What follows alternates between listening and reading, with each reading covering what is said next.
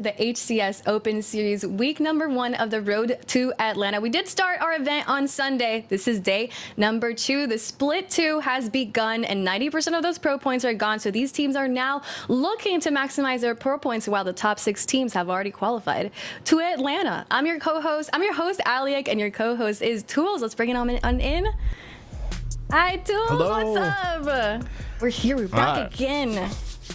Yeah, I was going to say it's been so long, but it was like a week after London. We're already doing Open Series. I don't think we've ever had so much back-to-back HCS action as quick as we've had this following week. There's been no break, and I think that's why the top 6 teams have also been traveling around London and Europe. And if you look at the bracket, there's a lot of teams that are not competing here, but we do have Sentinels here with a 3-0 against Still Deciding.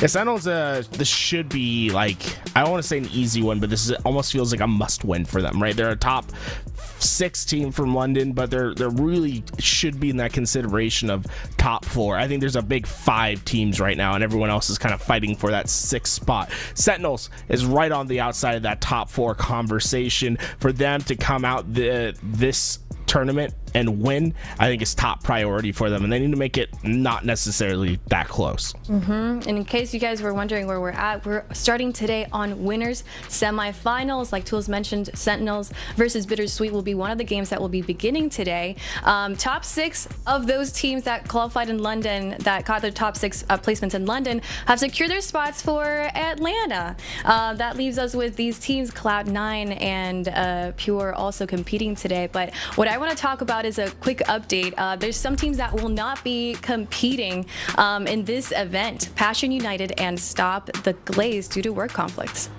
Yeah, it's just the nature of having these Sunday, Thursday tournaments. There's a lot of discourse on Twitter over the last week about what should be done, right?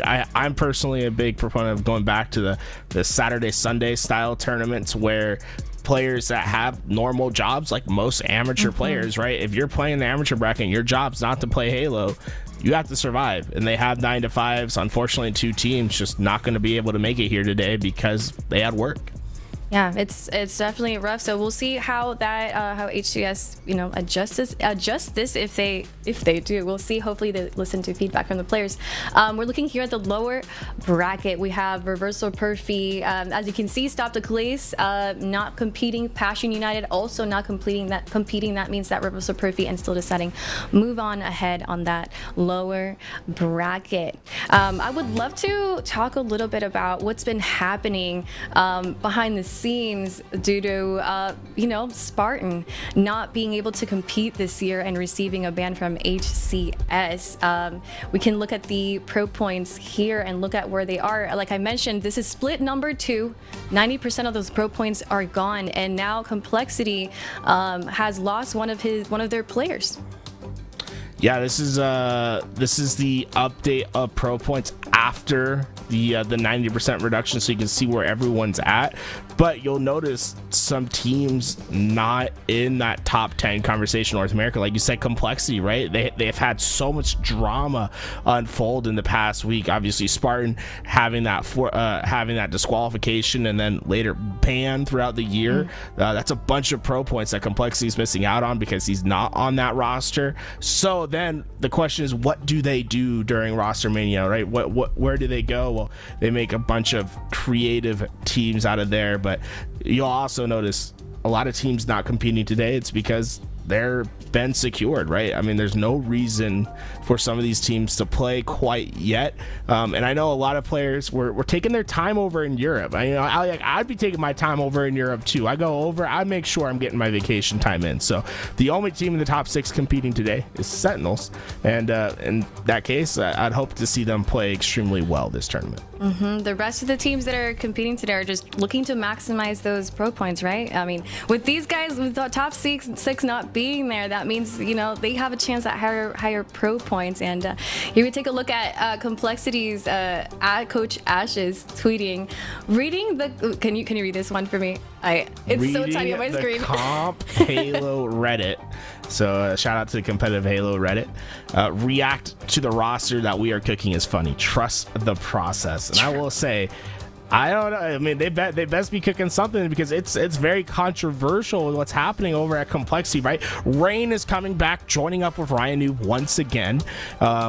Rain, a lot of people thought he was retired. Either way, took a half-year sabbatical. Has no pro points, right? 0 pro points to play with. At least there's that 90% decay, so it's not that much of a hurt, but it puts them squarely outside of this top 10 playing with Rain. You also had Mikwin moving over, and then arguably dropping, in my opinion, their best player. I think it's debatable, but Descendant was this just crazy active player on the map that is no longer on that roster, and that leaves a lot of questions of where he's going. You can see Mikwin made his way over after he left, after he got dropped for Native Gaming. Yeah, so now he's moving on to Native Gaming.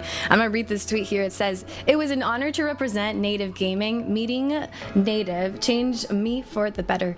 And I only wish there was more results delivered, because he and the org deserve so much more in that regard." So Mikwin says goodbye to Native Gaming, but Native Gaming apparently picking up Descendant. Is that what's going on here? They're playing us Incognito here today.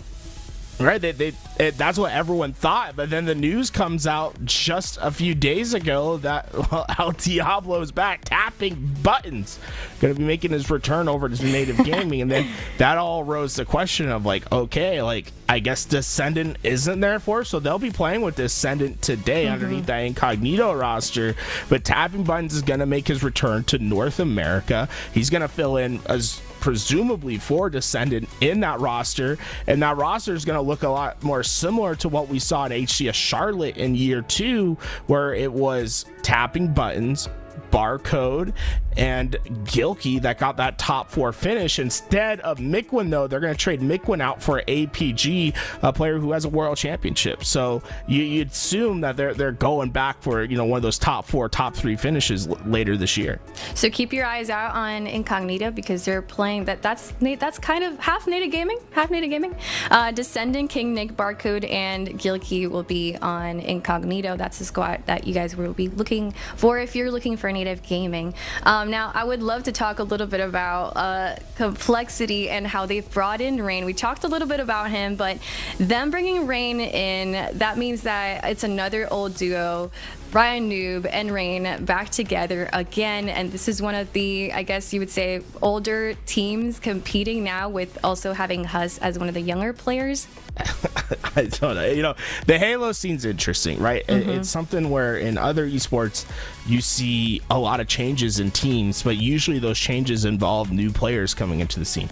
And this isn't a criticism of Complexity, right? The Ryan Noob combo has been strong, but one thing you've noticed a lot within the top 8, top 12 rosters is that it's like a bunch of high schoolers getting around in a circle and sharing whatever's good that day. You know what I'm saying? It's like everyone's just passing around players. It never seems like anyone new comes into the scene and is starting to make any waves. And that's I don't know if it's concerning to me, but it definitely is felt different. Like Halo Infinite's felt like the same sort of circle of players getting their changes. We see Gunplexion was tweeting a little bit about it. He said it's crazy how much the pro scene just cycles through the same players and allows no talent.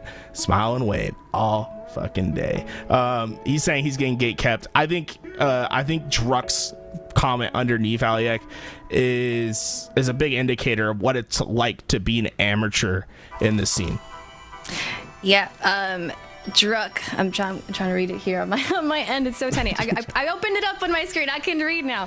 Druck says, won the FFA at Denver in Halo 5. Went 18-4. Game 5 at Regionals in 2018 against a team no one thought we'd beat, and I still didn't get an offer until the last event in Halo 5. It's just the way it is. Also, having a duo takes a lot of the stress off, as you have half the pieces, and we were... Oh my God, this is loading in my head. He just talks a little bit more. Yeah. Either way, I think the big thing to take away from it, right, is like you can have the greatest performances. At the end of the day, it's a hard circle to break into. Druck didn't get a chance until the very last event in Halo 5. Guess what happens when Druck gets his chance? He gets top 4 at DreamHack Atlanta, the very last Halo 5 event. And And it's really interesting to see as the game progresses how it's been harder and harder for players to get a chance. I think I look back at Halo 5 in the early days, Aliak, and I go, man, when the game first came out, it felt like there was rookies everywhere. Obviously, like Druck wasn't even in the scene yet, but we saw players like Frosty getting their chance on pro teams. Commonly was playing for EG. Unlegit or Eco at the time was getting his opportunity, right? But I felt like we haven't seen that sort of same development in Halo Infinite. Like, we have our share of rookies, but it was all a bunch of players that kind of established themselves back in the tail end of Halo 5. Like, the biggest player I can think of that's like kind of getting his chance right now is like Yaxon or Cherished over on Pure. There's some team players that are starting to creep their way into those chances. It's the Last Shot, right, is playing for Pure as well in this time, but it feels very hard for the amateurs to make their way onto pro rosters. What do you think makes it that way? Is it that buddy system they're talking about, and what could these players even do to even get a chance on there? If they seem to be trying to prove themselves and get on those, break through, what could they even do with the way it's currently set up?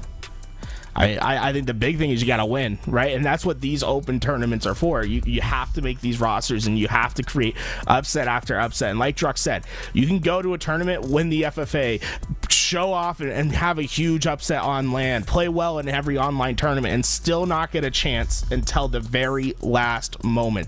Stay ready, stay pure, and be prepared for your chance. I think Druck and Soul Snipe were two players that found their chance at the end of Halo 5 and then have absolutely run away with it. Like, we've seen Druck get a top 3 finish on LAN, and then Soul Snipe has been just playing phenomenal under Shopify Rebellion recently, those two being a duo for a long time until just recently splitting off since Halo Infinite came out. But it's hard, and I don't think there's a correct answer to it right away, but it's definitely a conversation that needs to happen within the scene, saying, what can we do to give players chances? And it's interesting to see who's been giving players chances, right? It's the players that felt like they were in that same spot.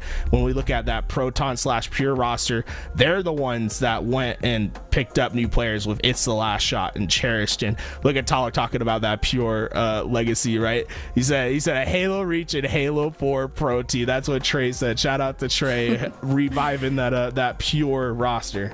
So that's the question that some people were asking in the chat. Who's Pure? Why did they beat Complexity 3-0 on Sunday? Who are they? And guys, this is part of that Proton team, and if you guys have been following, Proton team caused a lot of mayhem in the previous online tournaments, causing a lot of upsets. And this is basically Proton. That's the question: is this Proton or is this not Proton? But it's 3/4 of Proton with Cherish this time, and that's why the question was raised, like, hey, who's Pure? What's going on here? Is this the new Proton? Are you guys collecting points? What's going on? Yeah, this version of Pure, I'm very curious about whether this is going to be the final team, right? We talk about Cherish getting his chance here. I think this is going to be a big week for Cherish. He needs to play well. They dropped Collect for him, or Collect left, I should say. I'm not sure exactly what happened between the roster and Collect, but Cherish is filling in for that spot that Collect left behind. But with the news that Descendant's not going to be on that Native Gaming roster, like, suddenly there's some big free agents swirling the scene that are looking for any opportunity on any good team. Yeah, so it's interesting that they drop, or not drop, or at least Collect maybe leaves after getting a top 8 in London with Proton Gaming, and now them playing with Cherish. What do you think Cherish could bring to this Pure team? I mean, obviously he's new, he's hungry, right? And that's kind of the style of play that Druck and Talek have always kind of played around, is having that sort of hunger and getting new players into the scene. He's aggressive. He likes to get in fights. They like to play fast. That's what I expect to see from this team, is a very fast team. which I think if they could beat a Cloud9 here today, I personally have Cloud9 maybe a little bit of an edge on this game. I think Tusk has been playing extremely well recently. I've been really a big fan of Suspector's play of the last couple months, so I'm gonna give a bit of an edge to Tusk and Cloud9. But this is a big match, and I want to see Cherish play well. Pure needs to come out and beat this team, in my opinion, if they're going to stick together. I'm surprised you say that. I thought you were going to give the edge to Pure, considering the mayhem they caused on Sunday and that 3-0 against Complexity. I feel like this matchup is very, very even. We're going to get some incredible Halo against these two. An incredible start of our day today. Pure. If we're looking at what Proton did before with the 3/4 of that squad, they won the qualifiers for London. They also upset a bunch of teams. They upset Sentinels and won that grand finals against Sentinels. It is a scary. Both of these teams got They tied top 7 in London as well. The only person here that's new to that squad is Cherish, so I hope he does bring in and get to show off his skills here for the side of Pure. Our first match is going to be on an oddball live fire, and I'm looking there at interference. How do you think that map is holding up, and after London and these pro players being able to have some more time in it? I don't think it's necessarily a map problem where we see these blowouts. I think it's almost a game type problem at this point because of how aggressive and fast you can be with the bandit meta. We're seeing a lot of trip caps. We're seeing a lot of get yourself in that spot. I was listening to Tide the Leader when they were talking to Boo Boo Doo, and Boo Boo Doo talked about this a bit, where we had everything going right on interference. We had everything set up, and it's one death, right? One death that's not supposed to happen, and the other team gets control, and we just could never break it.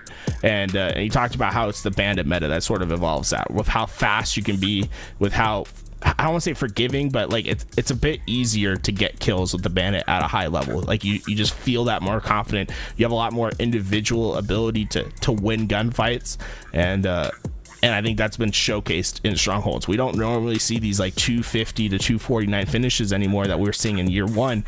Now it seems like it's either a blowout or it's like a huge comeback that needs to happen. Yeah, well, we'll get to see that on Game 4 if we do get there.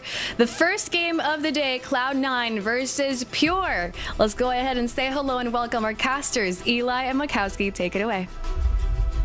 Hello, everyone, and a very good welcome to you. Makowski, joined alongside me is my duo, Eli the Ninja. And Eli, we have Pure versus Cloud9 here, but it's just been pure chaos ever since London finished. Roster Mania seemingly picking up right where we left off. What have you made of this in-between split between London and Atlanta so far? I mean, it kind of makes sense to me that everyone's making the changes right now because there's a bit less time between this tournament and next comparatively from like the, I guess, gap between Arlington and London, for example. So a lot of this is going to go very fast. These guys need to find a roster to call their home.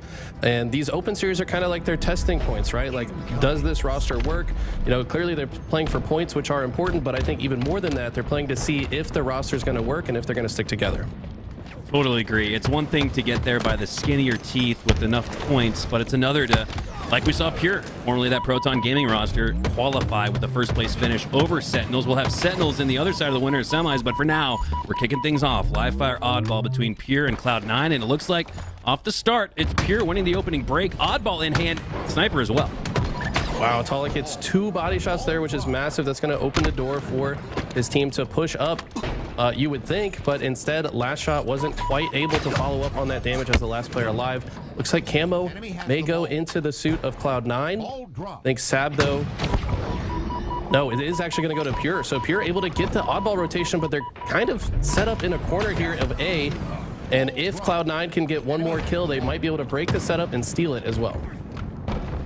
Body shot snipe from Last Shot gets cleaned up. A few seconds later from Talik. It's a few seconds on the clock, though, for Pure, 21 to be exact, to a 0 now. Rolling up a little bit for Cloud9. This is a Cloud9 roster, Eli. Sab and Suspector, I think one of the deadliest duos in the HCS, probably doesn't get enough credit. I would argue you got Skeptify, a free-for-all demon, and then Tusk, a player coach. So you look at the composition of this Cloud9 roster. You look at the fact that a lot of teams in that 6 through 16 range are going to be making team changes. This is one team that will not. Cloud9, this is a sure thing. Everybody else, though, hold on to your hats because team changes could come aplenty, and who knows, I could even end up eating my words in a week with Cloud9. But I think this is a roster we'll end up seeing for the long haul. But for now, it's a long lead for Pure as they're rolling on them up 40 seconds.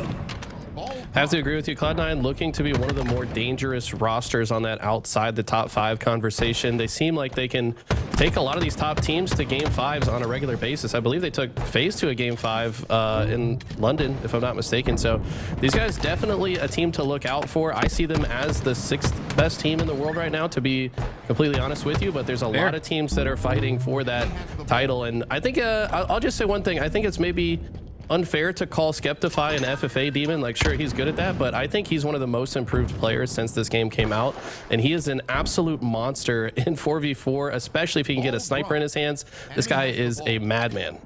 Yeah, Skeptify reminding me a little bit of the story arc of Suppressed last year, one of the most improved players, and now look where he stands. For now, 3 down for Cloud9. That's going to give oddball possession back to Pure in full form after 4 going down for Cloud9. I see a little bit of a split out. C and A side cherished at the fulcrum point in the middle. So it looks like Pure setting up for a rotation from the A side over to C. Who kills who on the garage door is going to determine where the oddball bearer goes with the cuts. It looks like for now, Cherish is going to work his way to C, while Talik fills the space in top mid, playing for Snipe as well. That's up soon now, to be exact, and he's got it in his hand. How often have we seen Pure with not only the oddball, but the Snipe in their hands as well, as they're utilizing sandbox control to earn more oddball control? 72 and rolling now to 17. Even more than that, they've taken up so much map space that they've been able to force Cloud9 into very specific spawn locations. They're able to cut off the entry and exit points into their setups. That's why they've been able to accumulate so much ball time. The ball player often is not even getting shot during these holds because Pure is holding so much map space and keeping them at bay every step of the way. And look at this, the push is coming in. Cherish milking the absolute maximum amount of oddball time before playing it. And yeah, these guys are playing very well so far. Wow, it's a U-shaped rotation that might just form the W for Pure here as they started off that oddball hold on the screen door, rotated it to C, and then made it all the way to B. I mean, unbelievable rotation, and you're able to stay alive that long. It's no wonder they're up 90 to 17 now. 3 down on each side. It's a 1v1 between Lashshot and Sab for the oddball. You have to imagine Sab wants to get it quickly, down by 60 plus seconds. The emphasis is on him to earn Cloud9 their first, what looks to be a good hold of the match. See the way Lashshot is playing this? He tries to push the Spectre back with those shots. Doesn't care if he actually gets the kill, but it just opens up some space for his team to push up. So Spectre not able to re-engage in that situation, and they take full advantage of that. Lashshot with the perfect shots on the last player alive for Cloud9. And I'm just loving the process that I'm seeing from Pure. I mean, ever since Sunday, I said that they do look very different with Cherished, and that's no slight on Collect. It just seems like there is something different about the way these guys are working together. Yeah, I think it's an interesting composition conversation that you bring up, Eli. Collect, a fragger, right? He's more often than not in the top half portion of kills a game or KAD at a tournament. But in Cherished, you've now picked up a glue guy, a guy that's willing to do whatever it takes at a moment's notice to get his team the win, and maybe that's what Pure felt like they needed most, as Zap on the other side has the sniper, but not much else to work with. 3 go down once again. This is feeling it at this rate, Eli, just a numbers battle where Pure are more often than not in a plus net outcome situation. Cloud9 got to get somebody going in the main Slayer role, and I'm looking to Suspector or Sap to pick up that slack that is clearly lacking right now for Cloud9 as Pure win another opening break. Only have a few seconds to show for it, but again, Cloud9 got to pick it up in the damage department. Not going to help when Druck is ripping your face off with the snipe. I don't even know if it's necessarily Cloud9's fault. It's more so just the way that Pure is playing. They're not giving anyone the opportunity to get an easy kill. They're playing around each other, but with distance, which means they can watch each other's backs from afar. As we see right here, Pollock, one shot, jumping up and down at the small window. Druck can just watch his back, keep him alive as long as he can. Now that finally Pure does go down, and Druck is going to rotate away, but this is going to be very interesting to me. How do Pure play in this situation where they did go 3 dead? Druck stays alive with the sniper, but how do they push into the setup as soon as they come off spawn? Druck proactively pushing towards the B side of the map. That means that their entry point will be through the A door or garage door. Instead, they're working all the way through to the left side of screens. 2 down on each side. Crucial moment in the match where 2v2 could determine who has map control, most importantly, the oddball control. As Cloud9 have done a good job to get back in this one, take a little bit of a lead here in round 2, but Druck continues to land his shots with a snipe. Will he stay alive for now? At least earns an assist. Sab, there's a difficult kill that we're talking about on the side of Cloud9 now, as Sab not only takes him down, but stays alive. No, but Cherish is able to clean it up. Cherish goes down shortly after, so it's a back and forth brouhaha on the screen door. Nobody able to secure much control. Cloud9 goes for it, despite only having one member up, and that's not going to be the pace or process you want to play at, as Talik has the flank into the screen door, takes down Suspector, and now with a +2 net outcome, nobody down for Pure. They're going to take that ball time and the lead. Just love the way Talik played that situation, just flanking all the way through the complete perimeter, making sure that he cannot get surprised from any angle. Also knew that with 3 teammates dead, they're going to spawn on the opposite side. So he's setting up a pinch before his teammates even spawn. And then that's how they're able to kill the last member alive of Cloud9. He can also more confidently do that because they had 3 dead on the opposite side. So in a 1v1 situation, he's not thinking to just go win a 1v1 bandit fight. He's thinking, how can I set up the conditions for my teammates to come create a pinch and then ultimately maybe have a chance for a setup as well. So it doesn't ultimately result in a setup this time, but you can see that forward thinking that if they do it multiple times, eventually it's going to work and lead to a lot of oddball time. Pure with a 1-round lead here in game 1 and a double up on the lead here in round 2, after we had just talked about how Cloud9 had done a few things to open up some time for themselves. Tusk with a double kill and needs to stay alive here, needs to help Suspector stay alive here. A lot of difficult scenarios at play, and Tusk and Suspector both go down. However, 3 go down for Pure. So for Sab, he's got some open space on the map, can pick up that snipe if he'd like, and wow, what a surprise, what a gift. 6 shots left in that sniper on the ground. I thought it would have had a little bit more resources depleted. Yeah, it's definitely not something you're used to finding, this much ammo in a sniper, but whoever grabbed it first with the phase skin only got 2 shots out of it. But Sab, we've known how dangerous this man is. One of the guys that people don't usually put in the conversation for best snipers, but I think should certainly be in that conversation. This guy is hitting pixel perfect headshots at the weirdest angles more frequently than almost any player I've watched. So hopefully he can put that to work here. Sab with that sniper repulsor combo, but it's not going to be enough. The combination of Cherish and Druck is too strong, as 3 members of Cloud9 now go down. Sniper still waiting, and now it's got a full magazine to work with. So that sniper not really getting utilized by either team here in round number 2. Clock dwindling to less than 2 minutes, but it's Pure regaining control of the oddball once again, and if they can maintain that double up lead, they might just ride that to a game 1 victory. This is where Cloud9 got to start to make their move. They've only got 2, maybe 3 pushes left up the map. Otherwise, Pure are going to take it 2-0. Look at the way Pure played the situation. Oddball player was at tower, had to cross through top center. Druck and Talik kind of paving the way for him to cross. Just getting kills on the opposite side of the map. I think Pure perfectly embody the concept that you do not have to play right next to your oddball player to protect them. You can, from far away, if you're manipulating and predicting the spawns, you can kill spawners on their way to the oddball carrier. And I think Pure do that better than just about any other team. Pure, very efficient with their space on the map. Sab with another sniper on the map. There we go. There's that headshot. No scope that we are looking for from one of the best snipers in HCS, but with low shields, low HP, Talik is going to clean him up. Have 1 shot left to work with in that snipe that I feel like we've been talking about for a while now. Talik has the camo. Or excuse me, Talik has the camo, dead to rights. 2 go down. Talik sticks Skeptify. The collateral damage takes down Tusk. The triple on Suspector as well with the headshot. Well, it's a body shot and not a triple, but damn it, looked good nonetheless.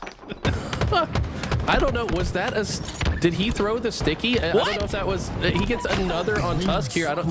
Tusk might have gone down to team kill damage. He gets another stick. Talik is absolutely putting on a clinic right now.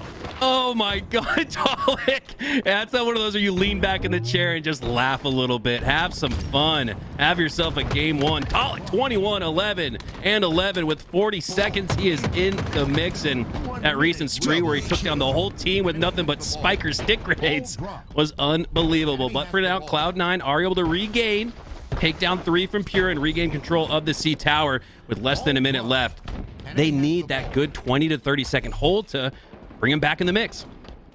If Suspector can hit a couple headshots, which he's certainly capable of doing, they can add on to this lead. Cherish not going down though, body shot, and last shot's there to save his life as well, and somehow 3 go down for Cloud9. Now it's Talik with the sniper once again, and it just feels like so far this game, if Cloud9 get a setup, it only lasts 10 to 15 seconds. They're not able to accumulate a massive amount of time, and I think it's just the process that Pure takes when they come off spawn. They're immediately taking space, they're spreading out into different lanes, they're hitting at the same time and just constantly able to shut down the setup. But more than that, they're also getting kills while flying off the map. And what an impressive showing from Talik. This guy is on fire today, and I think he is kind of their wild card. If he's on fire, this team is going to be insane today. Oh, that's disrespectful. Talik gets booped off the map, and then boops the player who popped him off the map on the nose with the repulsor. Headshot goes down after. Wow, what an emphatic start here for Pure. 2-0 off the start. And Eli, you talked about it in the beginning. These team changes, it is so important to take advantage of that honeymoon phase, right? Like, I think that's your one chance, that 1 to 2 week window you have to take teams off guard. Now, Cherished filling in for Collect, and dare I say, looking good doing it. I have to agree with you. Cherished, we kind of have talked about him on other rosters being more of like a glue player. Seems to know how to position himself. I love this sticky repulsor, by the way. So he threw the sticky and then instantly repulses it to just speed up the trajectory so it hits the target. And then I think there's a bit of luck involved in that too, because you know there's like a kind of a very specific cone of damage that the spiker does, but that cone of damage happened to go directly into that guy's teammate. So that's kind of rare, right? Like if you stick somebody, the cone isn't going to be perfectly pointed towards a teammate. So a little bit of fortune there, but getting the max value out of it. I mean, we got to admit there's some luck in this game, but the best players in the world, they get the most out of those lucky situations. And I think Talik did just that. Oh, there we see that no scope.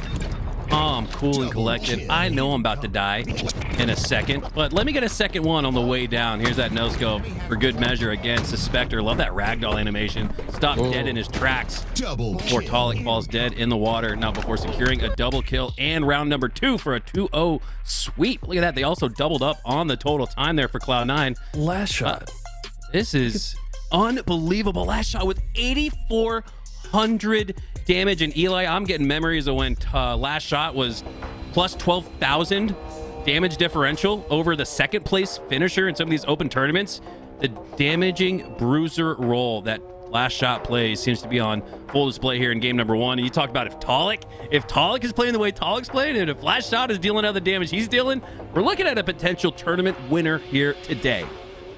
I mean, let's just talk about how last shot fits perfectly into this roster, right? Because like I highlight often watching this roster is they control so much map space at the same time that if you think about it, they're going to be in frequent 1v1 battles. Who's better at winning 1v1s than the FFA World Champion? I mean, that's how he won the FFA World Championship, was winning these 1v1s and dealing maximum damage. We've seen other pros say that he's the most accurate shooter in the league. So, I mean, this guy is... You know, he just kind of came out of nowhere, originally an FFA guy.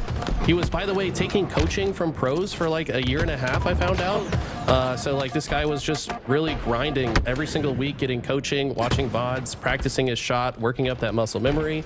And this is the result. He finds himself on a top team and he fits onto this roster like glue. I always love the story of the student taking on the sensei, and it feels like that's what we're looking at here with last shot.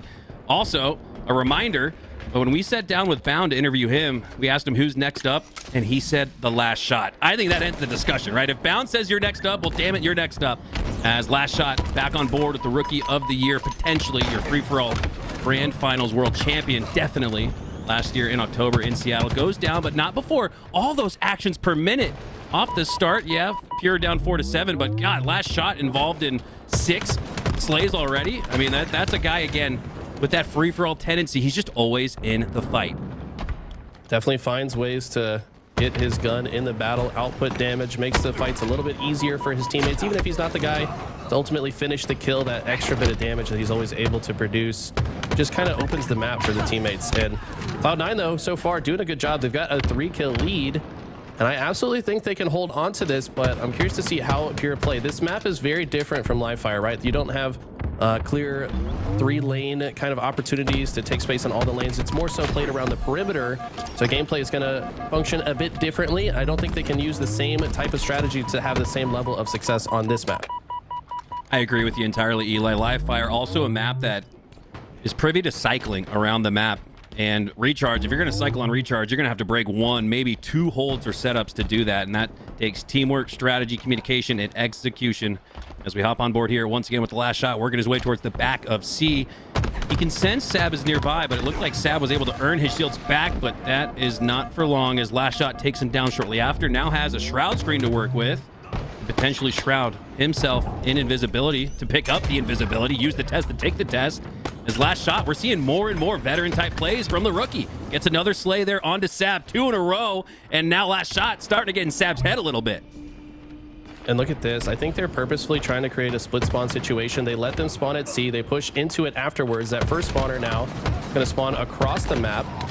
And this is what Pery is so good at, man. They're just cycling spawns. Could see them doing this the same exact thing if we were playing Strongholds, but they just went on a massive run. This was 11-8 not too long ago in favor of Cloud9. Now it's 21-15. So in the span that Pery got 13 kills, Cloud9 only got 4. Last shot also single-handedly shutting down a player in a Slayer that you need in Sab. I'd say he's probably 1-2 in the slaying department on this Cloud9 roster. And for last shot to single-handedly shut him down, that was impressive. Talik and Skeptify trade out on the gold stair side of the map. Shock Rifle goes down in that location as well, so that's something to play for now. 22, now 23-16, and Pery could open up a multi-possession, 3-possession lead with just a few more slays. Important for Cloud9 to keep it within 6 right here as we head into the 30s. I think Suspector just got an insta-splode kill and damaged another player to pick up an assist at the same time, so it's a big opening that Cloud9 needed. Skeptify gonna see if he can find a target, but Pery, I think, playing in a way as if they know where he is and they're not going to expose himself. Druck finally does go out, but with a slide to make himself a more difficult target. Skeptify unable to hit the shot.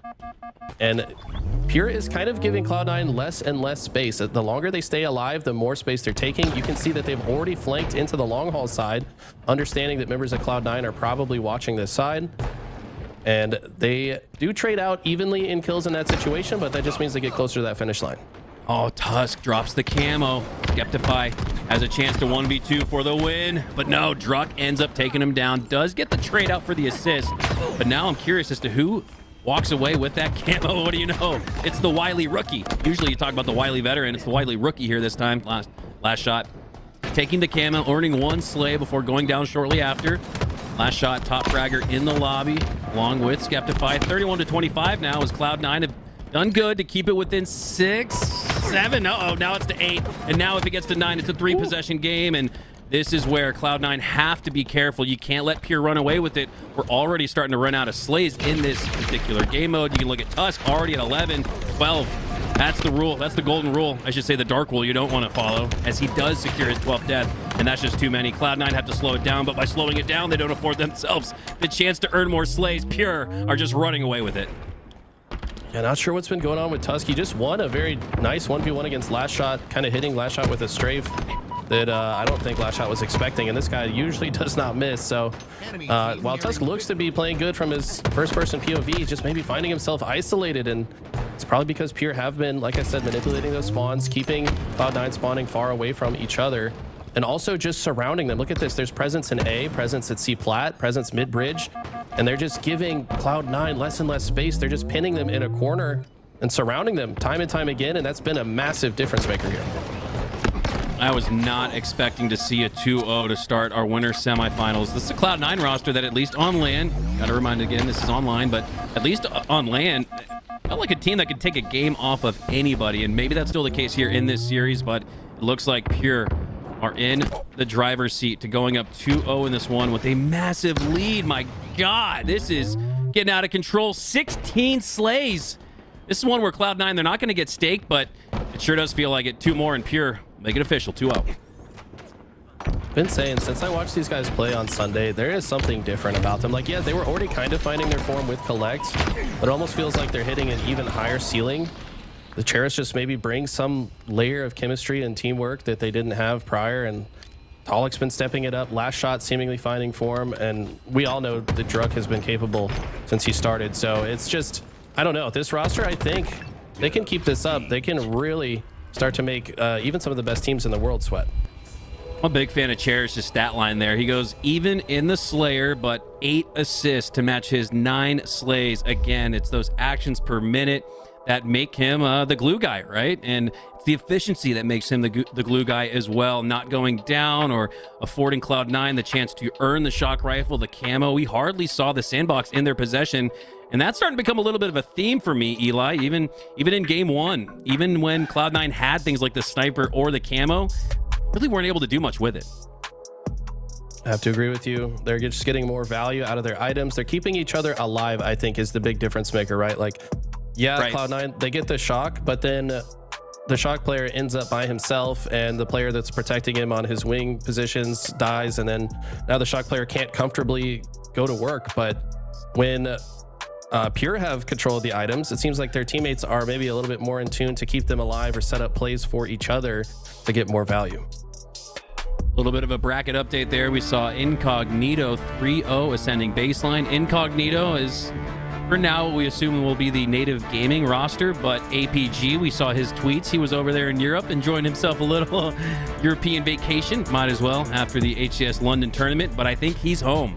I think he's actually going to be streaming later tonight. So make sure you guys check out APG and what native gaming can do with that roster. But for now, we're in the winter semis. Pure with a 2-0 lead on Cloud9, and talked about the sandbox control previously. Shock and camo and recharge didn't go in favor of Cloud9, rarely if at all.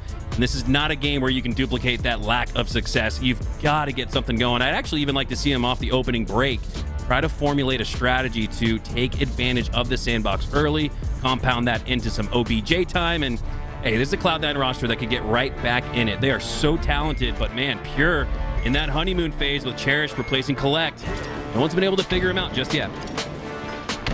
They got to get Pure out of their comfort zone. It has just looked like a walk in the park so far this series for Pure.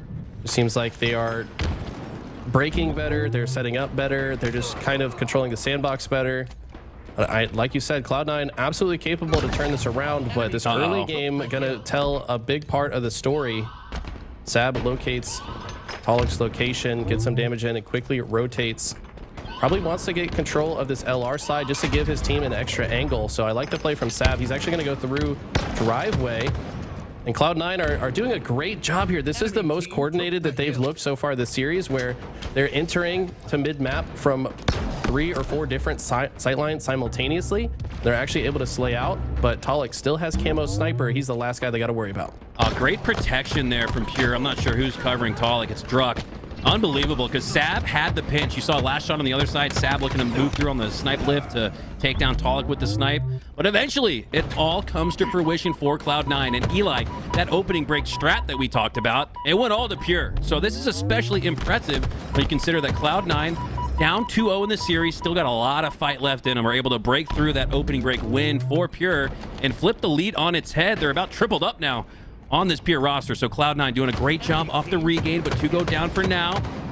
Hyptify and Tusk need to try to find a way, but they're split out on split spawns, and this is a great execution now from Pure. Here it is, the back A spawns for Cloud9, and this is the most difficult spawn you could argue in Halo Infinite to push out of. Definitely got to start spreading out. You want to go to the glass, you want to go to top ledge, you want to get out of the flower door, but look at how in their face Pure is playing. They let them spawn there and then rush at them, now force the split spawn on the other side. And Suspector, though, with a well-timed camo grab during the chaos. And if he can get some value out of this and Cloud9 can get this first hill, I could absolutely see this being the catalyst to start swinging that momentum in the other direction. Suspector in a spot there in the corner where grenades could rain heavy damage. Instead, looks to reposition, finds the high ground, finds that repulsor he swapped previously for the camo, and now is earning some hill time for Cloud9. Repulsor into the wall, feels like it should have been a pancake, but they'll take the slay nonetheless. 3 go down for Pure. And Cloud9, I always talk about, Eli, seeing is believing. More often than not, I think the most important time to enact that would be in the early goings, get a little bit of momentum at your sails, make the other team chase a little bit, especially in a game mode like King of the Hill. That's what Cloud9 are setting up here. 2v2 Suspector back in that spot where he's done such a good job to stay alive. A little ratty, but it's Last Shot now with the high ground dropping down. The grenade should surely take him down or at least help, as Last Shot earns the double but goes down shortly after. So again, Cloud9, this is not what they were doing in games 1 and 2. Even when Pure have a nice play, Cloud9 are able to mitigate the positives that they gain from it. You're exactly right, but Last Shot got 2 kills and got another player weak, so Cloud9 definitely were not in a comfortable position to play. They've been patiently, letting the play breathe a bit. They've also now capped the first hill, and Tusk has the earlier rotation for next. That's what you expect out of your team captain, player coach, IGL. Tusk knows how important this rotation is from hills 1 to 2, as this is the most lockdown hill on this map. Skeptify does a great job trading out there, just seemingly pulling the attention of Pure all the way across to the hotel, the hill on the other side of the map, and you saw Cloud9 previously scoring it and earning the next 35, creeping into the 50 percentile quickly on the next hill. Perfect execution, and it all started when Cloud9 were able to earn the cap point with 3 down for Pure. Ever since, they've been able to stagger those spawns, split them as well, and this just might be a split difference. No difference on this hill. No points for Pure. Cloud9 looking to go up 2-0. Wow, Suspector gets that spawn in blue. Wow. Quickly rotates to Flowers, gets the kill on Last Shot. Last Shot ran out of shock ammo. It is a quick second hill. Like I said, that early rotation on hill number 2, the most important one on this game type, guys. If you're my matchmaking teammates, stop just fighting people at snipe, bro. You got to get to yard faster. Sorry. I could tell you were like personally betrayed by your matchmaking teammates, but yeah, common knowledge says don't go back A, Eli. That's the worst spot in Halo Infinite of all the maps. But when the hill's back there, along with the driveway, you got to find a way to play off your back foot. For now, Cloud9 on the back foot are doing just that, down 0-2 in the series, but up 2-0 in this particular game. First points on the board for hill number 3 for Team Pure. And with 2 going down for Cloud9, you can expect Pure to hold on to this a little bit longer and put together what looks like their best hold of the match. Got solid positioning here. Looks like 2 players get taken down in this blue side. Obviously, this is the closest spawn to the hill, but I think they actually want those snipe spawns even more than that. That's why we see Druck across the bend here, just holding down that side, forcing Cloud9 to spawn either tram or yard, and that means they have a longer route to this hill.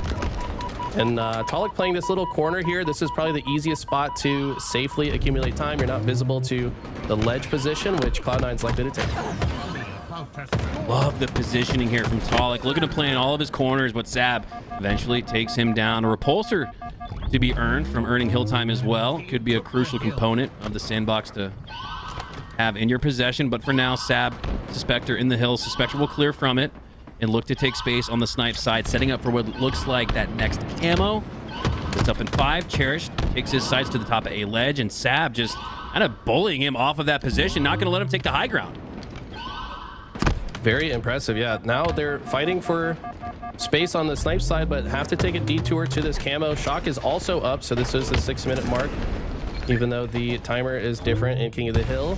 Both Shock and camo spawn at the 6 minutes into the match. Druck able to get the camo, and Last Shot has the shock as well. So great control of the sandbox. This could be what Pure needed to get back into this game. They easily capped this hill, and you could see that Cloud9 was just more concerned with holding space over here at Tram and Yard for the next rotation.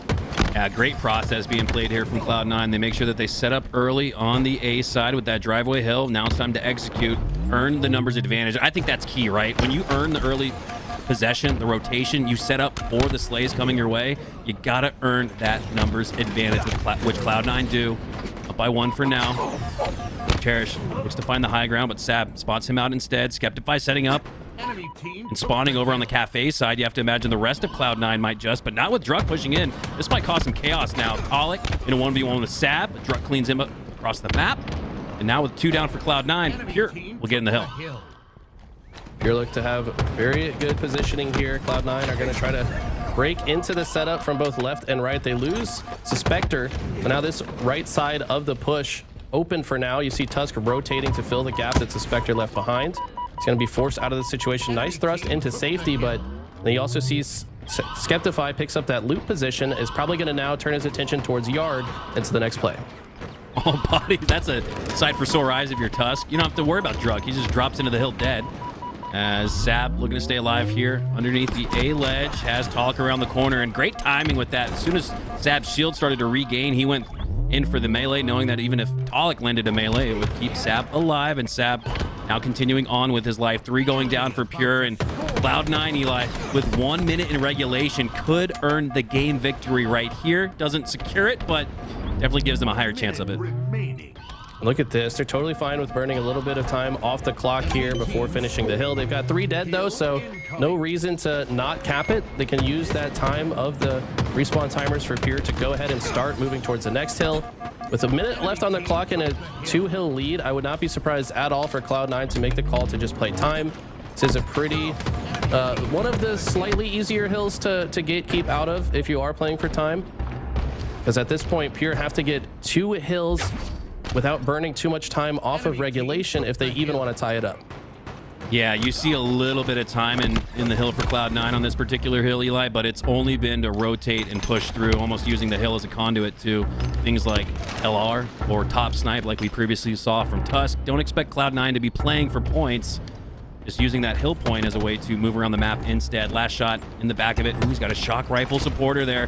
His goal last shot is to try to pull him out, and it looked like the shock rifle was able to land a shot but not take down the opposition, but for now it keeps him at bay. Spectre goes down eventually. The flank comes through from Tusk, and Tusk is able to take down the last shot. Wondering now who's close enough in the hill. It's Cherish who's able to pick right back up on it, and they got plenty of time, Eli. Only 20 seconds used to score that hill. They're only down by 1 now, are Pure, and they got 40 seconds. That's plenty of time based on what we just saw on the previous hill. However, this hill location, bottom mid, a little bit more difficult than the one to control back snipe. Pure's setup there was so powerful. They had a guy in the hill watching the glass side, had a guy S4 just looking over the map entirely.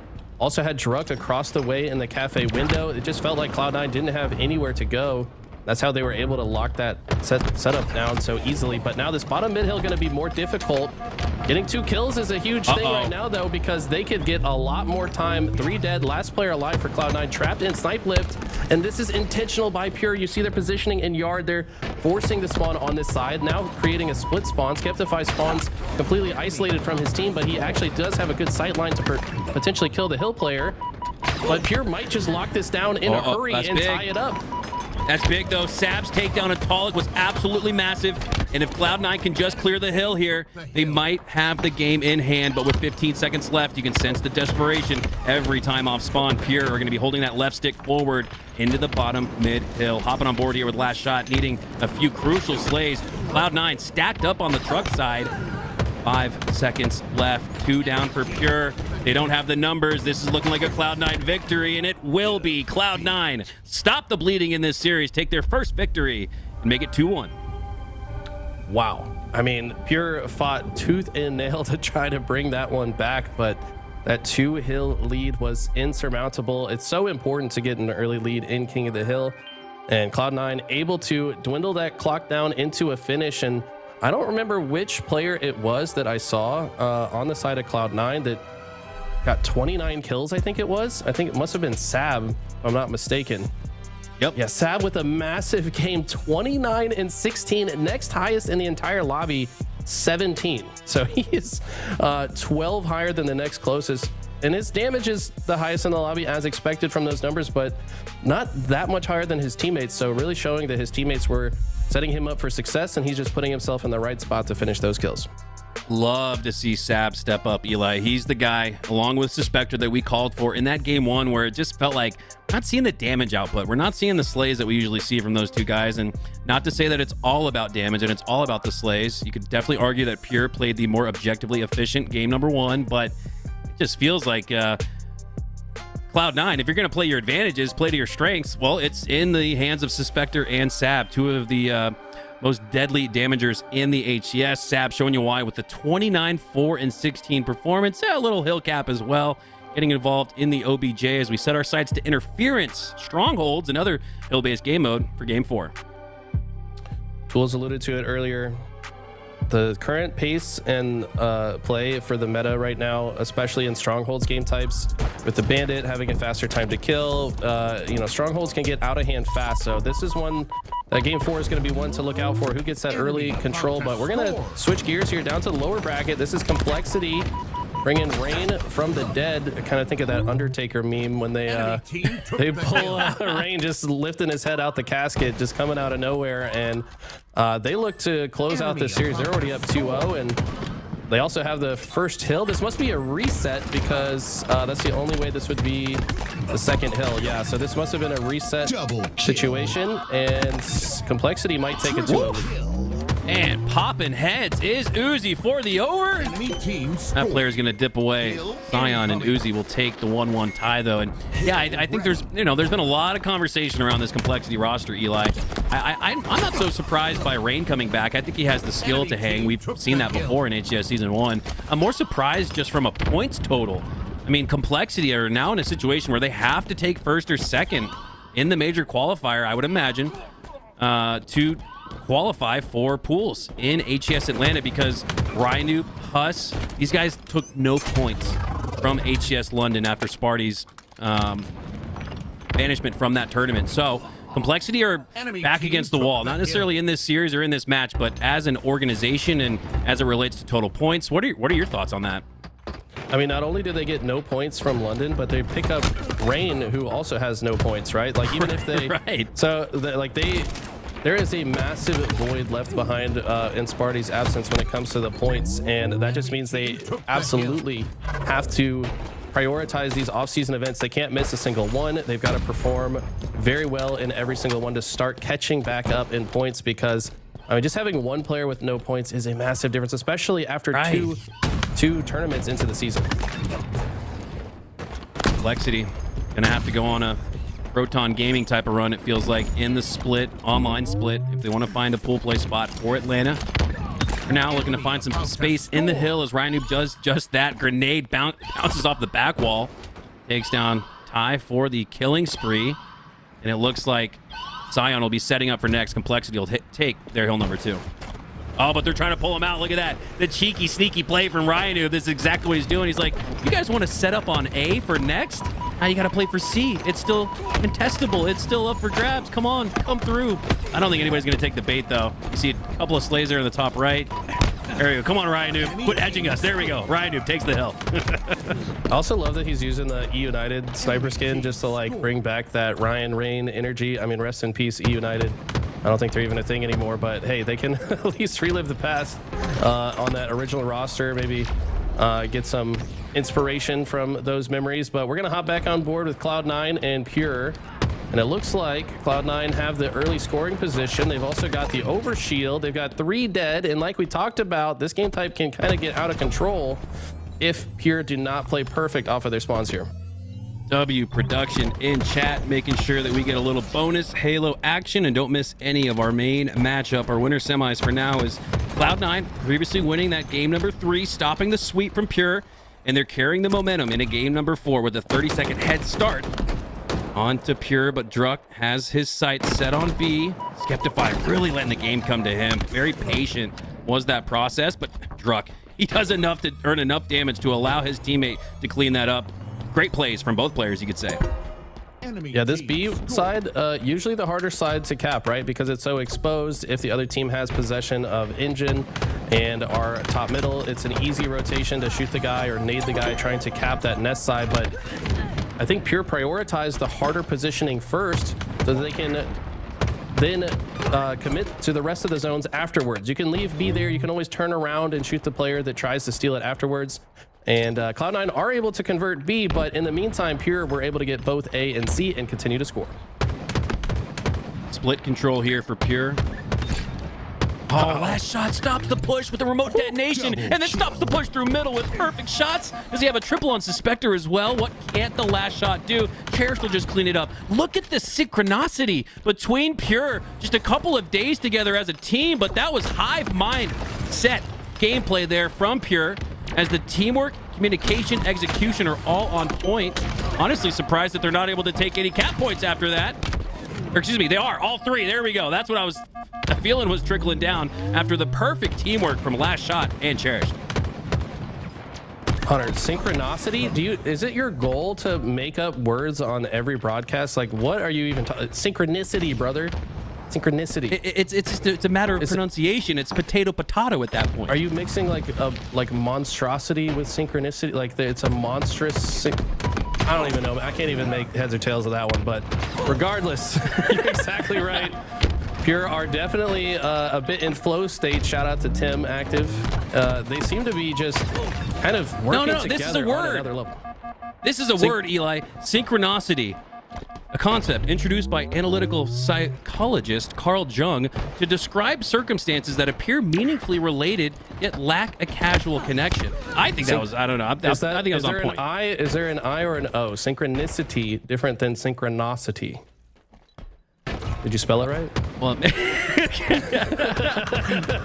well, maybe it was a wordplay then. Monstrosous synchronization from the Pure Boys as they find a way. I mean, that really was incredible, though, what Last Shot and Cherished were able to do, and especially so when you consider they just started teaming together. I mean, that's that honeymoon phase that you want to see from Pure, and then it's on them after teams start to figure out what they like to do to take it to another level. So far, this is a roster in Pure that looks destined to do so. 115 to 48. Destined to fall off the map as well is Druck. Maybe overheated just a little bit, but doesn't matter as teammates are able to pick up the pieces. This overshield though, Last Shot not going to be in position to grab it. It looks like maybe Cloud9 were able to. Yes, Skeptify has it, and that's a big deal, right? If you're the team playing off the back foot, to get an overshield means that you could flip the situation on its head. They do exactly that. They steal B and C. They intentionally give up A, let them spawn at bunker. But I love this play from Druck. Instantly taking tower, does not waste any time at all. Needs to get some lateral space to get out of this spawn trap. But once he gets taken down, the rest of Pure are trapped. No, Last Shot does find some space on the other side, and they're going to continue to try to work out of this spawn point. Couple of places to trap opponents on this map. You got the back bunker spawn, that's not fun, and then wide out open to the left of where Carbine spawned in Halo 5. That's another disadvantageous spawn. For now, though, it's B and C control for Cloud9, but after losing numbers, Last Shot looks to take it down, but Skeptify with a huge defensive effort stays alive. Just kidding. Goes down shortly after, and C flips to Pure instead. So too does the scoring. B and C now in Pure's favor. Just as I felt like Skeptify was getting something going for Cloud9, Pure take it back. Pure did such a good job. They just completely flipped the situation on its head, playing out of the bunker spawns. They find their way out. They let Cloud9 spawn bunker. They take the rest of the map instead, and that's going to be a common theme that we see on this game type, is teams electing to go for a BC hold, let the other team spawn bunker. You collapse on them, kill them over there, let them spawn Carbine, then turn around and spawn kill on the other side. Both teams utilizing that strategy. It's just been a small difference in favor of Pure so far, but right now it's Cloud9 in scoring position. Yeah, I mean, look at Skeptify for Cloud9. He's holding down the B cap point and farming Pure off spawns. He was looking right at Last Shot when he spawned over on the Carbine. Maybe this is a new spot on the map you want to try to force and manipulate those spawns, as Skeptify does eventually go down. So that's going to allow Last Shot to clear through and take B instead. A in favor of Cloud9. B starting to trickle a little bit for Pure, though. Look at this. Talik was trying to just kind of buy some space for Cherish to be able to grab the OS, but Cloud9 able to shut it down. That OS still sitting precariously on the ledge top center. Not sure if anyone was able to grab it just yet. Talik was able to stay alive. No, Tusk got it, but look at Talik in the bat ledge position, just baiting him into going for B.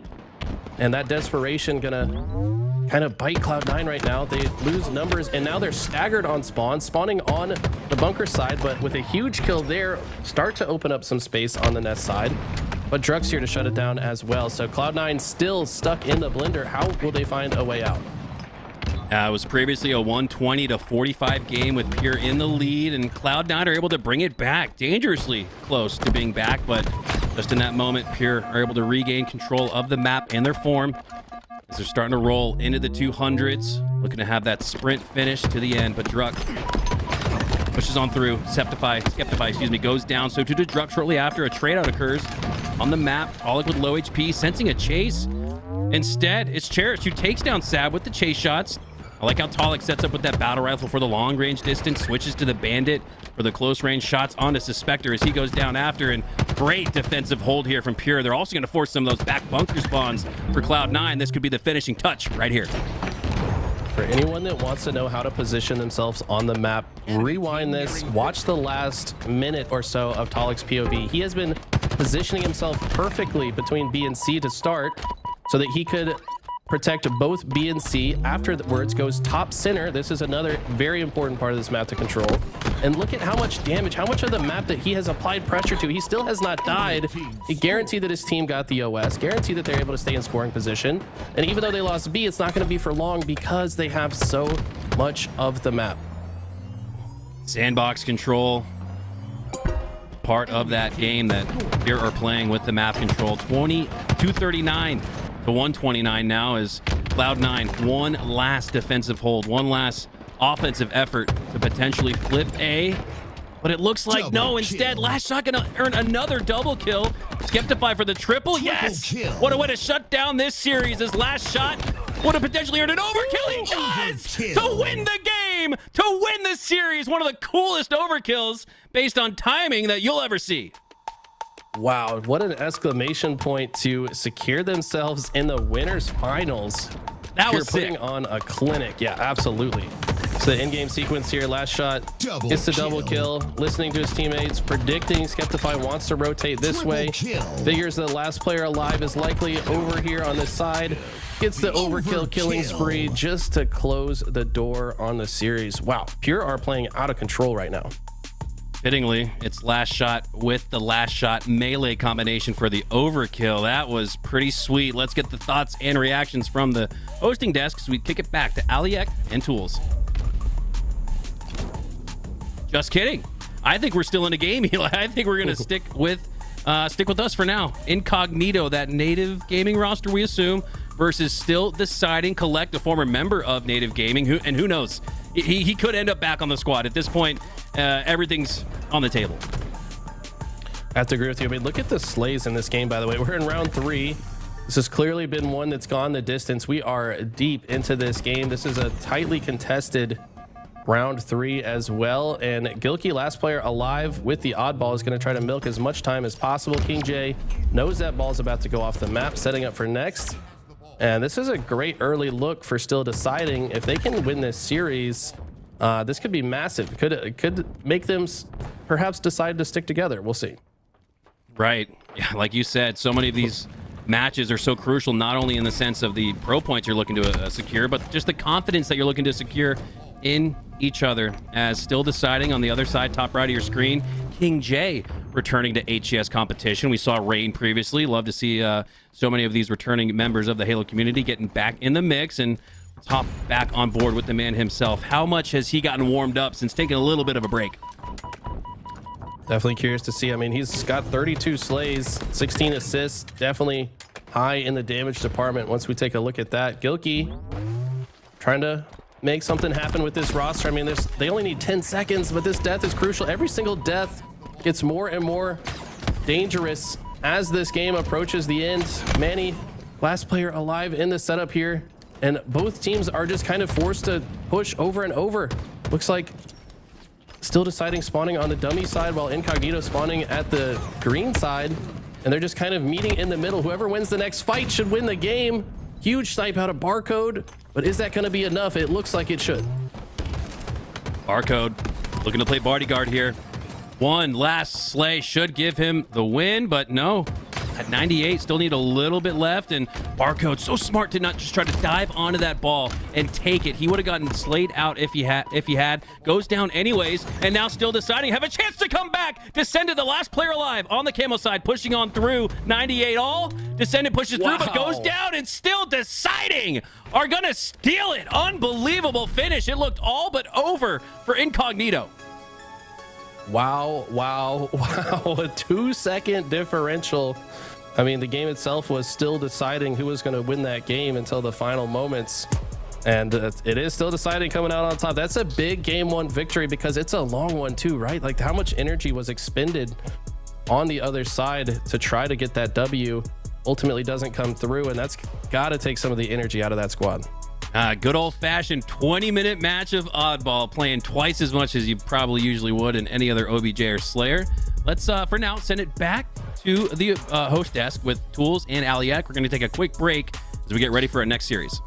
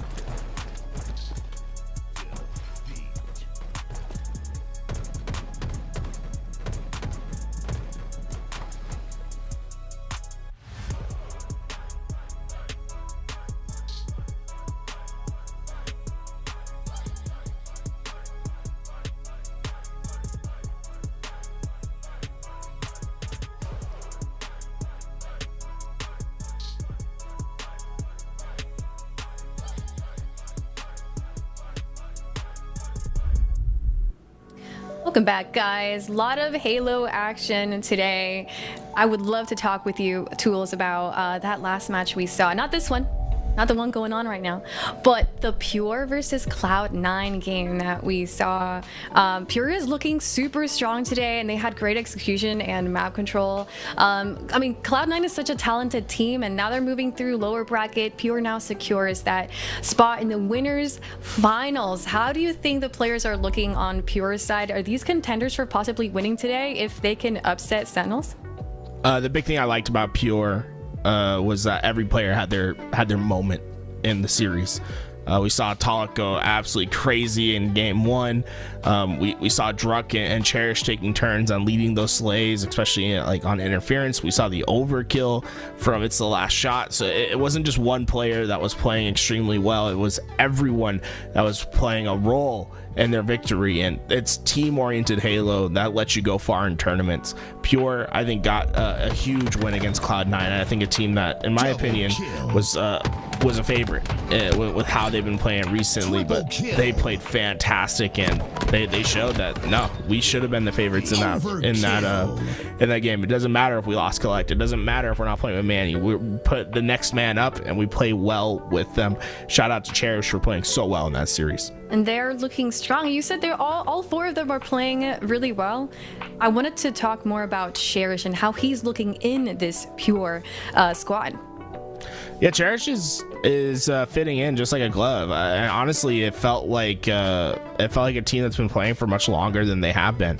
He was filling in positions nicely. He was keeping up with the slays and never felt like he was lagging behind or preventing the team from getting into their setups, which is exactly what you want, right? He led the slays for his team on the interference strongholds. I think Cherish is showing that he can just be a plug and play option for this team. Do you think they could be a contender today for maybe winning this whole thing? I mean, Sentinels is such an incredible team, and they're the top 6 team coming out of London, but they could do it. Yeah, I think it's definitely possible, right? Like, we've seen already Druck and Talik place top 3 at Worlds, right? Like, the talent is there. I think this is a team that can potentially go far. But as we transition into this gameplay, I really like both of these teams right now. This Incognito roster is that top 4 roster from HCS Charlotte, minus Mikwin adding APG. Descendant and King Nick are going to be playing for this roster this week, but that's going to change.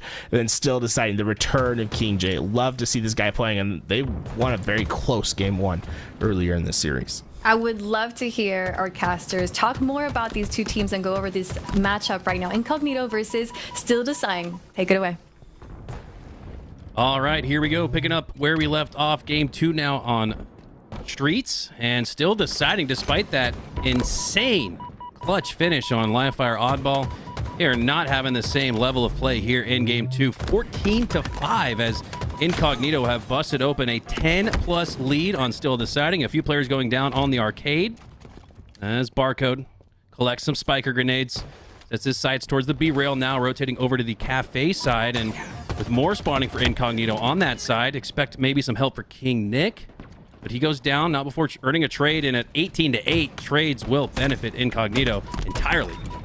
Don't look now, but Barcode is 9-0. He is...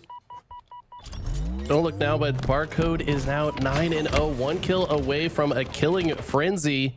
And I have just caster cursed him. We're not going to get to hear the awesome soundbite about the killing frenzy, but wow. I mean, that is one way to build a lead for your squad. A +8 differential early going here is massive. Yeah, this is big to reset and regain. Make game one not feel like it was as big of a win for Still Deciding, as they've not been able to find the slays in this game two for now. They have found the camo, Collect. Waiting for his teammates to push on through the cafe side, and now with attention on cafe, I expect Collect to make his move. He does. Takes down Barcode. Manny with a couple of chase grenades out. Collect is going to clean them all up. Double, make it a triple through the assist. And that's a big win for Still Deciding to bring it to within 6 slays before the 30 kill mark. And they are well back in the mix, and Collect has a full shotgun now to work with. Loved the way Manny played that situation. He knew he's the only guy there, just jiggle peeking, staying alive, being annoying, dealing max damage and pressure from Cafe while he bought time for his teammates to push in. And that led to that clean squad wipe. And they've brought this all the way back. That's now only down by 3. And Collect still has at least 1 round of shotty to work with. All right, well, now the mental battle is back on, because if Still Deciding are able to say 2 times we stole it from you, I mean, that's just starting to hurt. Feels bad, man, for Incognito. If they are to lose this game number 2, the lead dwindling for now, up by 3, heading into the 30s. As we hop on board here with Barcode, looking to claim his stake to the high ground of A. Shots going out into 2 players on the cafe side. Shroud screen to his right, expecting a Sneaky Beaver push through, is able to earn an ultimate trade out after 3 go down for Still Deciding. Only 1 go down for Incognito. They've regained some form here and a 6-kill lead. So important to stop the bleeding. When you have a massive lead and it starts to dwindle away, you can start to have a little bit of doubt creep into your minds. Like, was it just a fluke at the beginning, or are these guys actually better? But no, they put the hammer down. They rebuild that lead. They're now up to a 8-kill lead once again, and at the best time to do so. By the way, Sentinels on the main look that we're gonna have here. We're gonna switch to them shortly, but for now, let's see how this one wraps up. W production again in chat, making sure we don't miss a second. I was going to say a minute, much less, a second of the action. 38-32 now. Woo. And all 4 go down for Incognito. Still Deciding. They're still down by 5, but with that 4 down for Incognito, they could really put the clamps on these tram spawns. Yes, everybody going to get a tram spawn for Incognito. Expect 2 watching out on the left, 2 watching exit out on the right. And it looks like our main matchup is ready. Your winners semis on the other side. You've got Sentinels, Eli, who, with a top 5 finish at HCS London, they've already secured their spot in pools. But as we talked about with Boo Boo Doo, Precision, he's the new guy. He's the new 4th. And they want to have as much practice as possible with that new 4th. The other members of the top 4 not having any team changes after that event. So not surprised, I guess, in that sense, to see Sentinels competing. Oh my God, Piggy finds a way to take down Falcated, and on the other side, top right, you got Bittersweet, and this is a roster of 4 guys I love. A lot of hungry players on this Bittersweet roster. And Boo Boo Doo has that camo sniper combination. Gotta say it, best camo player in the world. This guy's been making insane camo plays ever since he came onto the scene. And when you combine that with a sniper, it's very deadly. But I think this is about to dissipate. Yes, camo does dissipate. And Boo Boo decides that it's just more important for him to make sure nobody scurries away through bottom middle to guarantee that the oddball player is safer. So this man's definitely playing some chess early going here. Right, and Boo Boo Doo just simply holding camo at the pillar's location, giving Bittersweet something else to think about. 46 uncontested seconds come from that. So you get 30 seconds with camo, 46 out of that oddball hold, and now Boo Boo Doo. There's the slays that we are expecting. Looks for the spawns on Snipe and on Dummy, but those are a little too soon in the process. Sentinel's going to continue to roll here a minute straight, uncontested. Just love watching this man play. It feels like every single movement is very intentional. There's so much intentionality in his decision making. Just trying to place himself in the position that gives his team the best chance to win, and getting headshots on his opponent's going to be one of the ways to do so. Looks like Jackson does find his way through the pillars, but that body shot's going to push him back. Envor trying to aggressively take some space on the nest, but he also goes down. Did that body shot connect? I think that's the only way he could have got that assist. That's insane. So just pushing these players back. Now the oddball player just going to rotate into garage, maybe recognizing that the pressure is mounting on this side, but who cares if we could just move the ball into A. Yeah, Boo Dubu able to find the left elbow of Envor. Falcated turns left into A to earn a little bit more ball time. And just like that, though, 2 go down for Sentinels. And now Bittersweet have their first hold of the match. But a lot of how we feel in a King of the Hill, right? You go up 1-0, 2-0, 3-0. How likely is it that Sentinels give up a 74-0 lead here? Bittersweet looking to do their best to come back. Use a slay here from Mortally. Sniper in his back pocket. Sniper up soon. He goes down. The trade from Foul. Yes, he does find the trade sticky, and that's massive. What would look like a chance for Bittersweet to bounce back and come back will be a little bit more difficult because of that. Lethal, the last player alive. 5 perfect shots. 5 filthy shots from Lethal. Keep Bittersweet at bay once again, and that's big as well when you consider the lead differential for Sentinels. Getting a kill as the last player alive is so massive, because that means by the time your teammates spawn, there's one less enemy to worry about. So the rest of Sentinels come off spawn after Lethal's big kill. They can easily take a bit more map space, work themselves across, and that's exactly what they've done here. If Lethal never gets that kill, I don't think Sentinels would be able to still be in this play at all. They would have had to slowly wait for Lethal to come off spawn and then push from there, but that massive kill from Lethal keeps them right back in it. Boo Dubu just relentless with these body shots as he's able to help take down 2. Tosses the oddball back to the C platform, and what do you know? Another body shot. What do you know? Another headshot cleanup there from Boo Dubu. And I'm pretty sure he capped Envor there before, right as he was able to get his shields back. So the amount of damage, I'd really be curious to see at the in the post-game report what it looks like for Boo Dubu, because he's more often than not picking up the S7 and dropping damage with it. For sure. I mean, every body shot just makes the play much easier for your teammates to manage. Forces Bittersweet to back up. Lethal and Boo working together here. They're not getting impatient. I like this. They're playing their process. A lot of teams in this position, they're like, oh, we just need 9 seconds. Let's just grab the ball. But Sentinels, been there, done that. They know they've got to get some kills and guarantee it before they pick it up. They do exactly that and secure round 1. Getting the motors running a little bit here are Sentinels and Bittersweet, as Sentinels take round number 1, 100-21 off the start here. Hopping on board here with precision. Nades through the middle of the map. Baiting it out are Bittersweet, though. They're going to concede the snipe, give it to Sentinels, and what do they have in mind? I think they just maybe took a little bit more damage early, forced to back up, didn't want to, give themselves free deaths. The sniper does get taken down. Precision dropped it. I think Mortally probably the one that... No, Boo able to grab it. It just feels like he's so in tune with where he needs to position himself, even if his teammate has a power weapon or power item, putting himself in a position that it will not trade hands to the opposition. It's going to be a big difference here. Mortally, last player alive for Bittersweet. He's going to have to scurry away, maybe buy some time for his teammates to come off spawn. Boo Dubu's patience and maturity is on display here. Sometimes you miss a no-scope on a player one shot. You just keep kind of ranging out shots towards him, but he switches quickly to the bandit, cleans it up, rather than wasting more of those sniper shots. Speaking of sniper shots, Eli, it's been Boo Dubu who's been sniper number 1 on the roster. Typically, it's precision or maybe even Falcated, I'd expect instead. But Boo Dubu has the snipe, and we talk about how that fills into his support role, sort of glue role on the team. He's just getting damage. And look at him now. Oddball control in the hands of Boo Dubu. He really is doing it all.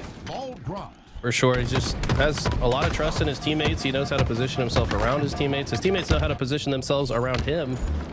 And I don't know, man, this Sentinels roster, ever since adding precision, have kind of had some new life breathed into the roster. They seem to be more confident, working around each other very well. It's exactly what you want to see if you're a Sentinels fan. Exactly what you want to see is them here competing today, continuing to find that rhythm and form. Again, Precision, a new player on the roster. And he's fitting in quite well, though. Piggy now on the other side. Bittersweet only able to get 21 seconds in round number 1. They might just pass that here in this particular hold, which would give them back the lead in round number 2. Push coming through there on the screen door side from Sentinels. Precision goes down. Piggy slides out with a sniper shot to work with. Only needs the melee to clean up Falcated, though, as he does just that. 3 down for Sentinels, and this will give Bittersweet their first lead of the game.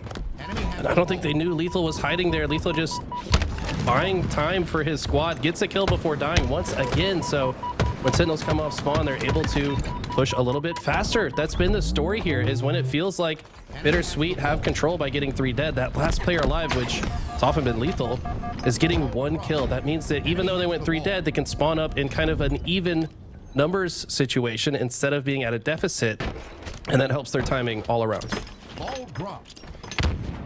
Precision with the oddball in his hand, and an important time in the map with the sniper coming up soon. Drawing in the opposition are Sentinels towards the screen doors. 2 push on through. Oddball in their favor as well now, and this one's been much more back and forth. Sentinels are able to regain the lead over Bittersweet, but it looks like Bittersweet will steal it right back. For now, it looks like they're planning a rotation, but they're rotating it right into the rat tunnel where Falcated and crew push on through. Will it be enough to take down the numbers advantage that Bittersweet once had? It looks like for now, yes, it will. Yaxon, the last player alive in that rat tunnel that we previously saw Sentinels push through, and I imagine Yaxon will just work his way back to his spawners and pushes a team of 4. On the other side, Sentinels recognize their most recent spawner was at this green tower.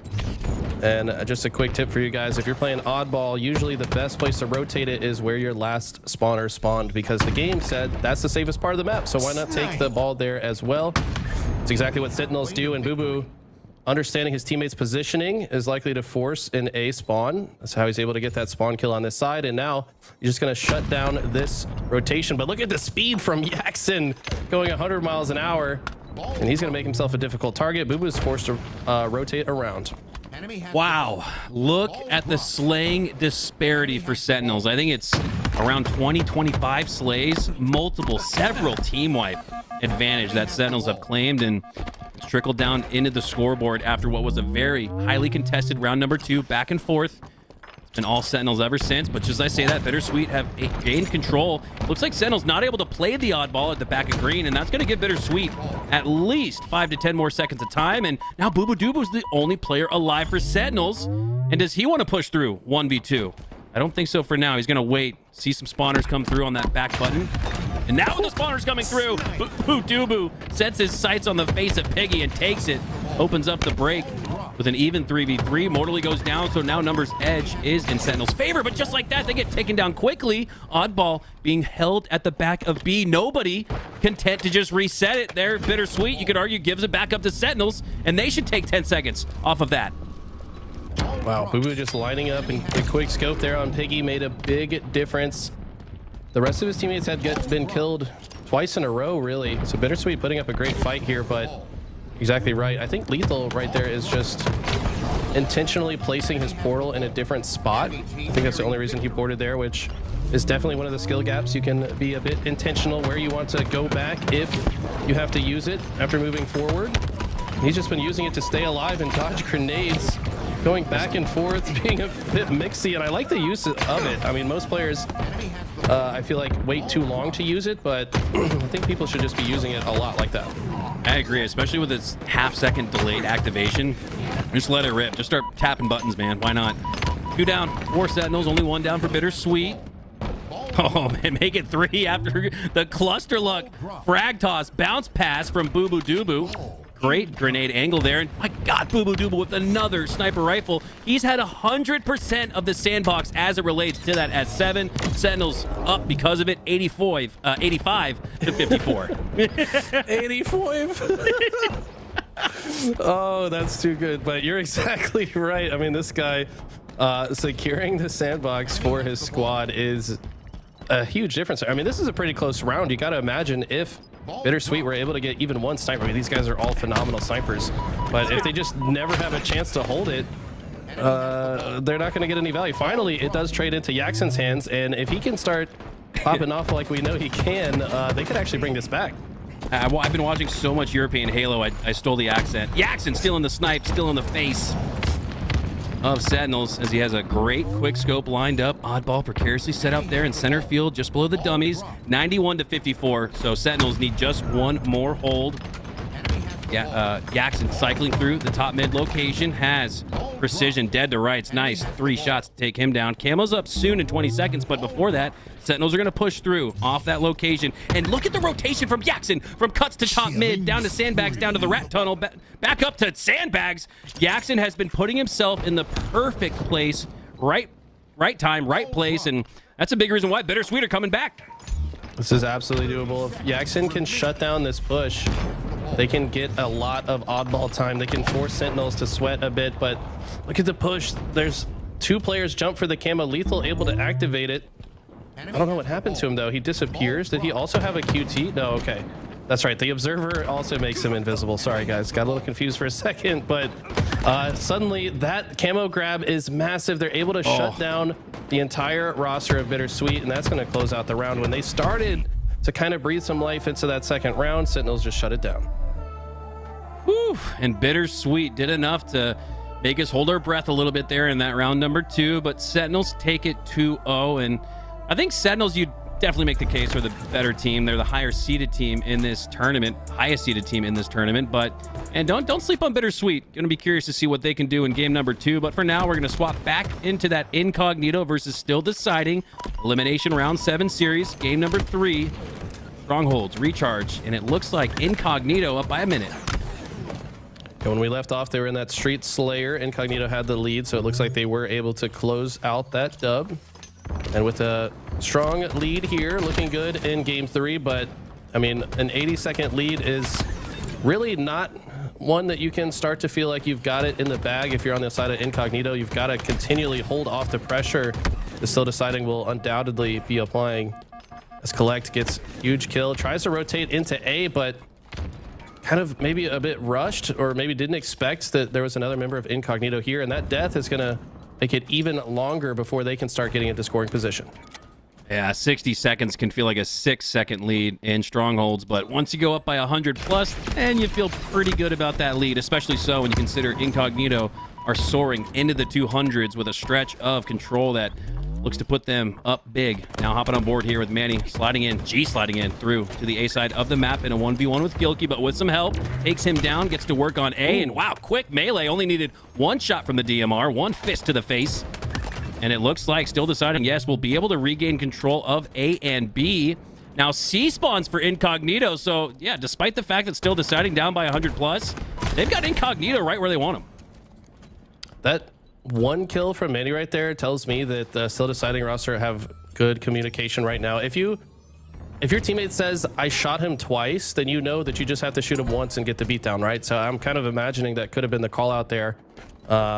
And I just love communication like that. All these top teams have kind of applied that at this point. To know exactly how much damage has been dealt to the target that's approaching you changes the way you approach that fight with them, right? So these guys certainly communicating well together and making the opposition's life difficult. Yeah, great small talk in that previous series. Now heading back to our main matchup of the moment, winter semifinals between Sentinels and Bittersweet. Sentinels with a 1-0 lead in this series and a 1-kill lead in this Slayer. And wouldn't you know it, Boobadooboo's got another sniper rifle. Like, obviously he's good with it, but the fact that he just always has it is kind of even more impressive, right? Like, he's always creating the conditions that he's the guy that picks it up, and it's a 4 dead while he just... That's so interesting. Okay, Eli, let's have a nerdy conversation, right? You pick up the S7, you pick up the shock rifle, and that's what you expect. That's what you almost want as a pro player, your teammate to hit headshots, but Boobadooboo's just been getting assist after assist. He's racked up 10 assists through a game and a quarter, not even, with that S7, with that shock rifle via assist. So I don't know if that's part of Boobadooboo just taking what the game gives to him, or if that's part of the strategy. Now Precision, he's taking faces with that shock rifle like we usually see with him. But Boobadooboo, again, not hitting headshots with these power weapons, but he's doing so much damage. I don't know. I kind of love it. Right. I mean, I think it's more so him recognizing that he's got the target on his back as the player with the shock. So he's just using himself as bait and trusting that his teammates will follow up on the damage around him. if he tries too hard to line up a headshot, like he might not deal any damage at all, but rather just get that quick hip fire, get the body shot in. Teammates are right there to clean it up, and they're flowing around each other very well, doing a good job to keep each other alive in most of these situations. But right now it's getting a bit chaotic. There's fights breaking out all across the map. A lot of these fights are isolated as Morley hits a nice curb slide to finish off Boo-Boo-Doo-Boo.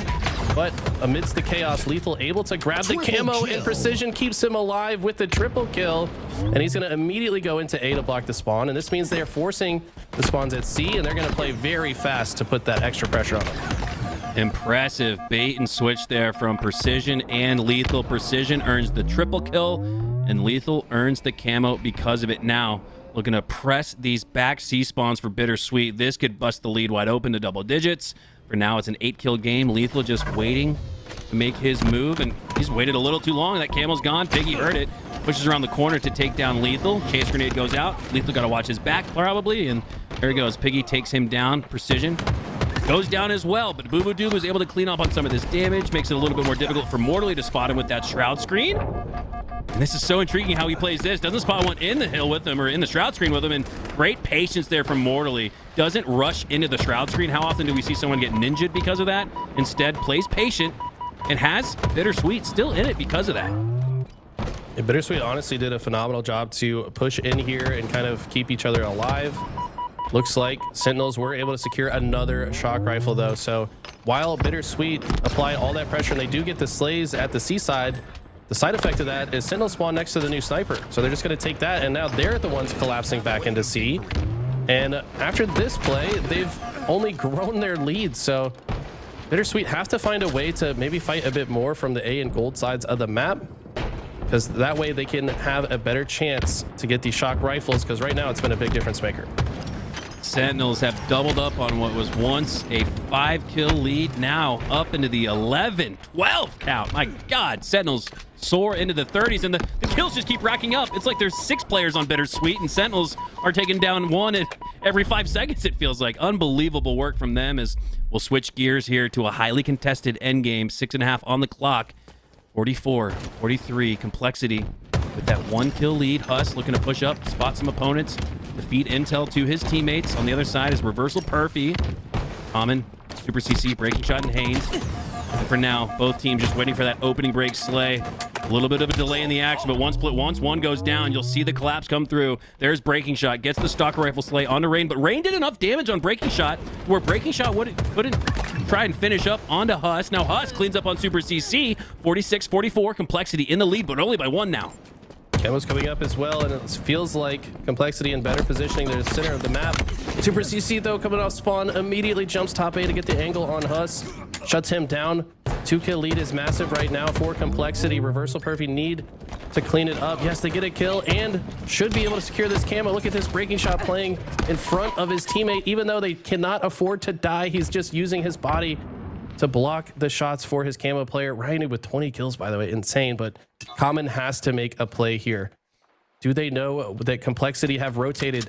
The shotgun gets thrown into Common's face. He catches it, and if he can combine this shotty with the camo, no, his teammates trade out, and that's gonna be the dub for Complexity in the closing moment. Unable to do anything with camo shotty. That is tragic. Oh, it just took a little bit too long for that plan to formulate, Eli, as Bittersweet down by a long margin here, 43-28. GG's though in that previous Reversal Perfy Complexity matchup, as we're back on board here. Winner semis between Sentinels and Bittersweet. Precision looking to use the Ghost Ledge there to stay alive, avoid any fragmentation damage. Now working his way back up to mid. 3 players on the glass location. Oh my and Precision God. doesn't care. He continues to push through, knowing that they're coming for him, and he continues to get damage down. 1 in the slays, probably earns another via assist, and Sentinels will easily take game number 2, just looking to see if it'll be via Staketacular or not. Precision 18 and 9. This guy is a absolute monster on the map, and you can see why. I mean, it was not an easy perfect to hit on that target who had a very good strafe, but he's able to land the shots, and also under pressure, right? He sees there's 2 other enemies around him, so to somehow find a kill in that engagement shows why he was able to rack up a +10 kill death differential here. And Sentinels are looking on fire right now. Sentinels won't get the steak. They're going to save that celebratory dinner maybe for after the tournament when they win it all. As we hop back on board here, Incognito versus Still Deciding. Incognito up 2-1 in the series. Koth Solitude, excuse me, just now kicking off, and Still Deciding have a narrow lead on it, and it's going to get even tighter after 3 go down. Incognito, Gilkey in the hill with the shock. What can he do with it? And we're definitely used to seeing him with the shock. It's only 1 shot though, so I think if he had more ammo, he probably would have repositioned, but opting to use that weapon from the hill. Obviously, this hill is very contested right now, so every second matters. It's Still Deciding it. 4 dead. They should clear out this hill and quickly rotate into the tram side. King Nick, unfortunately, spawns by himself as the timing of that push only allowed him to spawn there, and as soon as Still Deciding push in, the rest spawn over in blue, and Incognito know it. Spawns on the cafe side. Collect with an easy cleanup on 2. Both players in the corner down to 1 HP, but King Nick stops that reign of terror as he's able to take down Collect, but he's the only player left for Incognito. Now all 4 on the respawn screen. Look at these respawns here for Incognito. Fortunate, unfortunate squad spawns right next to the hill. 3 still down for Incognito. These are going to be staggered spawns. These are going to be split spawns at this point. You're going to see the other players probably spawning on Cafe or even Snipe, as Gilkey does get the Cafe spawns. Chaos here for Incognito, and Still Deciding are taking advantage of it with 50% on the board. And King J just spawned Tram here, so I personally, I mean, maybe the pros disagree with me on this, but I feel like you kind of want to spawn Tram in this. I think that right, if you don't have Tram during this hill, you leave the hill to go Tram to prevent that spawn, because every time a team has spawned over there, they've been able to quickly overtake the hill. Instead, okay, now they do have Tram blocked, and they're also taking blue control to force the snipe spawns, and this is a guaranteed hill finish for Still Deciding. They're going to take a 2-0 lead. There it is, 2-0 on the board. As we switch back to our winner semifinals, Sentinels up 2-0 in this series. Bittersweet have shown us some glimpses, especially so in that game number 1, but game number 2, just not enough slays. Sentinels with enough sandbox control, and goddamn, look at this, Eli. It's trickling over into game 3. Boo Boo has the camo and the shock.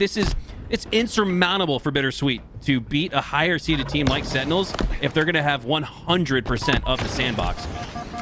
It's actually unreal, like the percentage that he grabs it compared to other players. I don't know if there's anyone besides maybe like Lucid or Trippy come to mind. They're very good at picking up the sandbox and just always being in that spot. They're setting up timing to be there, but that's clearly top of mind for Boo Boo, and it's obviously because he wants to use the weapon, but even more than that, to stop the other team from having any kind of advantage in these fights, and that's why it feels like Bittersweet are always playing from behind. Bittersweet do find some slays, but Sentinels find 2 as well. Able to trade out in positive, what looks like positive net outcome scenarios for Bittersweet just simply are not, as Sentinels get that opening break slay onto Piggy. Expect him to step in the hill shortly after. But it looks like a battle's ensuing on the poster side of the map. They clean that up. That's Envor going down. Guardian Angel medal for Falcated, so he saved his teammates 5 times already in this one. And that's it. You're thinking of Bodyguard. I'm thinking of Bodyguard. Yeah, just kidding. Saved his teammates once there, who was being shot in the hill. Great job there from Falcated. 2 down for Bittersweet, and if Jackson goes down, the numbers will continue to roll. There we go. Bittersweet get back on the board, but again, Sentinels do so well to find the opponent that was previously in a piv 1v1 and clean him up. Okay, with another camo grab. At this point, they've got so much hill already. They're okay with burning some time off the clock. They're going to play their process, make sure the map is safe before finishing the hill. And I'd like to see maybe a quick rotation into yard. I think they recognize that the timing's not there, so they're now setting up for a push. They're going to send some players to this left side. They're going to also have some presence on the right side, as Boo Boo actually did make an early push into Tram. And this completes the pinch. But when Boo Boo goes down, this fight gets a little bit easier for Bittersweet to play out of, but easier does not mean they will win it. Boo Boo comes off spawn, able to get maybe 1 extra shot in that player to help Falcated win that fight, and that's going to make all the difference. Falcated actually started off this match 0-1-2. Now he's rung off 6 kills in a row. Jackson on the C spawn looking to pick up that fresh shock rifle as he does just that. 3 members along the shock side of the map, and Piggy should probably get cleaned up. Oh my god, not for Jackson though. protecting him with that shock rifle. Here we go. This is where Bittersweet can roll things back in their favor, but the last thing you want to do is go down with it here. Jackson playing aggressive with it, but with so many shots left in that shock rifle, cannot afford to go down. Needs to hit this shot on Falcade. It does, with the reversal, no less. Looks back towards Lethal, and a trio of C-spawns for Sentinels give Bittersweet some chance to earn some time. And you see that as soon as Jackson sees his teammate spawning in blue, he immediately shifts his attention to this side, knows this is where Sentinels are coming from next. It's the headshot and also 2 AoE damage effects on another member of Sentinels. But Sentinels, look how fast and aggressive they played off of that spawn. They spawned loop and posters and just immediately held forward, and it's a perfect push. There is now still members of Bittersweet alive on this blue side. They got to hold off the pressure. Jackson trying to stay alive. He finally gets taken down. Envor able to clean up the kill on Falcated, but I don't think it's going to be enough. All the while, Boo Boo has just been racking up hill time, and that is massive. They now take a 2-0 lead, and on this game type more than others, I think is such a big deal. They can now start to think about playing clock or just taking their time a bit more for the rest of the hills. That's right. Don't have to feel rushed, pressed, and stressed to hop into this next hill, but look at that. Boo Boo Dubu's already on the location. Got to worry about Mortally, though. Just earned a nice bit of slays there on the cafe side. Now he's going to turn that into hill time. Icky tosses go out towards the A ledge, but nobody's pushing up on it. Instead, it's Boo Boo Dubu from the back. Yes, finds the flank. How does Boo Boo Dubu stay hidden in plain sight like that? And nonetheless, that's a question to be answered at a later date. Or I don't know, maybe Eli can break it down for us right now, because that was a heads-up play, heads-up flank there from Boo Boo Dubu. I think he's just so in tune with like what the other team is going for, what routes they're going to hit, that there are like little pockets of blind spots. If you can accurately predict where your team or your opposition will be looking, there's always going to be kind of like a sneaky spot that they're probably not going to check. And I think Boo Boo, thinking ahead, knows that, and he's going to pick those spots more often than not. Now he's still in the hill. I am loving the POV. The eye test from Boo Boo Dubu looks so strong.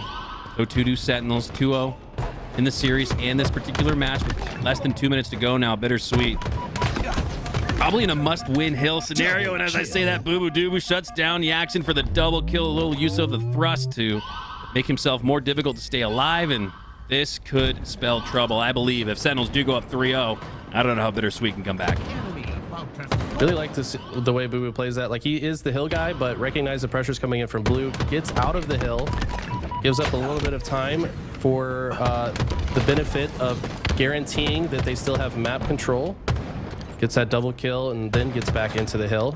Let that be a lesson to you guys. Don't just sit in the hill until you die. Sometimes it's good to get out and make sure your team wins the fight.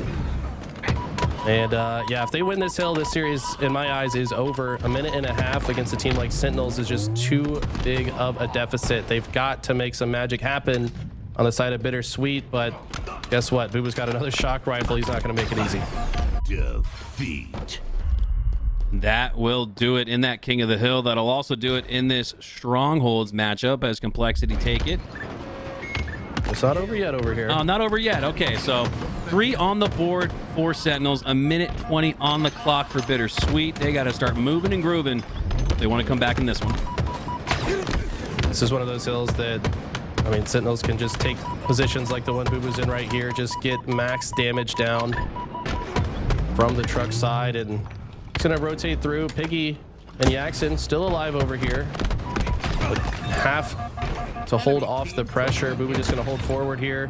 Gets another double with the utility of the thrust pack. And they said, you know what, let's get that 4th point. Let's practice, you know, actually securing this. Or this could also just be a good strategy, but a minute on the clock is still a lot, you could argue. But I mean, the way I look at it is you can basically guarantee a win by playing for time here. But at the same time, Sentinels might be in a position where, you know, they want to practice like getting this point as well. So could be some of that. Good point. Good point. That could be exactly what we're seeing here. A little bit of a practice via the fire and flames of an HCS online open tournament. Your road to Atlanta is in full swing after a thrilling HCS London tournament. Lethal now sliding on through the driveway. Has to watch his back. Envor's creeping on through. But with the 3-0 lead, Lethal's not going to take the instant access route. He's going to let Precision take this 1v1. Lethal going to swing around the side, I would imagine. Now take top A. Precision goes down at the front of driveway, and that will do it. Sentinels take the series 3-0. Eli, both of the winners semifinals were 3-0s, but I got to imagine the winner's final is going to be much more highly contested between those two teams that seem to be just a little bit higher up, a level above, a layer above the competition in these winners semifinals as Sentinels and Pure take it easy. 3-0 sweeps. Very impressive stuff, but I have to agree with you. I think Pure are going to put up a good fight against Sentinels. I think Sentinels, they come in as the highest seed, obviously the highest placing team from HCS London. Pure a little bit different. You know, they made a team change and they're still maybe adjusting to Cherish, but I would say they are looking like just more fluid than they had been in recent memory, working extremely well with Cherish. So that'll be a very interesting matchup to see. By the way, Complexity lost on the other side here. I think they lost the game 2, or was that 3? I think it was game 3, so it's 2-1 Complexity, if I'm not mistaken. All right, so sorry, 2-1 reversal perfect. So Complexity, reverse that. Yeah, reversal perfect actually putting Complexity to the test here. Complexity back against the wall. Need a win here. Breaking shot takes a free back smack. His 1v1 was difficult with Huss. The back smack was not. Huss eventually cleans him up, takes him down. And now at the start of what we'd assume is a game 4, Complexity would love to start off with a 1-0 lead back against the wall. Match point for reversal perfect. They are at risk of losing this first hill though. Complexity really need this. For the first couple of hills, I think end up being the most important ones, just by how often this game type can go to time in the end game. So we see Common with another kind of free back smack situation here. Enemy team took the hill. And if you can get this camo, this can probably create the conditions for a comeback in this hill number 1. And that would be massive if Reversal Perfy can come back, since Complexity is so close to capping it. I love playing camo hill combination on this first particular hill on Solitude because it's so massive. You see the hill light up, sure, you know they're in it, but very difficult to take them down, as it looks like Complexity are able to take down a couple now before losing a couple in all 4. So my God, Reversal Perfy could very well steal hill number 1. Where do the Complexity spawns come through? Are they close enough? Will this ultimately end up being an overextension? No way. Reversal Perfy just clutched up. Only 1 second needed for Complexity. Will they grab it? One goes down on each side. Oh my God, they do. Common steps out of the hill, and I think Ryan Noob steps into it and steals it for Complexity. What a hill number 1. What in the world happened there? I mean, I guess the pressure was coming in, but you got to recognize they only need 1 second. And falling asleep at the wheel, Ryan Noob just comes in and steals it. That was, man, I feel like Reverse Perfect, if they just kept feet in the hill and team shot together, they could have certainly stole that one and reversed it. But instead, Complexity not only get that hill, but they're already halfway done with the second hill before I've even done talking about the first. Oh man, Reversal Perfy. This is the Reversal Perfy of fortunes. I feel like they should be up 1-0. Maybe, I don't know. It was close, right? Reversal Perfy didn't have as much time. They had about 50% on the board. Complexity only needed 1 more second, but they wiped Complexity all 4 down, and Common had position in the hill. They just stepped out of it. So it could be an unforced error when all things are said and done. And here's one thing you don't want said and done. Complexity up 2-0, Reversal Perfy. This one just rolled out of control for them. What should be a 1-1 tie or maybe even 2-0 lead for them is now swung in the other favor for Complexity, looking to force a game 5. I just got to shout out Ryan Noob, man. So in the Slayer that we took a peek at, the guy had at least 20 kills. He had 20 kills when we left watching that one. And now in this one, he's basically got double the kills of anybody else in the lobby. So this guy is on fire. You start to see why as he grabs his camo and thrust pack combination. By the way, when Complexity got DQ'd at London, he won the FFA. So I mean, love that. Yeah, he's just like, well, I can't play 4s. I might as well do something. And signs up for the FFA and wins that. So maybe silencing some of the haters that say he's an objective guy and can't slay out. I mean, I think he's proven that is factually incorrect. Yeah, I saw that post on Twitter, and I was so happy for Ryan Noob and parts of Complexity for trying to make the most out of a really difficult weekend for them. Difficult stretch of gameplay here for Reversal Perfy, as you could argue they let go at hill number 1, and Complexity have steamrolled ever since. Uncontested time on hill number 2. I didn't even really see Reversal Perfy put up much of a fight, but here in this one, we're virtually tied. All right. Versal Perfy showing some signs of life in this hill. They've got to shut this player down in blue. They do. Rhinoob, only player alive on the side of Complexity, and some massive shots out of Super CC. This guy has not been playing in fours recently. Took a little bit of a hiatus, similar to Rain. But now he's back and looking better than ever. Oh, I thought maybe that Sticky had the trajectory. And I'm such a fan of Stickies that I just hope everyone connects. Super CC steps out of hill for now, anticipating this push through the cafe, but you can see he glances to his left, doesn't spot it, looks into the dip, but it's the trucks he's got to worry about, and that's the only player alive for Complexity. Austin looking to make his way back up to top snipe, back out to a spot where he can put shots on a Super CC. And he finally goes down to Haynes. Super CC does a great job here to stay alive, regains his shields at just the right time and place where he re-engages in the gunfight, and I'm trying to hype him up, but I just can't hype that up. Super CC. Nerf yourself, homie. I mean, let's be real. If you guys have played this game enough, if you're like actually a gamer, you've stuck yourself before. The left-handed grenades will throw you off. Oh, look at the strategy. Big brain. That's how you score, I guess. Yeah, I mean, because he killed himself there, it gives Common the chance to finish the hill and get the camo because Complexity are too busy laughing at the kill feed that they can't focus. So I think it was a big brain intentional play out of Super CC. I think it was Rhinoob who once famously in like at Halo 2 Anniversary killed himself so he could get a better spawn. That's what Super CC was doing right there, guys. I should have continued hyping him up.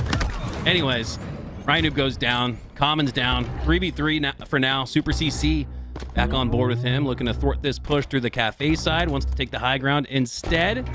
Two members of Complexity splitting over there to the left and right. Super CC trickles out, doesn't want to extend the line of scrimmage too far out though. We hop on board here with Common. Feels like everybody in the lobby just on an Easter egg hunt looking for each other. Common finally finds McWin, takes him down before shortly going down after the Rain. Two down on each side as Rhinoob looks to position for what feels like might be a couple of cleanups. Yes, there are members to clean up for Reversal Perfy, but Reversal Perfy, those two members have cleaned up two for Complexity, making a total of 3 as Rhinoob goes down and Reversal Perfy have regained after a 2-0 start for Complexity. This could be tied. This looks like it is barreling towards a tie. Complexity have been staggered for the last minute or so, have not been able to formulate a good push. There are some huge 1v1 wins happening on the side of Reversal Perfy while they just sit in the hill comfortably, and just like that, they've tied it up. And Complexity got to sweat a little bit, right? I mean, they are backs against the wall. To lose this game means they're out of the tournament. And Reversal Perfy on the other side, they don't want this to go to a game 5. They'd rather close this out right here, right now. Yeah, and to set the table for Complexity, these are crucial points.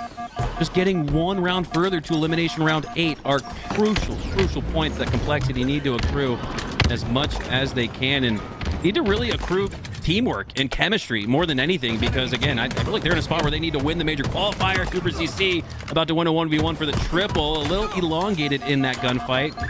Ultimately takes down 4 though, helps take down 4, so Super CC doesn't earn the overkill but earns the 4 down nonetheless, and this should give Reversal Perfy a chance to regain the lead on hill number 5. Love this play from Super CC, just pushing that spawner back, says no, you shall not pass, you shall not shoot my hill player.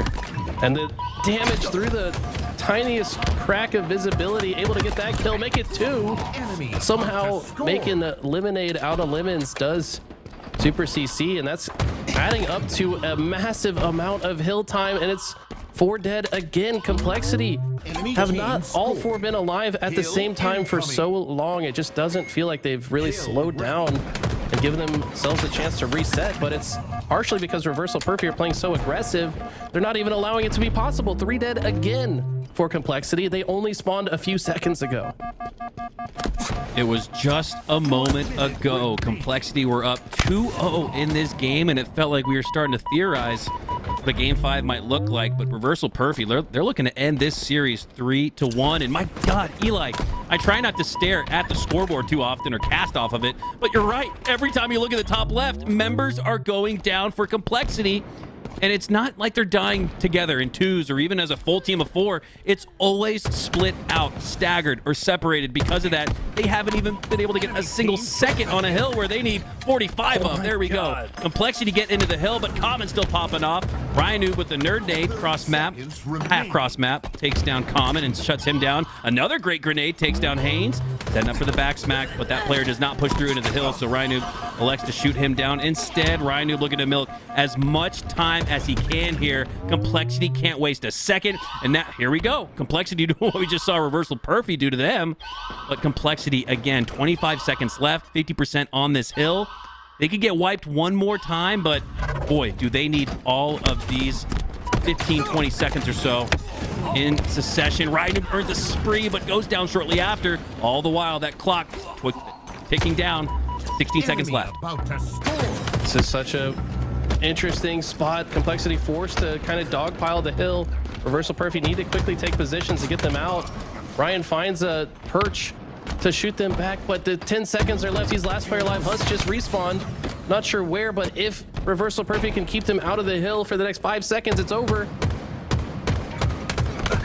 The Complexity have 2 bottom mid hill steals in mind. Oh my god, yes! They secure it! Unbelievable. You could argue it shouldn't even be this close, but it is. And in another match on the other side of the Halo Matrix, it's really close here. Incognito still deciding game 5, but Incognito have a 4-kill lead. Can they grow it even further? Oh my god, what a electric last couple of minutes this has been in Halo.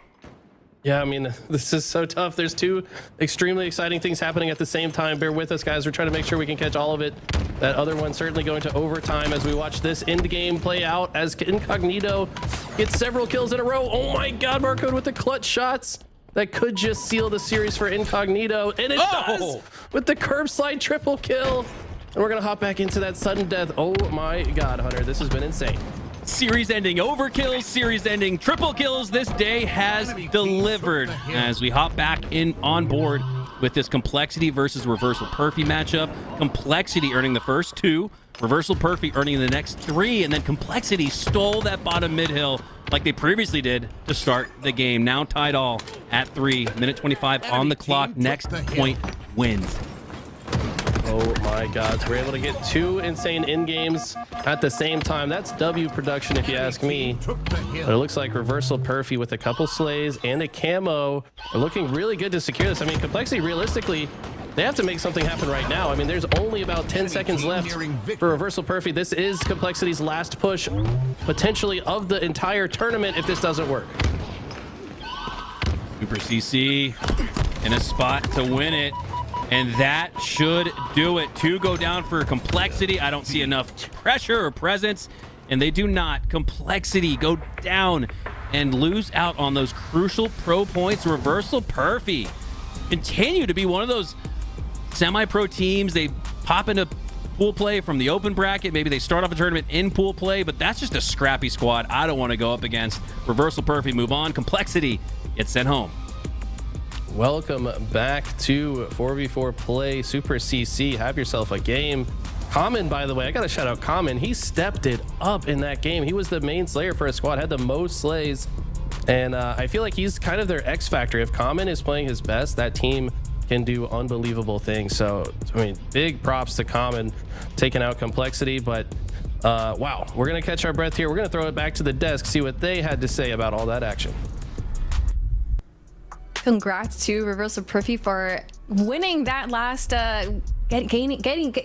moving forward through that lower bracket. Complexity, I'm just still in shock. Complexity going home. Reversal Perfy, their hard work is really paying off here, Tools.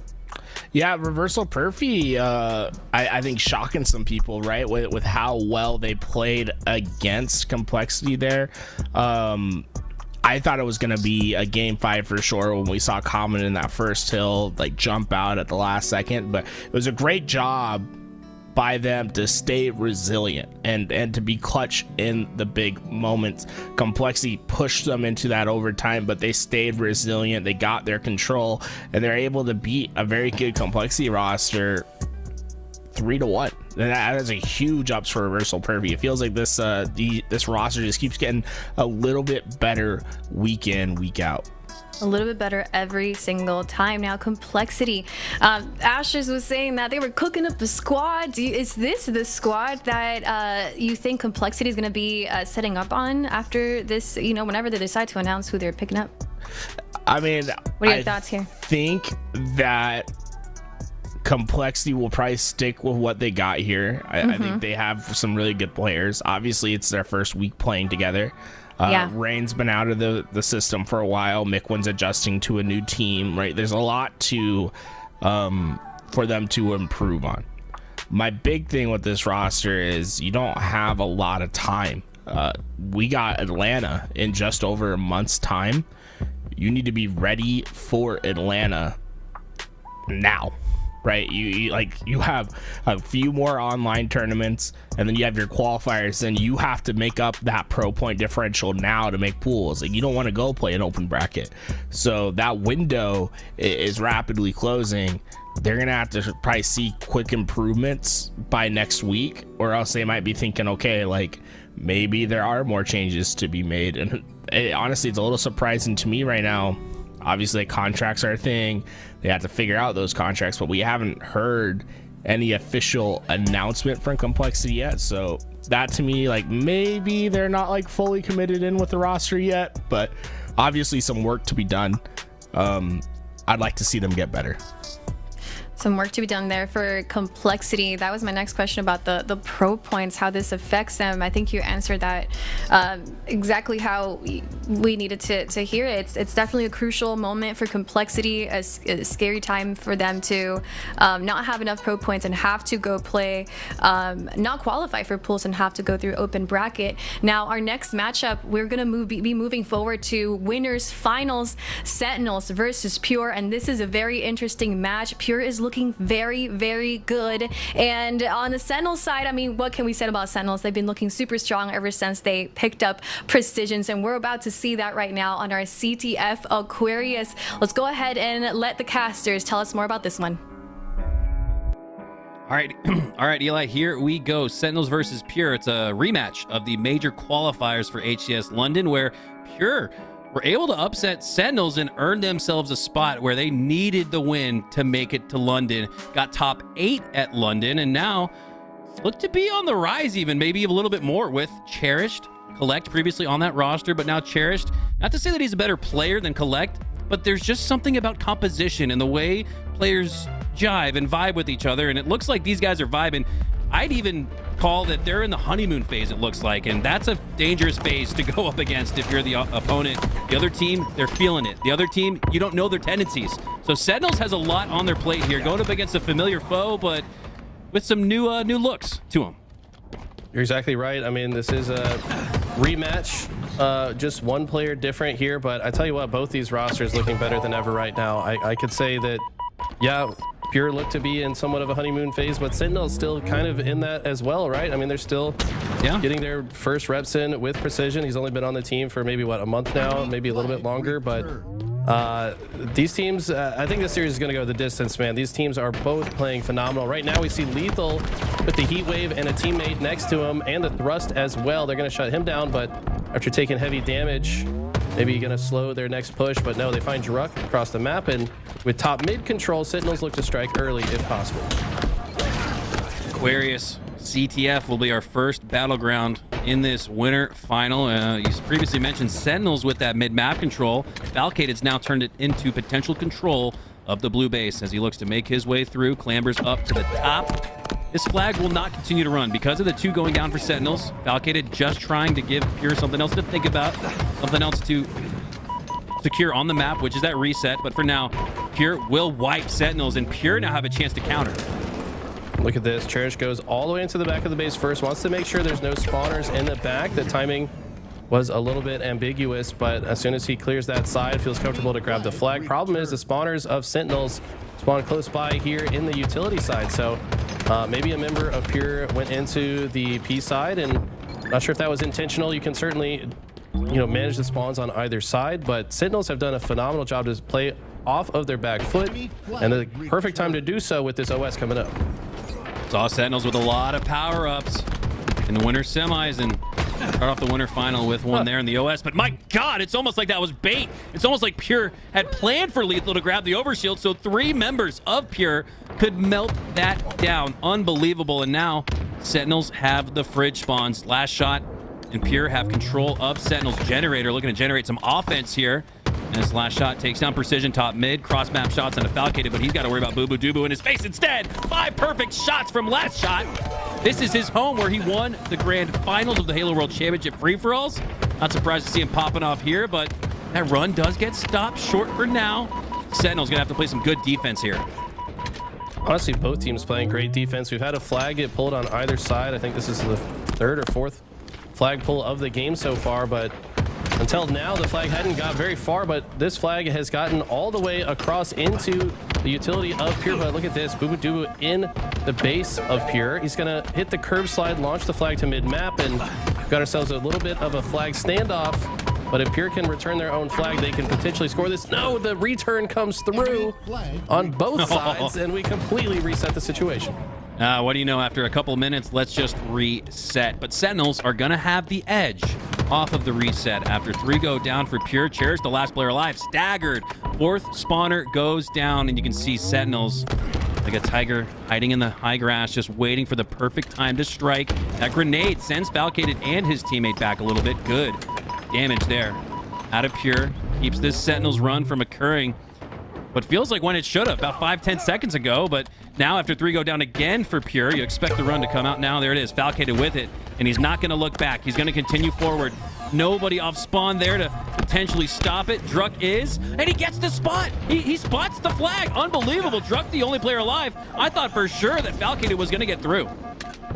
You're exactly right, but Druck with some very clutch shots severely slows down the push of Sentinels. And look at this play from Boo Boo. He recognizes that's a dead flag. He cannot comfortably go back. There's members of the opposition in his base, so it looked like he might have thought about rotating into Pure's base, but instead just rotates through to bottom middle, finds a better position to fight from, and Pure were not ready for it. I mean, the bottom center of the map, you think it's isolated, you think it's obvious, but I mean, you don't really expect your opponent to be sitting there when you approach their base. Right. And it might not be a smart play, but if it's the unexpected play, it's the right play in high-level competitive Halo. As Lethal defensively positioned and postured here at the back of his base. Get some shots out on mid-map location. Last shot. Great shots from Lethal. My God, has Lethal not got a little bit of a fiber buff at home? Maybe not. Druck takes him down, but I still have loved what I've seen from Lethal, not having to commute to the office anymore. He looks comfortable and at home. At home with fiber now. Definitely makes a big difference to just be comfortable in your setup. I mean, let's be honest, he was frying at the office as well, but just having the ability to, you know, walk over to your fridge, grab a sandwich, Mountain Dew perhaps, bag of Doritos right there, you know, it's gonna feel a big razor. Yeah, it's gonna make you feel a little bit better. But regardless, right now this game is probably the slowest.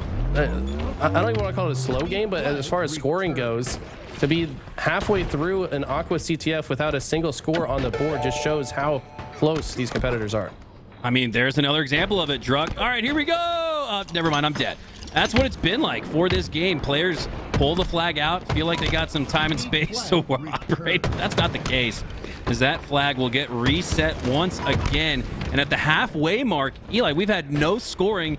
The overshield, though, could help with that. 3 go down. Falcon going to have a really difficult time to grab this. And 4 go down for Sentinels. Oh, my God. A teammate from Druck takes down what would have been a last shot with the overshield. But it doesn't look like they'll be any worse for the wear. After 4 go down for Sentinels, Pure have their best chance to pull a flag and get it past the 50-yard line. I would call that an insurance grenade right there. So it might have a team casualty, but like, should last shot not win that fight, that grenade would have killed the member of Sentinels that ended in that spot afterwards. So I guess maybe that's just me coping and coming up with a reason to accidentally kill my teammates on occasion. I'm just trying to. Should I be watching out for that? It's just insurance, you know, like you were just, I guess, one of the casualties of war. Sorry about that. If I die going for overshield next time I play with Eli the Ninja, you guys will all hear it here. It was premeditated murder. 0-0 still, 5 minutes left on the clock. Talik goes down to 1 HP. He goes down, but now before 3 go down for Sentinels, make it all 4.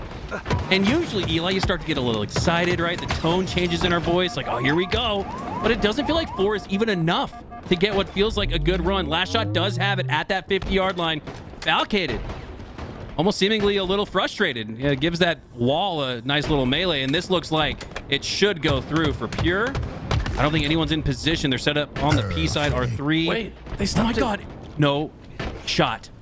Falcated and Sentinels have a chance, but no. Instead, Pure, Cherish, the last player alive. What a clutch up, but with 4 going down. All resources being used here for Pure. Sentinels are going to have a great look at a counter cap. Look how fast last shot came off his spawn point to get to P2. Shuts down Boo Boo, who is that player top middle, to make the run a bit easier for his squad. And they do get a couple more kills, but same story. All resources expended for the cap. The difference is Boo Boo's still alive with full shields. And should he be able to kill Talik? No, the thrusts are going to make the biggest difference in that fight. And are we going to see back and forth again? So we go 8 minutes without a cap, and then are we going to get 3 in a row? Oh, man.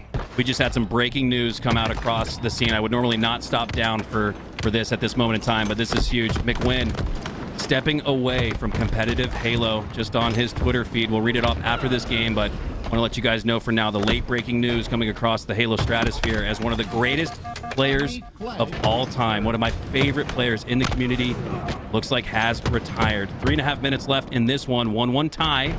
The Sentinels have been able to get one on the board. Keep it close. But yeah, that's just massive news coming out of McWin.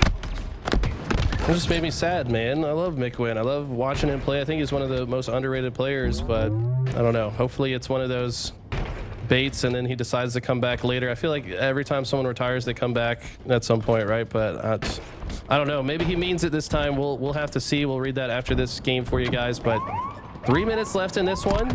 Finally tied 1-1. Looks like the flag will be stolen for Sentinels. Or sorry, no. Pure gets the flag out. And they look to start. They've already got a lot of progress on this. This is halfway across car 2. Pure with the good looking run. Last shot. Looks like he fumbled it a little bit. Had to go back for it. No, both flags out for now. Sentinels seeking a reset. Last shot. Looking for one as well. And here we go. Boo Boo Doo Boo's going to pull flag. Try to get a little bit further. Sentinels with 2 down. Pure with 3. This one's back and forth. Whoever wins this reset could win game number 1. Here we go. End game situation. Flag standoff in full effect. OS in 10 seconds. There's a lot of moving parts here. That flag of Pure looks like it could reset on its own. Lethal trying to get in to return his own flag in the meantime. No, they do get a touch on the flag, it looks like. And 3 dead. Boo Boo with the triple kill. So clutch. But can he get to the return in time? Looks like he does hit the curb slide just to get into spawn blocking position fast enough. Precision has the OS. Members of Pure understand the situation. They immediately move forward instead of backwards towards their base. But I don't know if it's going to be enough. Sentinels get that 2-1 lead, and with 1.5 minutes left, Pure have to find a way to get map control. Oh, this has been a grindy game 1 Aqua CTF. Usually you expect to see more scores than you would on an Argyle or Empyrean, but that's more of what this game has looked like here with less than 90 seconds left. Lethal on the top side of Pink, looking to play defensive, I would imagine, here on the 50-yard line. Just doesn't want to allow Pure to recapture that crucial mid-map control, but Cherished will do it for now. Falcated with the potential to clean up on that damage. He's looking for the finish, but Cherished with a little bit of a jungle gym, like somehow riding some bars or ghost ledging his way to stay alive on the P side of the map. He's still alive, and Falcated has moved on from him. That's because Lethal has taken him down, and Sentinels here take 4 down for Pure. And again, that was all defensive. They just want to own the mid-map for the remaining 45 seconds.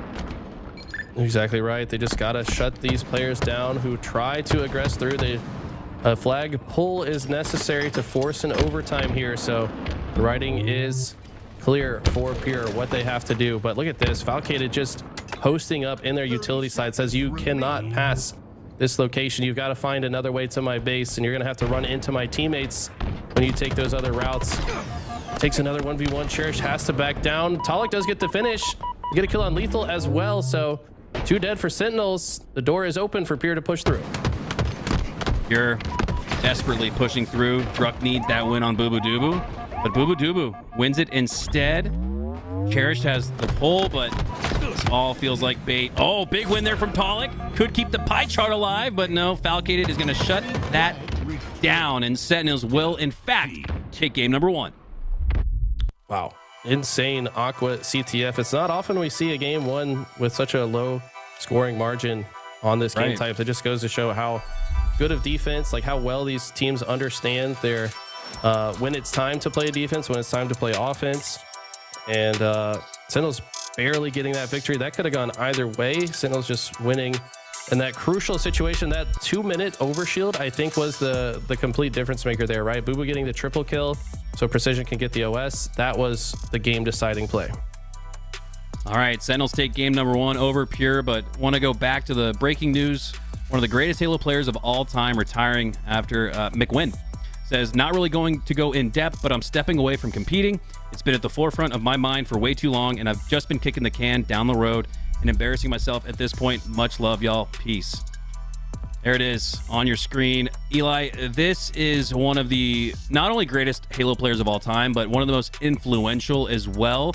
He participated as a developer to create Halo Infinite. So all of these memories and moments that we have here on these LVT Halo broadcasts, McWin was a big part of creating and establishing that. And I'll just say one of my favorite McWin memories of all time was that top 4 finish from the open bracket with native red, tapping buttons, barcode, and I want to say Gilkey.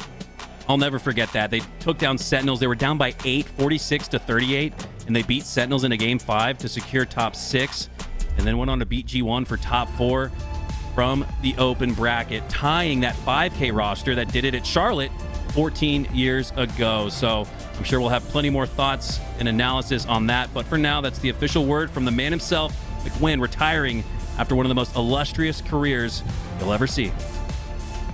Yeah, man. Shout out to McWin. I could tell that when we did our podcast with him, you could kind of sense that he was kind of battling a lot of demons going through it. And let's be honest, this is not the easiest career choice. It's very difficult. It's very taxing mentally. And if you're feeling that way, then, spare your mental. Find another career path. So we're wishing the best for you, Austin. We're going to jump back into the series, though. Sentinels, the 1-0 lead in the series and a 3-2 lead in the Slayer. Sentinels picking up where they left off in a highly contested match, but with the edge, 3-2. Boo Boo now pushing on through. Easy. Front smack, takes down 1. Back smack with the shots, takes down 2. Now working his way through Druck. Pollock, though, with the spawn on the C side, will have his buddies help. But it looks like Boo Boo has a little bit of help there as well, and this could turn into an exciting 2v2 battle. The pinch comes through. Oh, precision, lethal. Boo Boo too strong in that 1v3 bait and switch they were able to manufacture when it was a 3v3 just seconds before that. The way Sentinels are just flowing around the map together right now is so efficient. Saw Boo Boo taking cover behind the LR box just to make sure the targets across the way at Snipe's side could not kill him while they isolated the player in front of them. The bait and switch so strong, the members of Pure just often choosing the wrong target to look at, but it's because of the way Sentinels play the situations. They're just manipulating the angles and the spacing around the map together, and they've already built a 9-kill lead, and wouldn't you know it, Boo Boo with another sniper rifle. He could not be more clear. He's setting up for the camo as well, maybe a little preemptively. His last shot takes him down, takes down Falcated for the double kill. And now working his way towards Talik, who might need some help. Yes, 2 spawners, 4 Sentinels in the cafe. It means Talik does need help, or does he not? He takes down Precision by himself. It's a grenade toss out onto Lethal, and Lethal's grenade toss one better, takes him down. And Boo Boo says, you can take me down, but you can't prevent me from grabbing the camo. Comes back to the well, goes back to top mid, and what do you know? Has another power-up to work with. 20-11, Sentinels in the lead. Noticing that jump being used quite a bit from the dip to that little air conditioning unit to jump up to LR. I feel like I don't see a lot of players using that, but at the highest level, they're going to know the fastest way to get around this map, the most convenient method to get into a better position. They do that so well. This camo does dissipate, but Boo Boo was able to save his life throughout it and make an impact on several kills along the way. They still maintain a 10-kill lead. And Boo Boo's going to try to finish off this engagement while his teammates come off spawn on the other side of the map.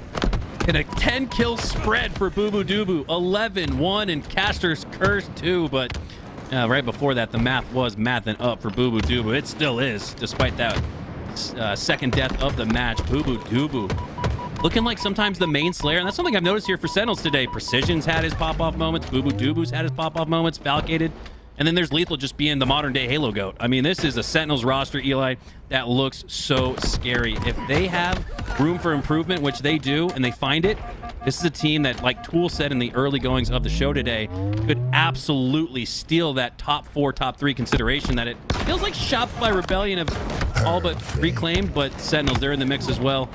Boo Doo with Falcon to both go down, 2 on the side of Pure as well, and 33-20 trades are a win condition now for Sentinels. The thing is, man, we've been saying that for a long time, Hunter. These guys should be top contention to steal that spot, but they've yet to do it on LAN. I mean, they did get second place last year, slightly different roster, but I mean, in recent memory, like, they just haven't gotten over that hump on LAN just yet, but we just feel that it could be inevitable. These guys are certainly capable. They just got to clutch up on LAN in those game 5s, but for right now, they want to clutch out this win. They want to guarantee the victory and a spot in the winner side of Grand Finals. Last shot, though, with the camos, got something to say about it. Gotta have optimal value, maybe even 5 slays with this camo to get back in this one. But my God, Sentinels spotted out. Everybody had camo eyes, as it felt like 2 or 3 members of Sentinels were shooting down last shot before he had even taken a shot, hadn't even exposed himself. So great camo eyes there from Sentinels. Stop what could have been a valuable run there from last shot. Lethal now on the trucks, trades out with Cherish, and once again, all of those trades going to be a win condition for Sentinels. You see a little bit of a +1 net outcome here for Pure to bring it to within single digits, but at 38-29, they're going to need to collapse and stagger some spawns even at that. And if you're on the side of Sentinels here, you've got to just not even let it be possible for them to come back. You've got to play around each other so well that even if 1 or 2 of you dies, you also get a couple kills in the process. Continually trade out. Don't let Pure get any kind of... Don't let the separation dwindle, essentially. And that's exactly the way Sentinels are playing. They're controlling so much of the map that even if Pure do win a fight on one part of the map, Sentinels are able to control the other side of the map and get even more slays on the other side. That's how they've now built the lead as Boo thrusts forward. And I think that was intentionally to throw off the aim of his opponent. Also get closer to safety. And wow, this one looks like it's almost over.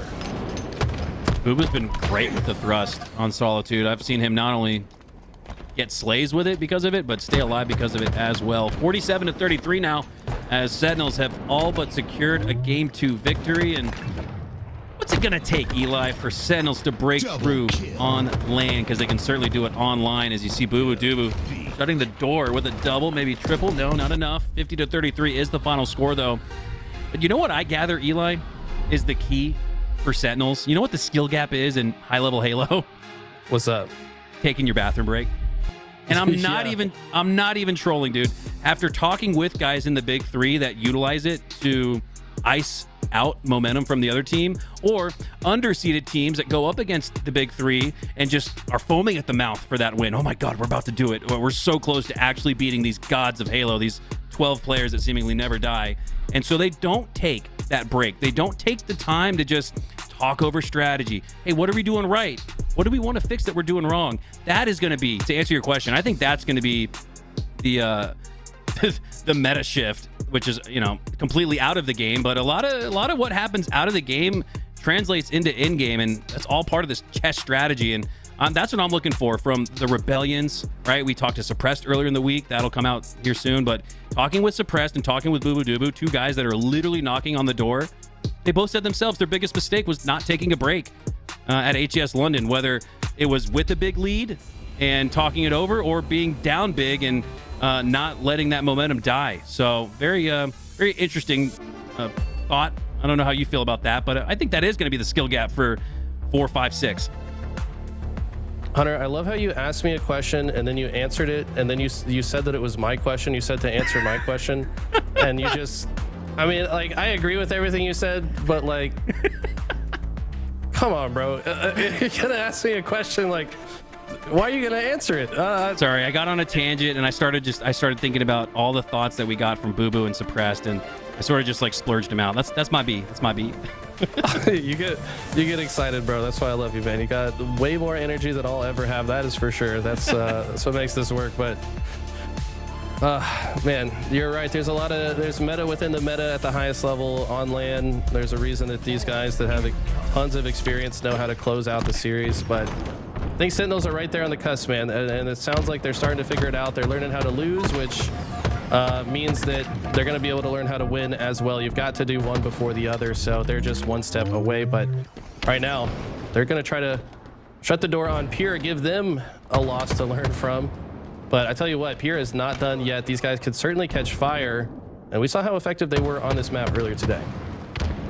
Oh, Lethal almost took down Talik with the remote detonation. You can see Talik like a wispy ghost passing through the corridors of time there.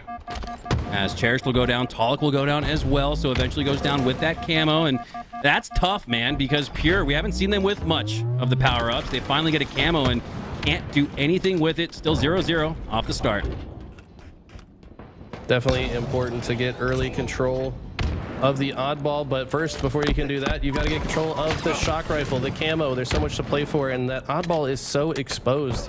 That's why we see that neither team has felt comfortable enough to grab it just yet. They still got to secure the map space, and until one team gets 2 or 3 dead, we probably will not see this ball get picked up.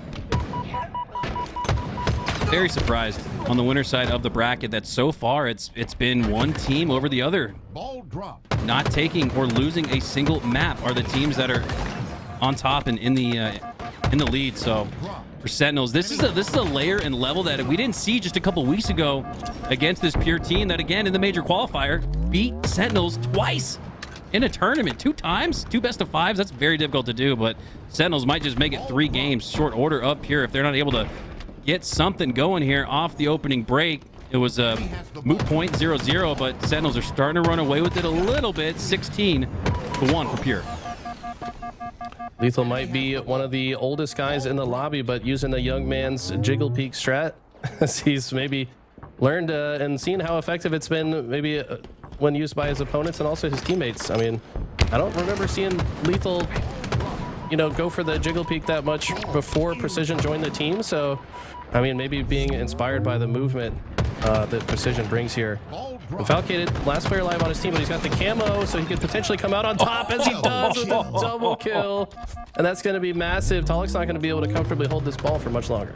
Last shot had the drop shot on him too. Falcated did not care, and he's continuing. Druck doing a little dance over there at the backside of batteries.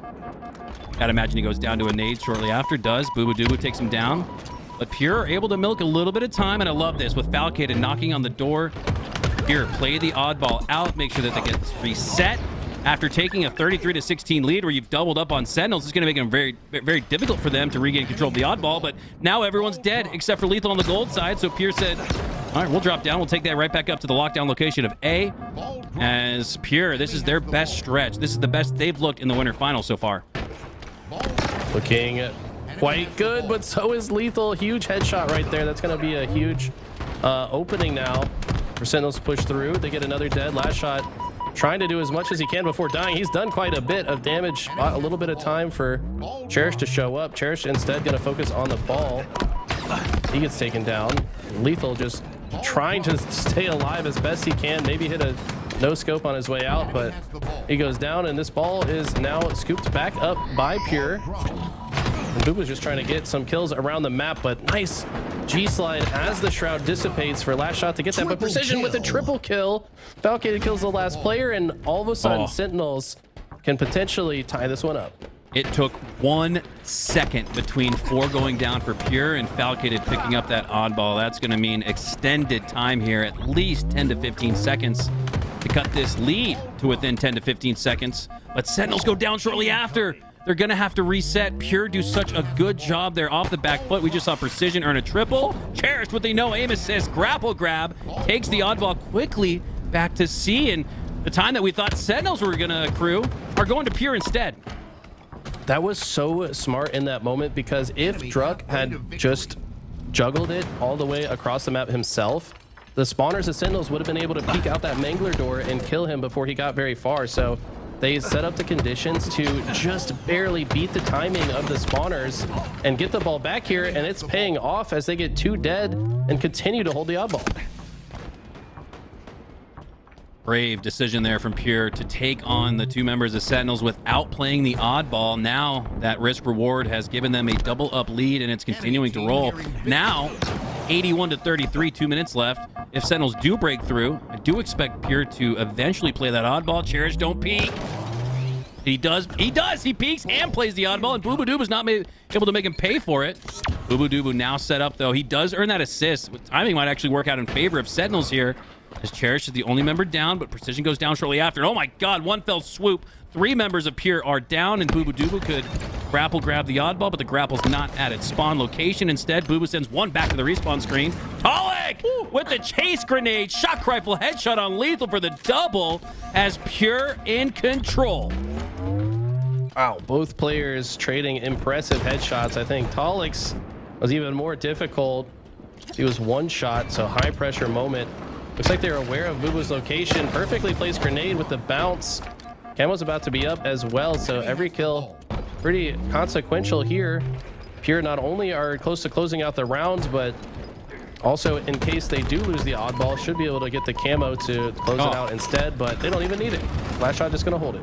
Look at that setup there from Pure. That was pure bait, as Precision thought he was going to take down the oddball carrier, but had 3 members of Pure there to support and help, as Pure take round number 1 and look to get back in the mix. Eli, we famously coined game 3 oddball down 0-2 as a reverse sweep trampoline, because of the fact that Pure haven't really gotten it going yet in this series, but you win an oddball 20 minutes or so, it gets you back in the mix. You start to find out, okay, what we've done wrong, we've addressed it, now we're starting to execute and do things right. This sets up as that reverse sweep trampoline. Can Pure ride it to a game 3 win?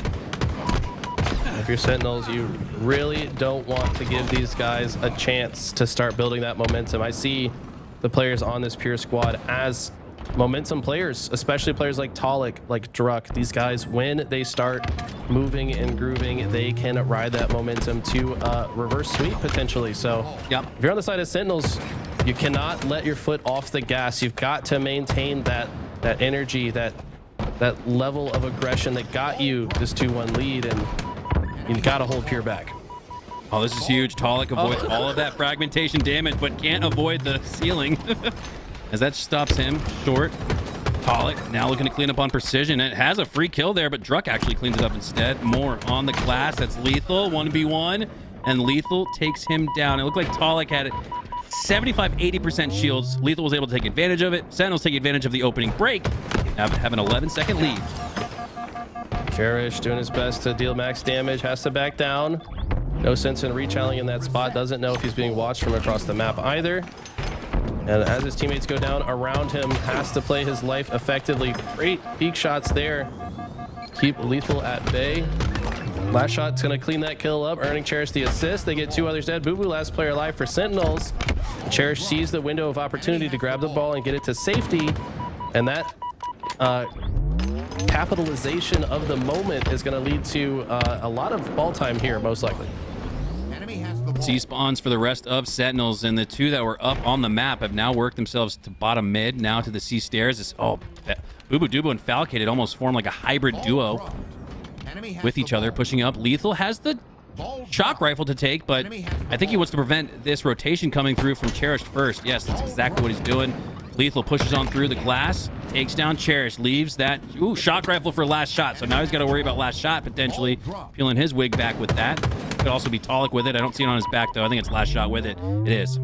Enemy has the ball. Last shot, trying to maintain scoring position for his team. Gets 2 narrowly missed shots. Boo Boo, with the last second before he dies, able to shut down last shot, assuredly calling out the location of that shock rifle. I think Falcated might have been able to pick it up right here, but Precision's there as well. So in case Falcated goes down, I think Precision should be able to secure the shock, but very clutch kill from Cherish. He's actually going to move back towards... Okay, no, decides that's where the opposition still is. Maybe heard the call out that Precision's there. Yes, Precision did get the shock rifle, but look at the amount of pressure he's facing. He has nowhere to go.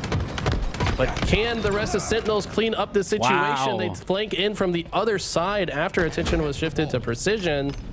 And now all of a sudden Lethal holding the ball in a precarious spot, but getting some ball time nonetheless. Oh, wow. Despite the big plays there from Cherish, able to take down 2 in a 1v2. It's Sentinels instead with possession of the oddball. Can Lethal make it up to the C platform? He does not. The ball does, though. His last shot looking to clean up, looking to earn himself a triple here, but he's going to let his teammate take that instead. I love this process here from last shot. Could have overextended for the triple kill. Want to get Jeff Steitzer going, but no. He works his way back to C immediately and gives Pure a 10+ second lead, rolling up to 20. Love this positioning from Cherish, just trying to deny access to the long haul where the ball player is trying to accumulate time at C.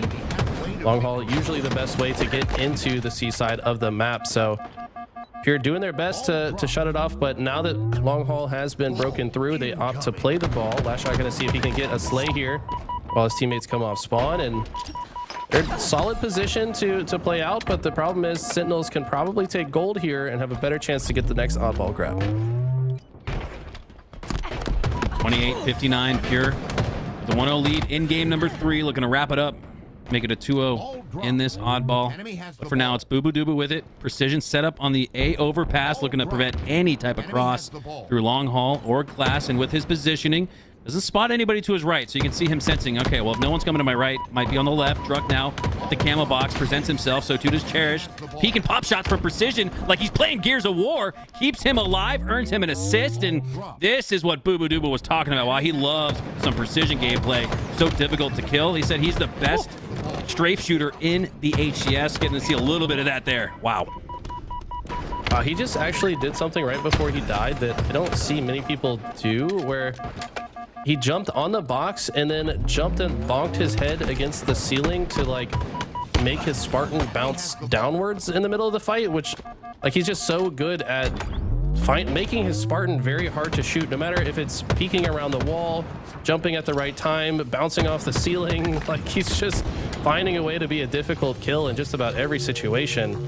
And I think that's exactly what Boo Boo was talking about. It's Shotzi-esque with his movement. Yeah, Precision has quite literally brought Gears of War to Halo. He is wall bouncing, right? Like I know that's not a function or part of the game like it is in Gears of War, but Precision is wall bouncing in a first-person shooter, no less. It makes it extremely difficult to take him down, and one of the reasons why he's one of the top up-and-coming players in the HCS. Druck now. Cross map, sticky grenades, just looking to prevent the push through on the needle side. More case grenades going out, looking to prevent the push from C, but it looks like that sticky got him close, got him down to 1 HP. But Druck still takes down Lethal, not before going down shortly after. Wow. It's Mixie in the long haul, though. Talik has the shock. You gotta watch your head. Oh, I thought Talik was on the other side, this right side. Boo Boo Doo would have had probably been taken down if not for it. Does eventually anyways, does Precision as well. Talik, his timing is too good, and because of it, Pure will take game number 3 and start that road to reverse sweep. Talik played that situation so patiently. I mean, he knew that all of Sentinels were trapped, and then he just lines up the shock where the jump up is, so he can headshot if somebody jumps, and he just calmly took on the process, played it perfectly. So big ups to Talik. Once he catches fire, that series is not over yet, but we're gonna hop on board to Bittersweet versus Reversal Perfy here. 49 all. And this is an interesting one. A lot of these teams have teamed with each other before, so they might know what they want to go for. And in game, Jackson has the overshield, so he's gonna push forward aggressively, but look at the 3 members of no way! Jackson with the overshield, but breaking shot with the game-winning kill. 50-49, our second 50-49 of the day so far. And yeah, sure, some of the winners semis presented us with 3-0 sweeps, but the games have been frenetic from the lower bracket. Again, W production in chat. We got our main eyes on the main matches, but Nighty Night, Louie, Garrett, Aliek, making sure we don't miss a minute of those lower bracket matches that honestly are sometimes just as much fun to watch as something like the winter final, which we're in now, game 4. But love to give you guys some action while we wait for that next one to start. Absolutely. I mean, this elimination quarterfinals match, Bittersweet, Reversal Perfy, like I said, these guys have all teamed with each other. Like, I feel like they've been swapping players between those two rosters for a while now. Like, they're dropping each other. So, I mean, there's probably some bad blood or a chip on a shoulder going into that series. And obviously, they're very close in skill as well to end 50-49. So that's going to be one we'll keep our eyes on as we jump into game 4 here shortly between Sentinels and Pure. And what an Uno reversal card that was for Reversal Perfy. Jackson had the OS, and the grenades were enough from the back walls of yellow, too. I mean, the backs were against the wall for Reversal Perfy, but they still find a way to come out on top as we switch gears here to our game number 4, Live Fire King of the Hill coming up. And we saw Sentinels previously in this on this map. Boo Boo Doo Boo had the snipe the entire match, and have to worry that might spell trouble for Pure. And again, in that live fire match, Eli, Boo Boo wasn't hitting headshots with the snipe, but he was not missing with the body shots, and that could make it especially difficult to control time and space and these hills in a game 4 live fire. I think both these teams are very good at this game type, so this one could come down to the wire.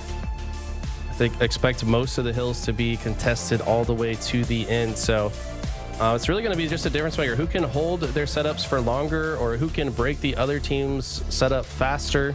That's really the name of the game. Obviously, the sandbox is going to be a big part of it as we take a look here at the spike grenades and the camo. And so far, it's been Sentinels getting a majority of the power-ups in a majority of the games that we've watched today.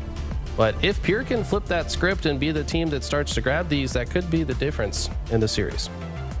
I think Pure should provide a little bit more pressure and things to think about when power-ups and power weapons come up. I think Druck is going to be a big reason why. And look at that, 99, perfectly synced up with her hive mind. Starts off the man himself, finally able to compete in HCS London. Hope that's the case the rest of the way as we kick off game number 4. Druck with the QT to work with, but not much space behind him. If he were to QT activate, it goes right back to where he started. Doesn't really have much room to work with. There it is. Because of that, he goes down easily to the headshot from Boo Boo Doo Boo, and my God, he's got another snipe. Got the snipe, and he got the... Wow, do you see that precision with the most precise throw of a weapon off the map I have ever seen? He was so far away, but he gave himself enough momentum that the sniper carries the momentum that he died with so that it falls off the ledge. Wow, and last shot just has to sadly, like a friend falling off a cliff, you know, just watch it as it happens. And now they got a little bit less to work with, but they've still got a lot of hill time here. Man, that was unbelievable. I have to imagine Precision had a quick click up. What sensitivity does he play on? Jeez, as Falcated, 1v1, Falcated and Cherished. Top mid is where they battle, and they'll both go down, so that inverse flips. You saw 3 down for each team, and now everybody coming up off spawn except Falcated and Cherished, who previously traded out. Hill time in control, though, for Pure in game number 4, needing just about 10 seconds left. Yeah, this feels like Sentinels know they have to play perfect here. By the way, this has just been contested this whole time. Very mixy situation, but Pure's going to come out on top. They should secure this hill. And Sentinels are not in a great position to be set up for next. You see Falcated cross top middle, but he's already being shot by Talik, who was previously holding that nest position, so crucial for the first hill. And I like this play from Falcated. Completely disengage, wait for his teammates to come off spawn. They need to make a coordinated effort to break this setup. This is one of the hardest setups to break. Cherish going on a recon mission, trying to find the Falcated that he got shots into previously, but Falcated takes him down instead, and then with the melee combination onto Talik, pugilistic reversal takes him down. As Sentinels do a great job there. They let Pure previously score and gain points on the next rotation, but Sentinels seem to be in more firm control of the snipe tower because of that risk-reward balance they played, with Falcated going back to the dummy side, or I should say screen door side of the map rather than pushing straight through. Because of it, Sentinels have flipped hill number 2 on its head. You see the way they just set that camo situation up? Like, Sentinels just has a better game plan for when the power-ups are spawning. They just secured a camo while in the hill because Falcated was top tower. Precision just sat and waited patiently by cuts. Lethal wraps through key door, and they all time it perfectly to win the fight by camo. Precision's just going to stay out here to deny access to this lane because he knows Pure want to push this lane to break the setup, and that was just honestly perfectly played by Sentinels. I don't know if they could have done that any better. Agreed, Eli. And I especially love the play there from Lethal, working through to maybe the rotation on the next, right? But even if he goes down, it's okay because he's pulling attention on the opposite side of the map. A big reason why Sentinels were able to take hill number 2 cleanly. Even 3v3 gunfight once again. Boo Boo versus last shot. Boo Boo with the double kill. Lines up a quick scope onto Druck. Now Talik pushing through. Boo Boo Doo Boo setting his sights, timing that reposition with the reshielding of that Molnar armor. It's back into the mix, lines up another no-scope, takes it onto Druck. Potentially lining up another one on the last shot, does not get it, but my God, Boo Boo Doo Boo with the sniper has been so consistent, earning body shot after body shot. That has to be a little frustrating. Yeah, I mean, to play against a guy that's never missed, like you feel like you have a good timing to hit something, then all of a sudden you're one shot out of nowhere from the body shot. It just completely slows the momentum of whatever you were trying to do. But even still, despite Boo Boo getting some decent value out of that sniper, he gets taken down. Pure get a decent setup. But look at this, Falcated able to just comfortably walk through sandbags. There's nobody here to stop him crossing the top of the map. That area was cleared by his teammates before he arrived. He's got the QT here as well, so I expect him to deal some damage and then blink back to safety. In this case, he recognized that he wasn't going to be able to do any extra damage, and now he goes back. He jumped before he portaled, by the way, so that he would get some extra verticality on the other side, carrying the momentum through the time warp, the wormhole that is the QT. And although it was a cool looking play, it doesn't pan out. Pure do secure the second hill, and they've got a 2-1 lead going into the fourth hill here. Pure are just responding much better than what we saw in games 1 and 2. Now with the 1-2 match here, Pure in the lead, but it's Sentinels who earn the early rotation over to the mud side hill. Cherished flanking, but Falcated with precision is able to take him down. Wow, precision cross map shots now in the face of Talik, earns the double, make it a triple. Scanning for that overkill. Last shot on the other side though, unless he had the QT to portal over there. Not gonna get it. Last shot does get lethal though. And with camo up, that could have just earned camo for Pure, and that's huge. You don't want to see Sentinels with it, but this is one of those instances where, all right, we'll give you the sandbox, we'll give you camo, we'll take all of this hill time, though, and that's exactly what Sentinels have done. They've gotten so much of this hill before the Pure push has arrived. They do still have that camo lurking somewhere, not sure where, but Falcade in the perfect position to shut down the top mid rotation. Cheris utilizing the camo to push out this B side, just cover this side of the hill. Now keep in mind, best setup for this hill, you want to have a guy tower and a guy on that green side. So Druck gonna be the guy that picks up that green location. Talik here to cover the flank on this side. But look at the push from Sentinels. They know what Pure are going for. Perfectly place a grenade and now push B out with good timing. They've got foot in the hill while they fight, and this is extremely efficient on the side of Sentinels. Druck looking to stay alive. Oh, lethal coming through the backside. Takes down 2. Druck and Last Shot both go down, and it's tied 2-2 though. Sentinels, after that double kill from lethal, are able to cap the mud side hill, and here we go. Hill number 5, top mid. It's going to be a mosh pit. This is definitely the most chaotic hill. Most of the time, you're going to see non-stop grenades, explosions going off top center. Both teams going to usually fight for control of the tower, but notice that pro teams are also starting to favor, you know, if they can't get the tower, they'll at least go sandbags, as we see Pure does here. They want to apply some immediate pressure. Falcated with the double body shot, no scopes. Druck now owning control of the tower, but Precision still getting hill time, at least for now. Impressive for Sentinels to rotate from that back mud hill to top mid and earn the first 50 percentile. But as I say that, 2 go down for Sentinels. Druck looking to continue to make sure that Pure has numbers advantage. Great job spotting out Falcated. Could have been a thorn in the side of Pure on the flank, but Druck annihilates him, takes him down. Druck now just looking to play Gatekeeper into this hill, but there's too many members of Sentinels there. They're going to be able to take that through their own brute force. Precision trades out. Lethal now pushing up on the cuts. Talik takes him down 1v1, but he's going to get cleaned up, I would imagine, as Talik will in fact get cleaned up, and Talik goes down. Falcated with the double kill. And how many times, Eli, have we seen 3 go down for Pure and the camo or the sniper up for Sentinels? They take advantage of it. They also take that hill, make it a 3-2 game. I mean, how good have Sentinels been at multitasking? They're not only securing objective efficiency, but at the same time securing map space that earns them kills to secure power items. I mean, the efficiency is off the charts for these guys. But like we said before, Pure, they've been playing very well, but the difference maker has been the items. I mean, Sentinels just more effective at grabbing them. If Pure can grab a few more items, you have to think they'd be in the lead by now.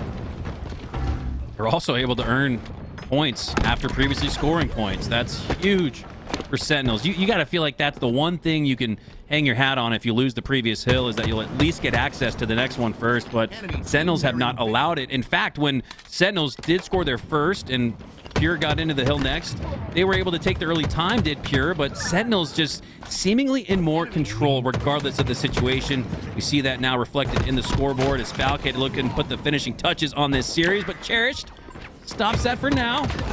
Boo Doo cleans him up though, and Boo Doo could also clean up this particular hill, but some close A spawns for Pure. give them a chance to contest it. They're in the hill contesting it. Boo Dooba just looking to stay alive, avoid this frag. Oh my God. 3 come through. 1 finally takes him down. It's from the last shot. Lethal goes down after it. Uh-oh. Valkated needs to win this double, or this could go to Pure to tie it. Where will the spawns occur for Sentinels? What an insane job by Pure to just contest the hill the whole time. If another member of Sentinels got the kill on the contester, the series would be over. But Pure, with a sliver of hope, with a sliver of life, they have a chance to secure this hill. Precision opting to fight in the big door side first. Maybe prioritizing. Lethal for the win! Lethal so clutch. Can he do it? This is so mixy. Lethal for the win! They get it! And while Lethal may not get that last kill, it was still a clutch play from the veteran. Got the damage in and then backed up, let his teammate finish it off. As Sentinels finish off the series 3-1. So impressive from Sentinels. Pure put up a hell of a fight for sure, but in the end, I really do think it was just that efficiency that Sentinels is bringing to the table today. Yeah. Playing so well around each other, the teamwork, the bait and switch, the map control, the position. I mean, it's just all looking so good for Sentinels, and they look poised to take down the tournament today. But Pure will have another chance to earn their way back into a rematch in that lower bracket. I think that is going to do it. Sure, yeah. Oh, production giving us the chance to come on the camera and say goodbye. I just want to say this has been so much fun, Hunter. I've been actually looking forward to this ever since Sunday. Like, I was like, man, I wish the tournament just ended today. Like, I wanted it to happen. And then every day I'm like, been looking forward to this. So this was a lot of fun, man. I can't wait to do the next one. Yeah, these are really moments that we cherished. I know he took the L in that previous one, but still had a good performance. And I think looking good with Pure. We're going to have to hop on board with Tony and Tools, or Active, I think we'll have waiting for us after this. Not sure exactly who we have on the other side. We'll have a talent switch, but I'm very curious to see where Pure will end up, see if we'll have a rematch in the grand finals, maybe even a reset. But that'll do it for us. We're going to toss it to a quick break. We're going to set up for the next matches. Plenty more Halo to go, though, so don't go anywhere. LBT will be right back.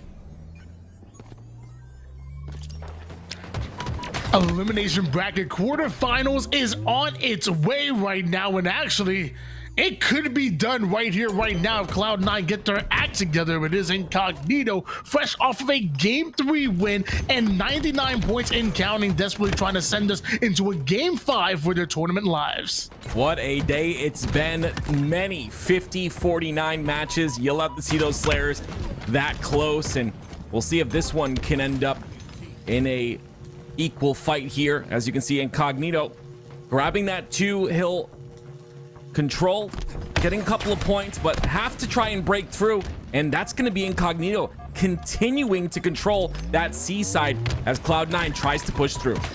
113-15 lead in favor of Incognito, who once again put a double cap on the board.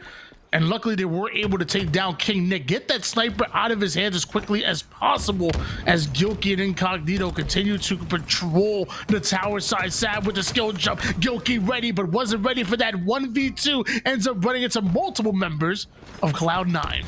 Yeah, really good job by Cloud9 there to go for that skill jump like you mentioned, but also have another player that can double up. That way they guarantee that bit of control, but looks like Incognito have flipped the map just a bit. They decide to let go of C, and they hold A and B, continuing once again to gather those points up to 146 now. Crazy that Cloud9 currently are in a 2-1 lead in this series, but you see how dominant of a performance Incognito are putting here on Stronghold. The double cap is locked in, and Cloud9, who were struggling to break it, actually just put Incognito 3 down to Septify, hopping right on Bravo. Well, you see the wipe. It's 4 dead for Incognito. Now it's a chance for the side of Cloud9 to not only get A, but also set up directly for this camo that's spawning in 5 seconds. You'll see Tusk try to get that space on the map, and of course Incognito with the counter push onto that nest side. But the question is for me, will Incognito take advantage of that pressure on the nest side and get the camo? And yes, they do, but it ends up getting burnt. 3 down, Incognito. Great job for Barco being attacked from the A and the C side, and somehow still was able to get that burn on the camouflage. The quick sense, quick reaction time, almost was able to stay alive. Cloud9 really wanted to make sure they grabbed camouflage to help them as they try to hold on to Bravo and Charlie at the moment. Only 30 points on the board for Cloud9. Meanwhile, Incognito, they've been cooking. Trip cap is locked in. C9R2. Yeah, Cloud9 with that trip cap. Now they have to pressure off the spawns here, right? You know the spawns are coming out onto C. You got to pressure as a squad. The spawns do flip, though. Barcode finds a spawn on that A side. So it'll still be a double cap here for Cloud9, and they'll take a double cap at this point, Tony. Lots of points to cover here. They're still down by 100. It seems like Cloud9 really have woken up here in the second half. 71 points and counting, and Incognito, who were rolling literally all game long, now seemingly are the ones that are struggling here on the map to get any kind of clean round of slays to lead to any objective time. There's another 3 down, and the 4th eventually falls. Incognito continue to get cycled time after time. Cloud9, I don't know where this was in the beginning of the game, but I am loving it right now. Cloud9 are back. Well, they do still have that double cap, right? They don't go for the triple cap. They instead decide to go for the high percentage play of holding B and C, and it's of course Barcode with that snipe in it. I'm sorry, Descendant with that snipe in his hand. He'll fend off the pressure that's coming in from that Nest bridge side, and that might be a little bit of enough to bring them into this B side. But once again, Cloud9 continuing to pressure through. Incognito, they do get a couple dead. Tusk wins a massive fight though into B. Yo, hold on, Tim, correct me if I'm wrong. Wasn't this a 131-15 game at one point? Yes. Incognito have put 31 points on the board. Meanwhile, Cloud9 have put over 100 points. But we have seemed to stabilize. We have seemed to weather the storm right now. Have Incognito back in the scoring lane at the moment. Bravo and Charlie in their hands, and Sab and Cloud9 look to break their setup. An important position that Cloud9 want to take over is that back green side, and both Gilkey and King Nick are the first ones to hit the black screen, and Cloud9, they take Bravo right back. That means they're scoring. Yeah, it's again Cloud9 on top of those slays, and that frees up some space for them to get that B site. And, you know, little by little, they continue to bring this score back. Like you said, it was a large deficit for a long period of time here for the side of Cloud9. But with that double cap, not overextending for that triple cap, they're able to bring this game back. Once again, though, it's Incognito that get a couple dead and take advantage of it immediately. Cloud9 doing the push for the trip cap, and they lose both Bravo and Alpha almost immediately, but they are here towards green, and one more round of slays could lead them to taking Bravo right back. Barcode is the black screen. Descended not able to take down Suspector. A bit of a 2v2 scenario, and we see the QTB pop, but is nowhere to go but off the map there, fighting tooth and nail. Both teams emptying the tank. It looks like Incognito momentarily winning that engagement. They still scoring. Yeah, it's a 3-for-3 trade, but it was Incognito, like you mentioned, that come out on top of that trade as they continue to score here. An A-B setup for them locked in, and now it's up to Cloud9 coming off that 3 dead to make something happen. 209 to 140 lead. Incognito back in control at the moment, and the moment that Cloud9 are able to push after Alpha, it's simply out-rotate them and go for Charlie. The game plan here for Incognito, but now Barcode taking a lot more damage than expected, maybe biting off a bit more than he can chew. Septify doing the same. He will be pushed. One nade connects, but the second will not. 224 here for Incognito. Cloud9 need the slays. They need to stop Incognito from scoring. They just put the multiple down, and Cloud9 push forward. Yeah, Barcode did all he could in that scenario. Stayed alive versus 3 different players for a lot longer than he should have. It created a bit of time, but Cloud9 still come off a spot on that A side, and they still break through the B. They have AB once again, and they've got to slay, make that 2, and make that 3 if the Senate goes down as well. Cloud9 seemingly clawing their way back into it, but Tusk nowhere to go, I would imagine, except for the black screen. And another engagement that Incognito take control, and they're gonna earn Bravo because of it, and they have no problem swapping out Charlie for Alpha once again. Yeah, there's the rotational gameplay once again that we see here, and this has been the big thing for Incognito. If you're Cloud9, you normally go for the triple cap in this scenario. You try to do your best to bring this game as close as possible. All of that work that Cloud9 have done here is being eliminated by just a little double cap by Incognito.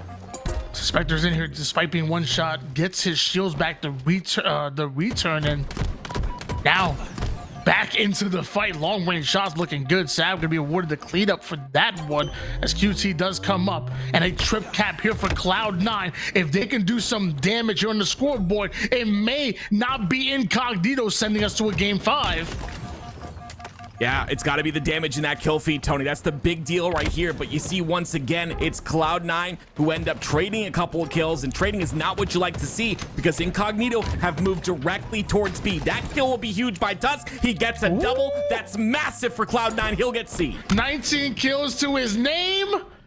But doesn't have his life anymore. That was a full squad wipe in favor of Incognito, and once again, Incognito right back in control, maybe for the final time, because Bravo and Charlie are gonna light up red here, and Alpha may just do the same. This may just be the nail in the coffin as Cloud9 have to push 2 bases at the same time. Charlie, it changes hands. They hop into Alpha right in the nick of time, but Barcode with the perfect shots, perfectly sending us to a game 5. Just beautiful by the side of Incognito. They were in control the entirety of that game. It was Cloud9 hanging on by the skin of their teeth, as my dad used to say, and that's tough, right? There's not a lot to work with there. Cloud9 try to fight their way back, but it's not enough. Incognito come out on top. There ain't much skin on the teeth. I don't know if you look there. I mean, I guess that's where the saying comes from, huh? Yeah, I think so. Literally taking it to the wire right there, barely crossing the finish line. Was a photo finish, and eventually Incognito hold on to it and send us into that game 5. And yeah, Tim, I think we a little lucky. Whenever we hop on some broadcast, we get to cast a little bit. We be conjuring up the game 5s. I don't know if it's the players anymore. I think it's us. Yeah, I think it might be us. We get a lot of game 5s. we get a lot of game 5s, and we got another one here. Once again, as you can see, a little bit of a look at the elimination bracket. It's Reversal Perfy who just scored. There you can see up 2-1 versus Bittersweet. But of course, we have our game 5 coming up here. Cloud9 versus Incognito. And I believe, if I'm not mistaken, Tony, Cloud9 were up 2-0 in this series, so this could be the reverse sweep for Incognito. And if they play like they did in that last game, my goodness, I mean, I think they win this one. I thought we weren't allowed to say the RS word. We're allowed to say the RS word again? Yes, I've deemed it okay. Yes, Tony. Wow. We can say the RS. Reverse. I make the rules, Tony. My bad. I didn't even know. My bad. The reverse sweep could be coming here.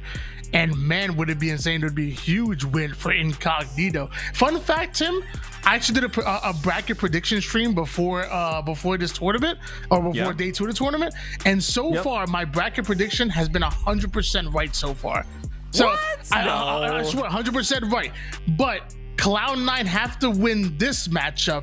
And then on the opposite side a little bit tough because I wanted to go reversal perfy, but my chat kept saying go Bittersweet, so I switched. If Bittersweet and C9 win it, my prediction is still 100%. That because I've been doing bad on the predictions lately, so I'm trying to get back in it.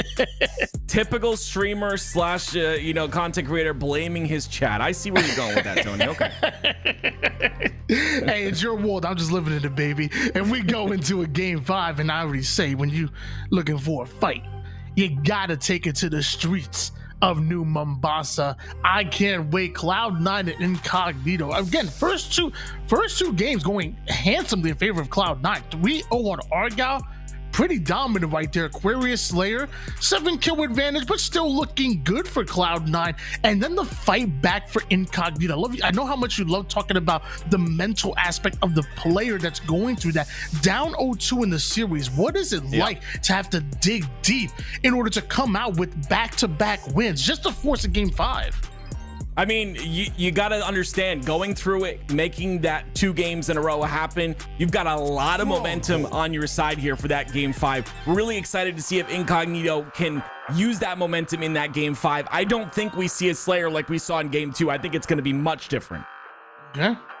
Well, looks like one of our matches are ready. Oh, actually, both of them are getting ready. So we might hop in just a little bit of Reds action. We're gonna hop right in and get ready. As long as the match is going in, the lobby's getting locked in. Might as well stay with our feature matchup again. That's Incognito going up against Cloud9. And Streets have seen many different changes, but now camouflage spawning toward the mid map instead of rockets.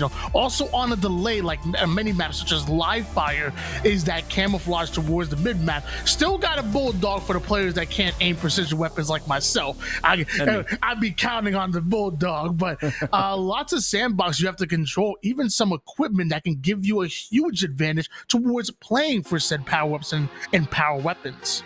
Yeah, we've seen some of the sandbox be deleted from this map, right? The Sentinel beam's gone. There's a couple things that are not on the map anymore. Rockets, of course, but I would argue the camo at the very center of the map is much stronger than rockets. There's a lot more plays to be made. You don't have 2 rockets to work with where you've got to go for that trade. We've seen many games towards the very end of a game 5 or even a game 2 where someone has the rockets and there's just a lot of slow play that goes on. Instead, with camo, there's playmaking potential, playmaking ability, and that, for me, that's going to be very exciting. As you can see here, it can be Super CC on your screen. Elimination quarterfinals still going on here. I'm excited to see if Bittersweet can bring this to a game 5, Tony. We can have 2 game 5s on our plate here. I mean, I'm gonna be a happy eater. What? A happy eater? Yeah, I'm hungry. Leave me alone. I want game 5 for dinner. I'm always happy when I'm eating, but it was a similar predicament as Bittersweet right now. The same way the Incognito was in a kind of a must-win situation in order to force that game 5, and Bittersweet kind of starting off the way our Incognito did with the 57-0 run, a trip cap now being locked in. Bittersweet have this whole map on lock. Yeah, like we talked about before, it's not the players, it's definitely us, Tony. I think we're gonna get into another game 5 here. 79-0. They had a triple cap locked in momentarily. That's gonna be deleted with that C cap, of course, but it's common. From the side of reversal, Perfy, with 3 of his teammates dead, has to make some sort of a play here. This would be a massive win on the B, and he gets it. I'm not sure if going into B is the right play, but he'll get B at least almost completed here. Yeah, surprisingly get naded out right there, down to 1 shot or just about over towards the B hole. Usually that's nade sitting, going over there and taking you out, but the double cap is locked right back in. Reversal Perfy now the opportunity to claw the way back into this one. And Common with some good shots, but the portal doesn't get him out of dodge.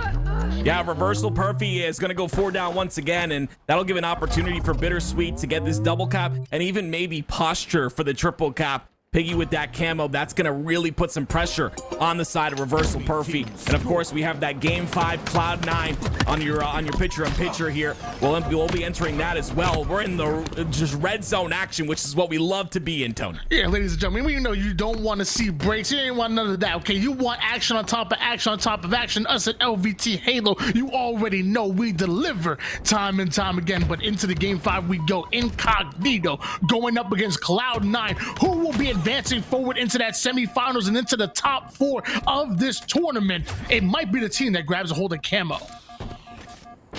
See Septify in the mid map there. He's going to probably go for that camo. There's the Shroud screen as well from Tusk. That's 3 down for Incognito. Descendant is the first one to spawn. They get those back A spawns. Cloud9 right now in full control at the moment. Let's see if they can take advantage of that. They've already got a 2-kill lead. Sav is going to climb up toward the ATM side. Tusk's already taken down King Nick off of screen here. And now you see Descendant kind of trapped over towards Cafe, nowhere to go. And that allows Cloud9 an avenue to just push right through. The pressure is on, but Septify, he's back down. Suspected with the active listening. Septify should be dead right now. But that's what happens when your brother has your back.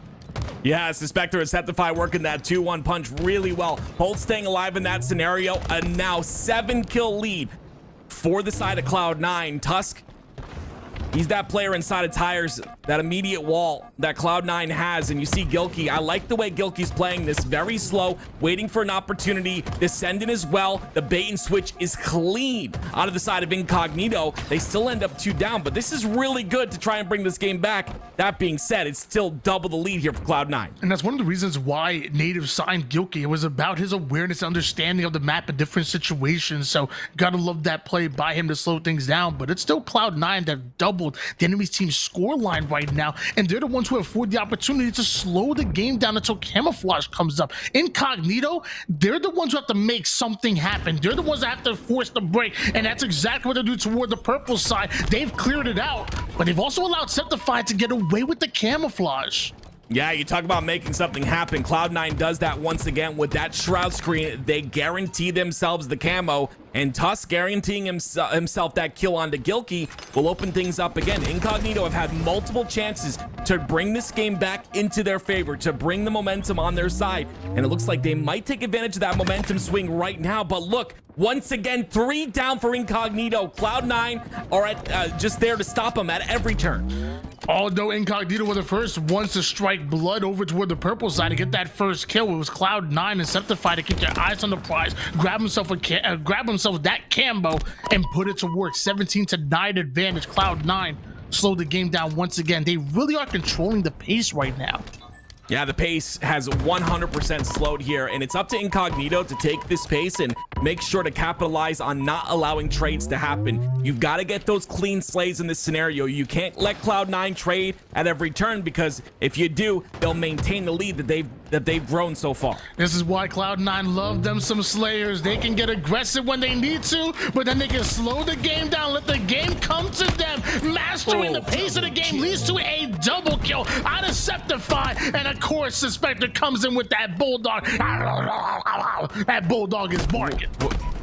Whoa. I thought I was casting with Tony, but I guess not. I guess I'm casting with a pit bull. That was not a pit bull. Come on, that was obviously a husky. What is wrong with you? Oh my bad. I'm sorry. Maybe it's your fault. Maybe it was just not husky like Tony. But here we go.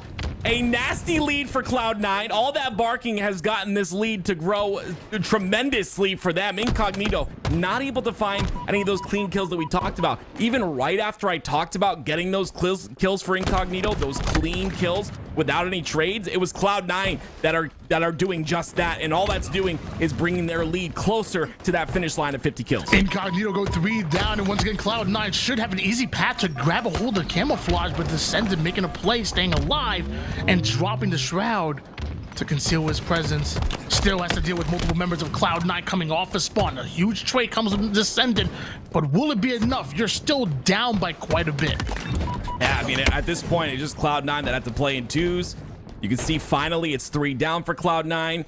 Incognito are going to need 4 or 5 more of those in order to bring this game back. That's why Slayers are just so tough, right? You allow that lead to happen early, it becomes nearly impossible to bring that to bring the game back in your favor. Even a camo, you're only going to get if you're lucky, a swing of 3 or 4 kills, and even then, that's really difficult for either one of these squads. So Incognito really have to pull something off here.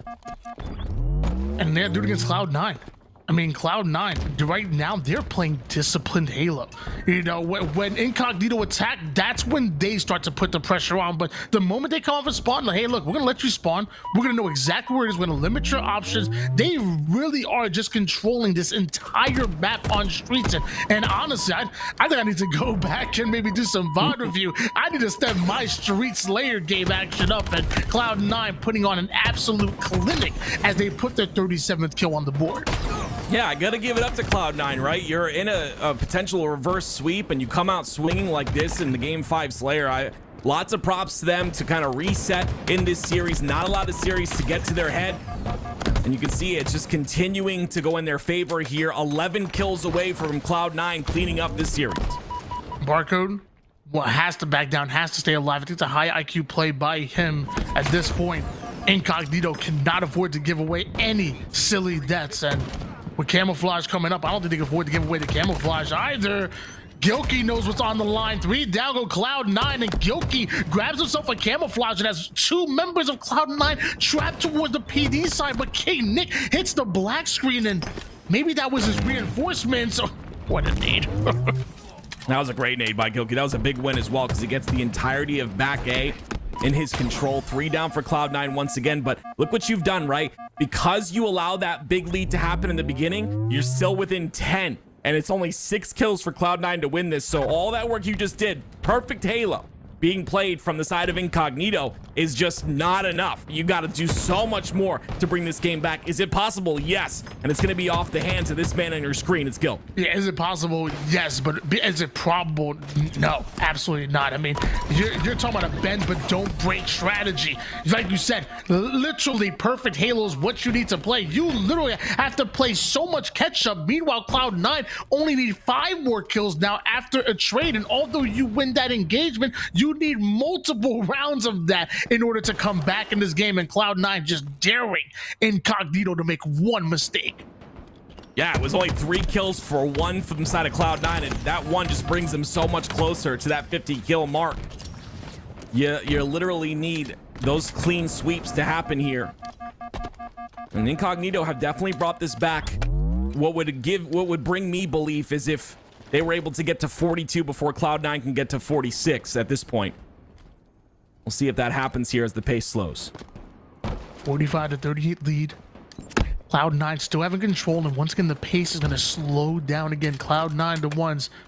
They want Incognito to push forward. They want to force Incognito to make a mistake. And with 3 members over toward the purple side, can Cloud9 identify that the push is coming in fast enough and be able to adapt? Because the Spectre's down to 1 shot. And so are multiple members of Cloud9. They need a kill here, at least 1. You don't want to let Incognito back into it. Not like this, as Tusk goes into the shadows to stay alive, emerges back with full shields. BR ready to fight. 46 on the board for Cloud9, but look at Incognito. 42 for them. Yeah, Incognito played that really well. Once again, they went for those clean kills. They utilized that shroud screen. Now they're within 3, but Cloud9 only need 3 more to win. Make that 2. Long range shots versus Spectre will back out Gilkey at least momentarily, but watch the names that are coming forth. 49 on the border for Cloud9, just looking for 1 more, but right on their tail is Incognito. The fact that Incognito were able to bring this game so close is crazy to me, and nobody dare going for that camouflage, at least not easily right now, because you know that's just bait for both of these teams. Yeah, 100%. You can see Skeptify definitely gonna be pinging that camo towards the bottom center.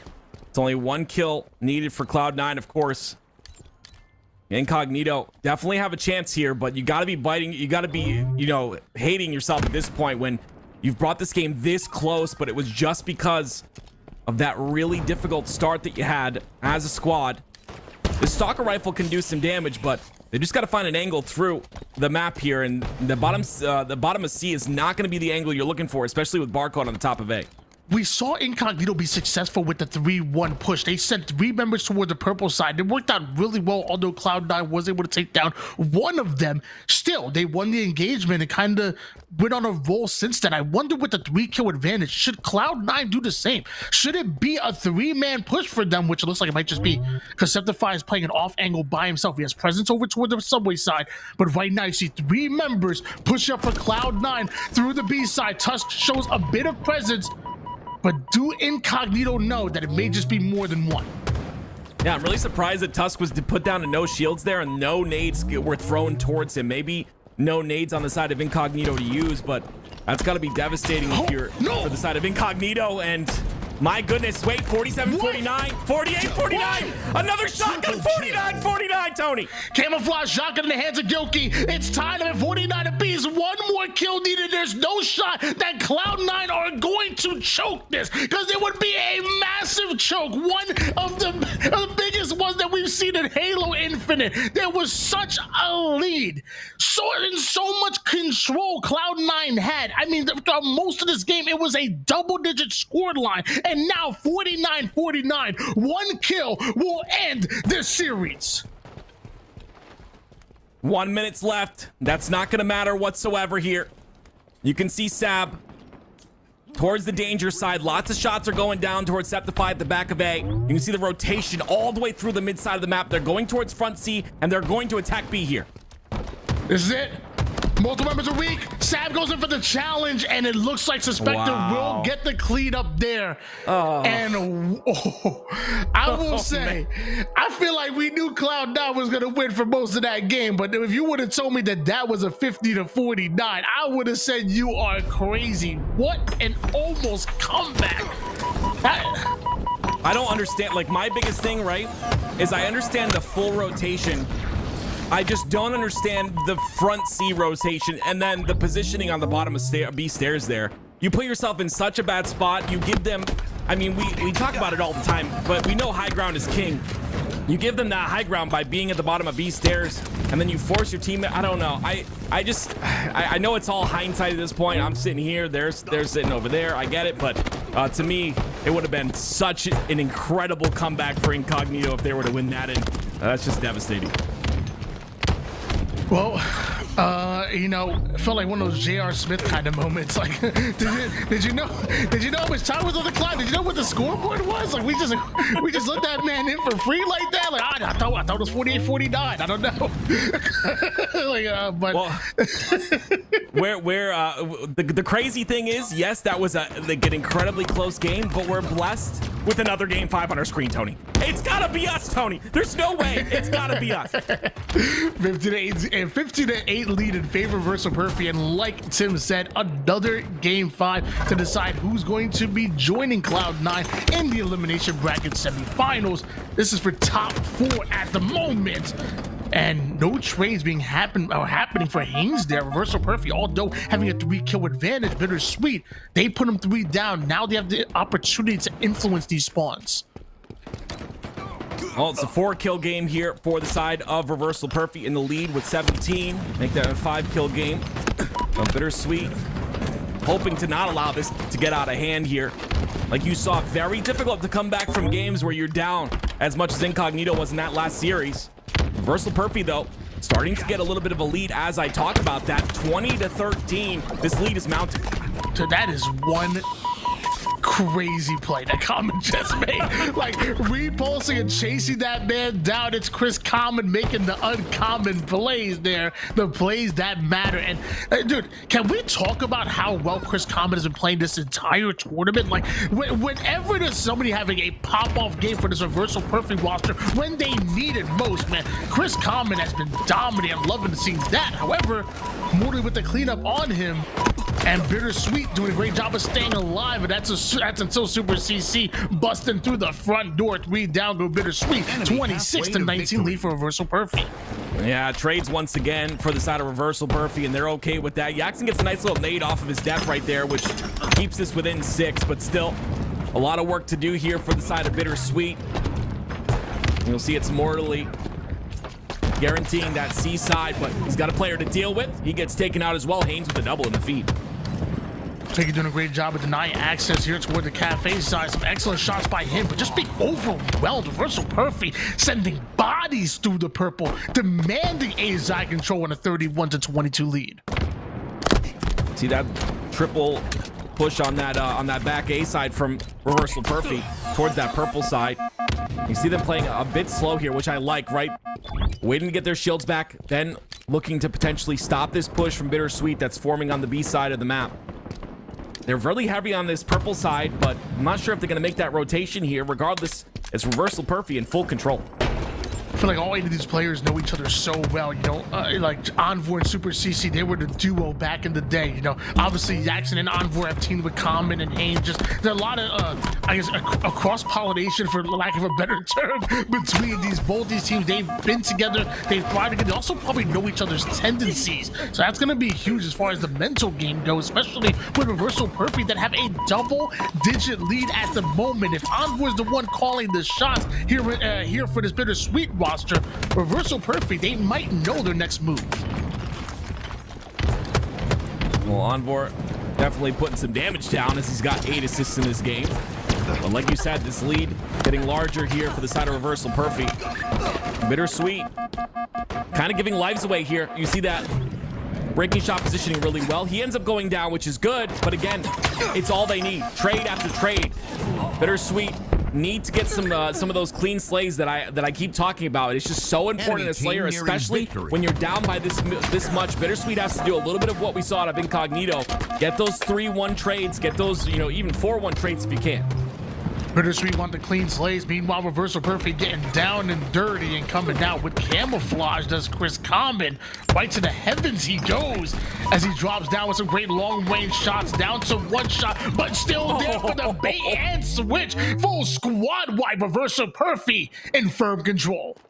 Yeah, I mean, I mean, I don't know. I wouldn't see a world where they don't win this. I mean, just beautiful job by Common right there. Even with no shields, utilizing this camo to its fullest potential. They only need 5 more kills now. 2 of his teammates are dead, so he's going to try to make a play here.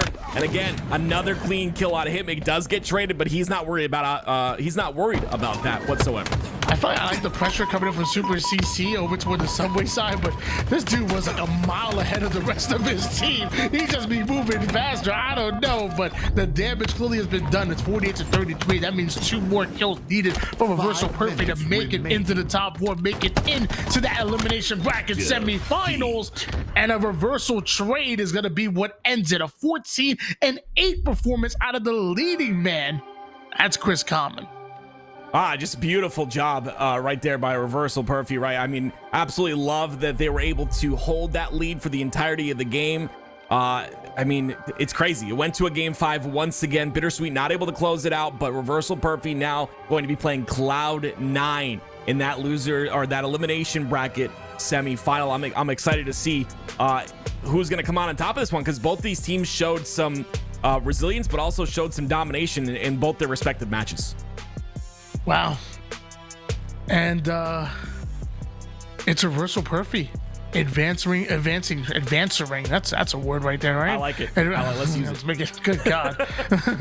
hey, Perfy's a word. I guess we're saying reversing is, but no, it's Reversal Perfy that ends up advancing forward. And it's a bit bittersweet because obviously, you know, it's great for them, Reversal Perfy. I'm really happy to see them shine like that, but it also sucks to see Bittersweet's tournament end that way. You know they wanted that win. You know they wanted to propel into the elimination bracket semifinals. But today, today belongs to Reversal Perfy, and they go up against Cloud 9.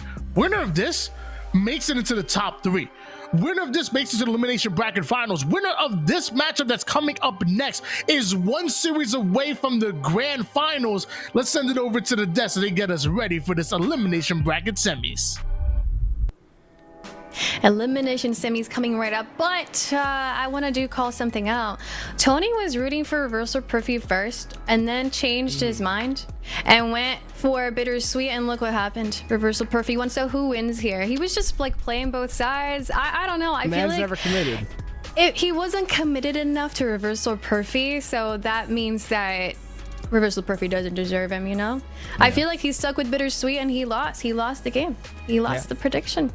You know, it's what he gets for playing both sides. You know, it's just whatever side he was going to be on, they just weren't going to come on top. I demand an apology to Bittersweet. Feel like Tony really robbed them of their opportunity there, but Reversal Perfy playing great Halo. A lot of game 5s, huh? Look, 3 game 5s just back to back to back. It's been incredible to watch thus far, and I feel like we saw a little bit of an instant classic with that Cloud9 Incognito game 5, the triple kill from Gilkey to get the 49 all, the pushing around. I'd say a little bit anticlimactic with the kills over at B Stairs, but one of the best game 5s we're going to see in Halo Infinite. I will say this is the beginning of Split 2. 90% of those pro points they're gone. So now I feel like that's probably why these teams are taking their chances now at gaining as many pro points as they can right now without the top 5 teams being in this open series. Obviously, Sentinels did sign up to get an early start and maybe get some practice in too. So they're sitting up waiting in that grand finals right now. And here are the pro points tools. What are your predictions coming up to this tournament today? I'm feeling like Sentinels probably takes the win, but I'm keeping an eye on Pure. Yeah, obviously Pure's look like contenders right now to do something, but Sentinels I feel as if are just that one step ahead. Cloud9 been pleasantly surprising, right? I felt like they were gonna throw away that game 5. They come up, they clutch it, they won their big match. I still see a lot of promise in that Cloud9 roster. Would love to see them continue on that trend and make it to that elimination finals against Pure. Reversal Perfy versus Cloud9. Reversal Perfy has been playing incredibly well. Also, like a lot of game 5s here for them. What can you tell me about this squad? Just resilient and been playing with each other for a while now. These 4 players just seem to be grinding it out, which I think is important, right? When teams so often get together, they don't stick it out for the long run. Obviously, there's going to be changes that happen, but the core 3 have been there for a while with Common, Haynes, and Breaking Shot. You add Super CC to the equation, a missing piece that I think has really elevated this roster. I really like how they look with Super CC joining them, but I'm just a massive Super CC fan. So anytime I see Chase on a team, I'm like, I like this team. I'm going to be rooting for them. But two teams that have a solid place in my heart going up against each other, it's going to be a heartbreaker for one of these sides. In Cloud9, we have like a super incredible team there. They're so talented, and now they're playing to hopefully qualify again for Atlanta. Suspector, also one of those players that just really shines in this squad. It's just been, he's such a high damage player, super high ceiling, and also Tusk. Tusk has been playing fantastic ever since LVT Orlando. It feels like he got in, has started just making absolute waves for his team, and it feels like Cloud9's about to hit that next precipice where they need to be. The problem is the team that's waiting in grand finals, right? Sentinels. They're a team that's top 6 on land, right? Every other team weren't able to get that top 6. You can see their pool's already locked. They know what's going on. To them, this is practice and making sure that they just keep themselves as ready as possible for the competition. I will say already, when you look at Sentinels, you don't feel necessarily safe in that pool. That's a tough pool with Shopify Rebellion joining them there, and then you're gonna have the number 1 team in HCS points, which very well could be Cloud9. When we looked at that leaderboard, they were the number 1 team in the bubble. So if they don't qualify through the last chance qualifier, or if they're gonna be the qualifying team through just pro points alone, that would put them squarely in that Sentinels Shopify Rebellion pool. Look at that that last half of that North America pro points there. You have Cloud9, like Tula said, Proton Gaming, which is a question mark right now, and then Native Gaming and Reversal Perfy sitting down there. But with everything going on with roster mania, I feel like this entire bottom feels like a question mark to me. Yeah, I mean, everything's question marks. I mean, we had some of the biggest roster mania just happen like during the stream. Yeah, just some huge devastating news. In my opinion, I'm low-key like a little heartbroken that we're not going to be seeing Nick win compete for the rest of the year. Yeah, you know what? Maybe Miquin's going pro and who's that Halo pro? Maybe that's what it is. Here's the tweet in case you guys missed it. Maybe he's going pro and who's that Halo pro? He's insane at it. I want to ask him how he does it. But here's a tweet in case you guys missed it. Miquin tweeted out, why can't I read today? Not really going to go in depth, but I'm stepping away from competing. Does this mean to you that he's fully retiring or just stepping away for a little bit? I don't feel like there's so many people that don't want to see him go. He's been competing since 2009. He started off on Halo 3, and you know what place he got on that first tournament? He got 80th, but then a year later, 80th? he got top 8 in MLG Dallas. A year later, and we're talking like the straight rip and triggers down era when he started playing. So it has been a while, so I could see how a player like him could be thinking about fully retiring. It's just we never like seeing players go, you know. Yeah, no, it's an interesting question because I still think there's gas in the tank for McQuinn. I think when we talk about any individual pro player that's probably had the most stress coming into his competitive year, I think it's McQuinn, right? He had to wait a whole year to play because he was working at 343 when the game came out. He got his first place when he gets top 4. It looks like he's on top of the world. Then Barcode starts to have visa issues. They have to play with their coach. Things just kept not going right. They kept having to make team changes. Like McQuinn truly had probably the most tumultuous result as a pro player since his coming to the league, and I feel like you can only take so much of that before you have to take a step back and be like, look, I need something that's a little bit more stable for a little bit and come back reinvigorated. I hope that we see him come back, right? He's a top 25 player of all time, has $250,000, I mean probably over $250,000 in winnings with the performances that he's had throughout his career. I'll always remember when he won HCS Vegas, I believe it was 2017. He gets they go up against Optic Gaming. It's in Las Vegas at like 2 a.m. They start playing grand finals. It goes 2 best of 7s. They reset the bracket. It goes like all 14 games, and I think they win their championship. I believe it's Envy's first championship, led by McQuinn, Hugh, Pistola, and the crew. I believe Pistola and Snipe down, and they're holding the trophy up at like 4 a.m. You know, the sun of the Monday morning is coming up, and those guys are playing incredible. But man, it's honestly a blow to me that that McQuinn's not competing anymore. I think it was very surprising how quickly this post went up immediately after that loss. So I wonder if there's a little bit of a I know it says that he's been thinking about it for a while, but it was such a quick reaction after that loss. So I wonder if there's a bit of an emotional response there from that heartbreaking loss for them. But maybe all he needs is a break and then come back, like you said, just ready to, you know, put that gas in the tank back to use. And it's just nobody likes seeing anybody you know, leave and retire. I see Muggsy in the chat actually said that it was against Liquid. Maybe I'll dispute that because I'm pretty sure like the Optic, the Dynasty, I'm pretty sure they made every grand finals in Halo 5. so if you beat someone, it was probably them, but I don't know. Well, if it wasn't Optic, then it would have been CLG. So CLG, Optic, Tox, like that, you know, it's all just one big team. Well, there you go. Here's the lobby, guys. We're just taking a moment to just give these players a chance to jump in to the lobby. We're waiting on elimination finals here. Is that where we're at? Yeah. No, semifinals. Ready to go almost. Here's the bracket. Reversal Perfy versus Cloud9 will be our next matchup. We talked about them, and I don't think we've actually talked about who you think is going to take this one. It's like I have to give the edge to Cloud9. Yeah.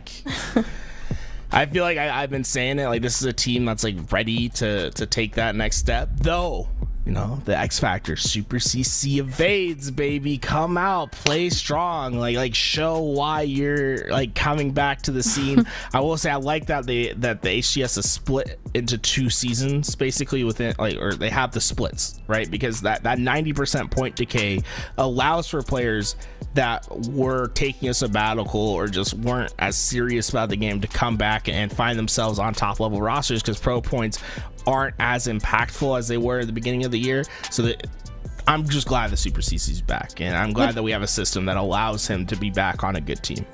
Yeah, and I mean that's why he's there now. He's hungry for these pro points, and they're right there, closing in on finals. If they take this win, they're just one step away from elimination finals of going up against Pure, but they have Cloud9 in the way.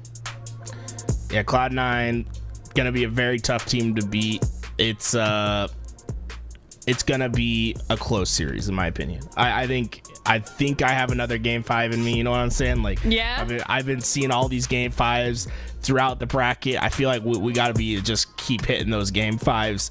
The question to me is whether one of these teams can come out and push Pure, right? Like Cloud9, they lost 3-1 against Pure in the winners bracket.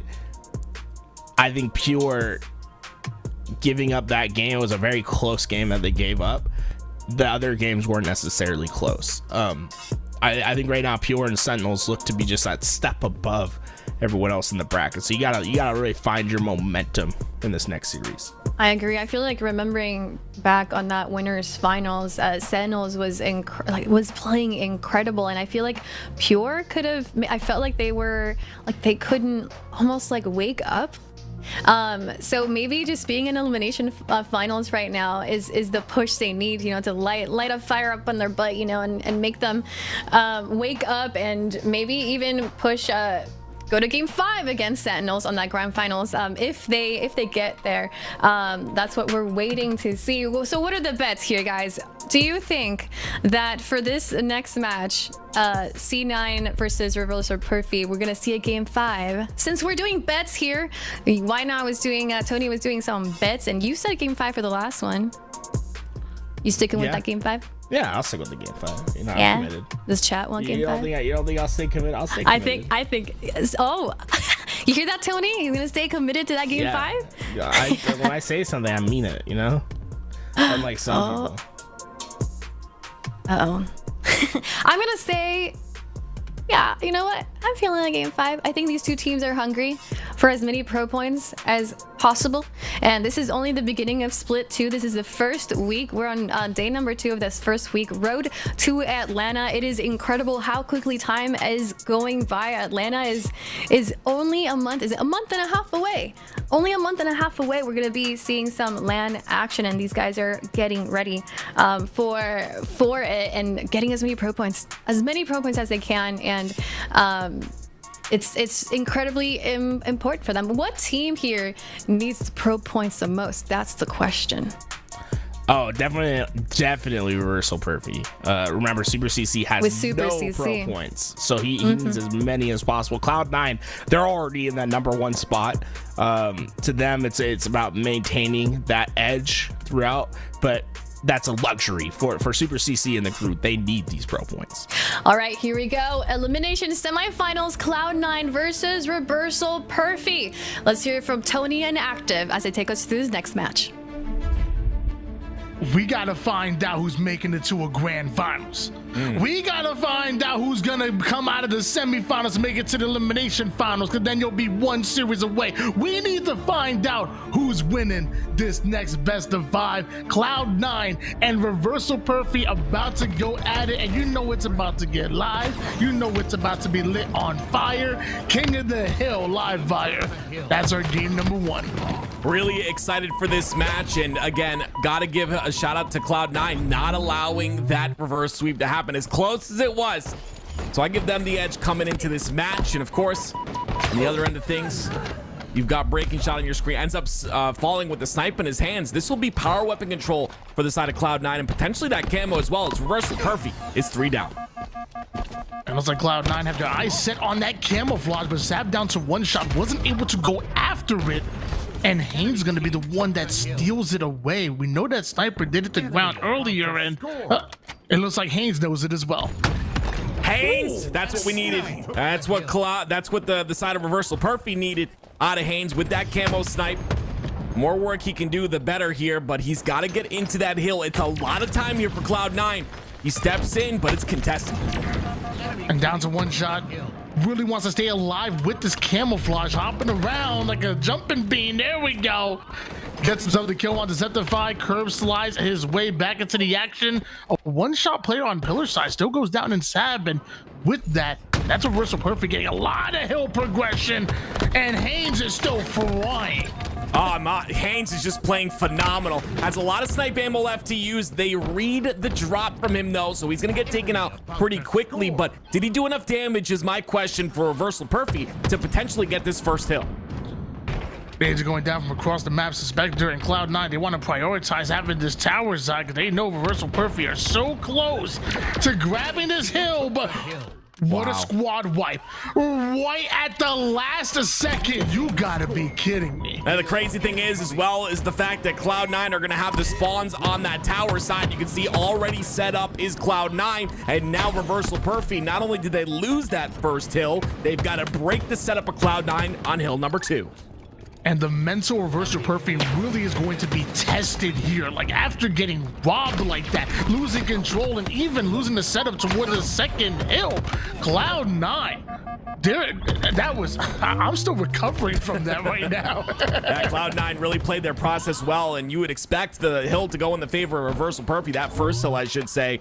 But it was a nice little break, like you said, a squad wipe, and then immediate control and forcing the spawns on A side. This is just beautiful. But as I say that, it's Reversal Perfect now have top tower control. They've got the setup locked in, and they've got breaking shot in one of the most powerful positions on the map. But they take him out of that position. Now 3 down, Reversal Perfect go. I mean, they had the hill progression, they had the slays they were looking for, but now we got to find out, can Reversal Perfect close out a hill? Because right now, Cloud9 take back control and take back that tower side control that you were just talking about being so important. One sniper bullet to defend the new snipe that's coming up. Repulses right back out of flying Haynes. You got to watch out for those. Yeah, I mean, Tusk is, dude, this is insane by Tusk. The fact that Tusk is still alive with all the flying Spartans on his screen, and he gets a double as well. This is beautiful out of Tusk. A 3-man wipe once again for Reversal Perfect. Cloud9 in control and potentially going to be getting their second hill of the game. I don't know if Haynes has unlimited, what's it called? Repulsors, or he just playing Halo 3 where you could just jump like there's no gravity, but like he was just getting some distance on those jumps, and eventually not enough though. Reversal Perfect now down 0-2 at the moment. Super CC finds himself getting first progression on this hill for Reversal Perfect, but will it be enough as they've just gone 3 down and now a 1v1 versus Suspector, who takes height. Super CC ready for it. Suspector with some great prediction names there, but it's Reversal Perfect still scoring. Yeah, we've seen this time and time again though, Tony, right? Reversal Perfect always have that initial hill control. But the question to me is, are they going to be able to withstand the pressure from Cloud9? Cloud9 do a really good job at splitting resources on every lane on the map. They're able to push in tandem, and what that allows is just a lot of offensive pressure versus a stagnant defense inside of A. No pressure, no space being taken here out of the side of Cloud9 when they have the hill. And you see Reversal Perfect, they might actually close this hill out. All that I just talked about is thrown in the garbage as usual, Tony. Reversal Perfect take their first hill in just a moment's time. And that was 2 rounds of slays going from them, and it's one thing I learned from watching Naruto: you gotta believe in yourself. And apparently Reversal Perfect, they believe it. They bounce back. That was what, 100% to 0 as far as progression on that hill, and just clean round of slays, something that we haven't seen from Reversal Perfect throughout an entire setup on any previous hill. Can they do it again? Now you have the assistance of the camouflage. Exactly right. You have the camo now to work with. My question is, what type of value will we see out of this camo? We see camo plays that amount to nothing, and we see camo plays that completely turn around a game. It's a beatdown for Super CC. He can't find anything else though. A trade is exactly what the side of Cloud9 needed. They are 3 down, and Reversal Perfect will get time on this hill, but that camo no longer in play. Reversal Perfect tired of getting bullied by Cloud9 here on Livewire. They have bounced back beautifully after being down 0-2, taking their first hill, but now a little over 25% done with this next one. We're trying to put 2 on the board right now. That's until Super CC catches a grenade right in the throat as breaking shot forced to back down. And Tusk, I didn't even know Tusk could move like that. That was certified to help them, but still, I like this movement out of Tusk. You gotta love he's doing the salsa. I could never do that dance. Not really active in the way of movement IRL, but regardless, that's not going to net them enough. It's still reversal perfy in the lead in this hill, and that nade might secure them a bit more time as the spawns come out on the A side. Your gamer tag and online alias is active, and you just said that you're not very active. Like, Not at all. Not in real life. Have you seen me in real life, Tony? I'm a house. I mean, your head is, but no, you ain't that big. That head is a ginormous, though. Good God. Hill incoming. Leave my head alone. See, Tony, look what you did. Look what you freaking did. You caused one player to lag out. Now we got to restart the game. It's all your fault. You know, why are you doing these types of things on your birthday? What are you doing? Not my birthday. King of the Hill, live fire will commence. And now I wonder, like, how do you... Like, I wonder exactly when did the technical difficulties happen and on which side Good of question. things. Like, so we saw 2 hills be gotten or attained by reversal perfy, but that last one maybe could be questionable. Or will Cloud9 say that, hey, look, if our player didn't have these difficulties, they wouldn't have captured the hill? Or will we go in even and just say, might as well full reset? It was tied up at 2 apiece. I wonder whatever the technical difficulties were. I wonder when it happened. Why you got the chat wish me happy? My birthday's in November. Like, No, it's not. Why do you they always wish me happy lie? birthday every day, and then when November comes, nobody wishes me happy birthday. They get birthday fatigue. You sound so sad, Tony. Tony, we literally had a birthday party for you at the LVT Orlando event. Why are you, like, relax, man? If any of y'all do that again, I swear I will There punch it you guys is. in the Look, throat. it's happy birthday time for Tony, guys. How do Everyone, you have this ready? this was actually today, by the way, guys. We're here today. This was not earlier today. today. This was the lunch today. Everyone wished Tony happy birthday as he had a nice little cake today. Just a great time. You know, Tony, I'm sorry I didn't get you anything. I know I'm a bad friend, but This was in Orlando. no, that was today, Tony. Relax. It was not today. That was right before this tournament. Don't. Why are you always lying? And Bukowski and Eli have been casting for like the last They casted on that literally table. 3 hours. None of this makes any sense. This is not real. I'm being gaslit by. Listen, you Can we talk about Halo? I feel like we were brought here to Yes. talk about Halo, Yes. and I don't know how we strayed into this. It's ridiculous.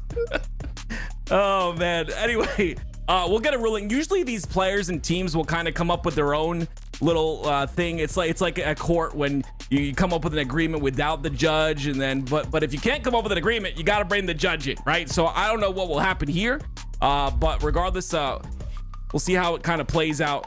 It looks like looks like a couple players left the lobby, Tony. Well, ladies and gentlemen, how about while we're waiting for the lobby to come in together, figure things out, why don't we throw it on a short intermission break while I try to convince you guys in the chat it is not my birthday.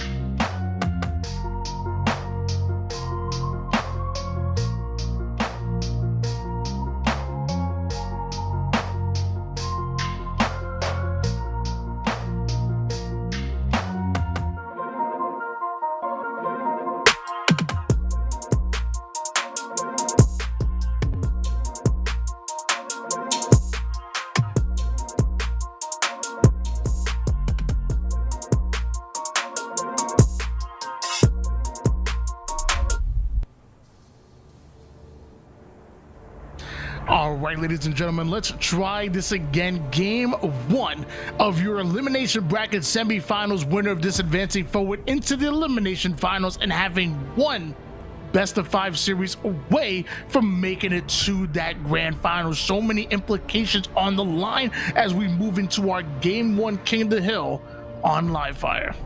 Like you said, a lot of implications on the line here. It's Reversal Perfy that have to make something happen. As you can see, Cloud9 are in the lead. Can Reversal Perfy tie it up? The hill. Well, we have a 2-1 lead in favor of Cloud9 at the moment here. So it looks like whatever the difficulties were, it was before Reversal Perfy ended up getting that capture. So one cap in between them, and Reversal Perfy, they don't need the hill. They'll get it themselves if Super CC can keep quick scoping like this. Camouflage about to come up, and Super CC evades ain't slowing down. Yeah, this is really big out of Super CC, right? He's done a lot of work, even on that camo side of the map, right? All of the pressure comes on that camo side. Cloud9 have that A spawn, and you know, it's Super CC who make it easy to fight for that camo, but also Reversal Perfy who get halfway through their second hill. Fully loaded that sniper ready to go, but all these nades coming right back at him, doing everything he can to stay alive, but he knows multiple members of Cloud9 are starting to surround him. Even a camouflage player, he's seeing ghosts at the moment, but he can't quite snipe them. Cloud9 taking this hill, and Tusk, he's gonna take that spike grenade. Yeah, it's 2 down for Cloud9. You see that Reversal Perfy did a great job of fighting for that camo on the outside, but Cloud9 find a way to get that camo. So the question to me is, was that trade of this hill time worth it for giving up that camo? Because now Cloud9 are in full control of this hill for themselves, and we always talk about that 3-1 lead. It'll be really difficult to come back from if Cloud9 are able to get this third hill. Man, it feels so good to have Super CC evades back in 4v4 action as he is taken out and removed from the map.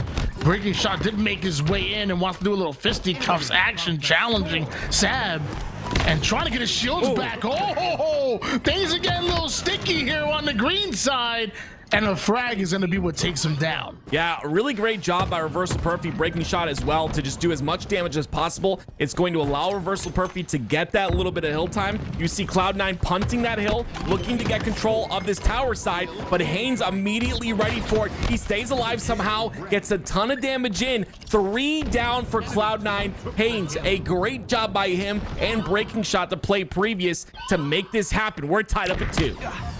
And more importantly, this next cap could take it all. 1 minute and 4 seconds on the clock right now. This next cap going to be so important. Chris Common and Reversal Perfy know what's on the line. Common takes height toward the tower side, and now is daring Cloud9 to pass forward. Septify did take down Super CC. Common's still there. Ends up getting the assist on that one, but look at all the points that's being accumulated. Sends that player back. That's 2 assists here for Chris Common. I'm not even sure how he's even alive. And he plays his life on top of that and is able to double back and help out his teammate in the top center of the map. Common played that beautifully. We have Common making big plays, breaking shot, and Haynes and Super CC on that green side. Everyone on Reversal Perfy is playing phenomenal, and that is the reason they're almost almost capping their third hill in this game. We keep trying to tell you guys, not every play shows up on the scoreboard. You saw then Chris Common making great plays to make sure 2 players end up going down, only gets 1 assist out of the transaction.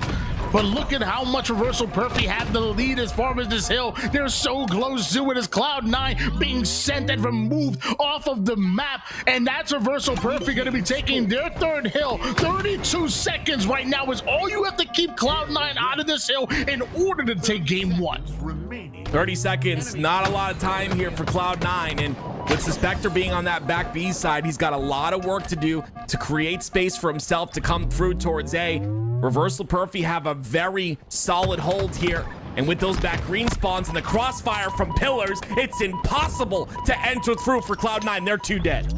Reversal Perfy may have just done it. 10 seconds survives for Cloud9 to try to find some way to make it in towards the hill. Super CC was able to put touchdown to 1 shot, but is the cleanups coming? Wow. Apparently it is. That's Reversal Perfy taking game number 1, 3-2, and momentum in the series as well. I did not expect to see Reversal Perfy come off of that reset and play perfect Halo like we just watched. Every single player on the side of Reversal Perfy having their big moment in the game, and that's what you need. You need every player to perform at a very top level, every player to perform at their best in order to come away with these victories. They were down 2-1 when that reset occurred, and you saw time and time again it was multiple plays by the side of Reversal Perfy that put this in their favor. Shoot, forget being down 2-1. They were down 2-0. If you remember, they had all that control over towards that first hill in the beginning of the game and then got robbed. Cloud9 literally squad wiped them and ended up stealing that hill. And then hill 2, it wasn't even all that competitive. And they literally had to go back to back to back in order to take that game. And that's big resiliency coming out of Reversal Perfy. That was beautiful to watch. And now going into Solitude Slayer, you have to be confident. Cloud9, a very good Slayer team, but Reversal Perfy matched them, at least in that King of the Hill. Well, here we go.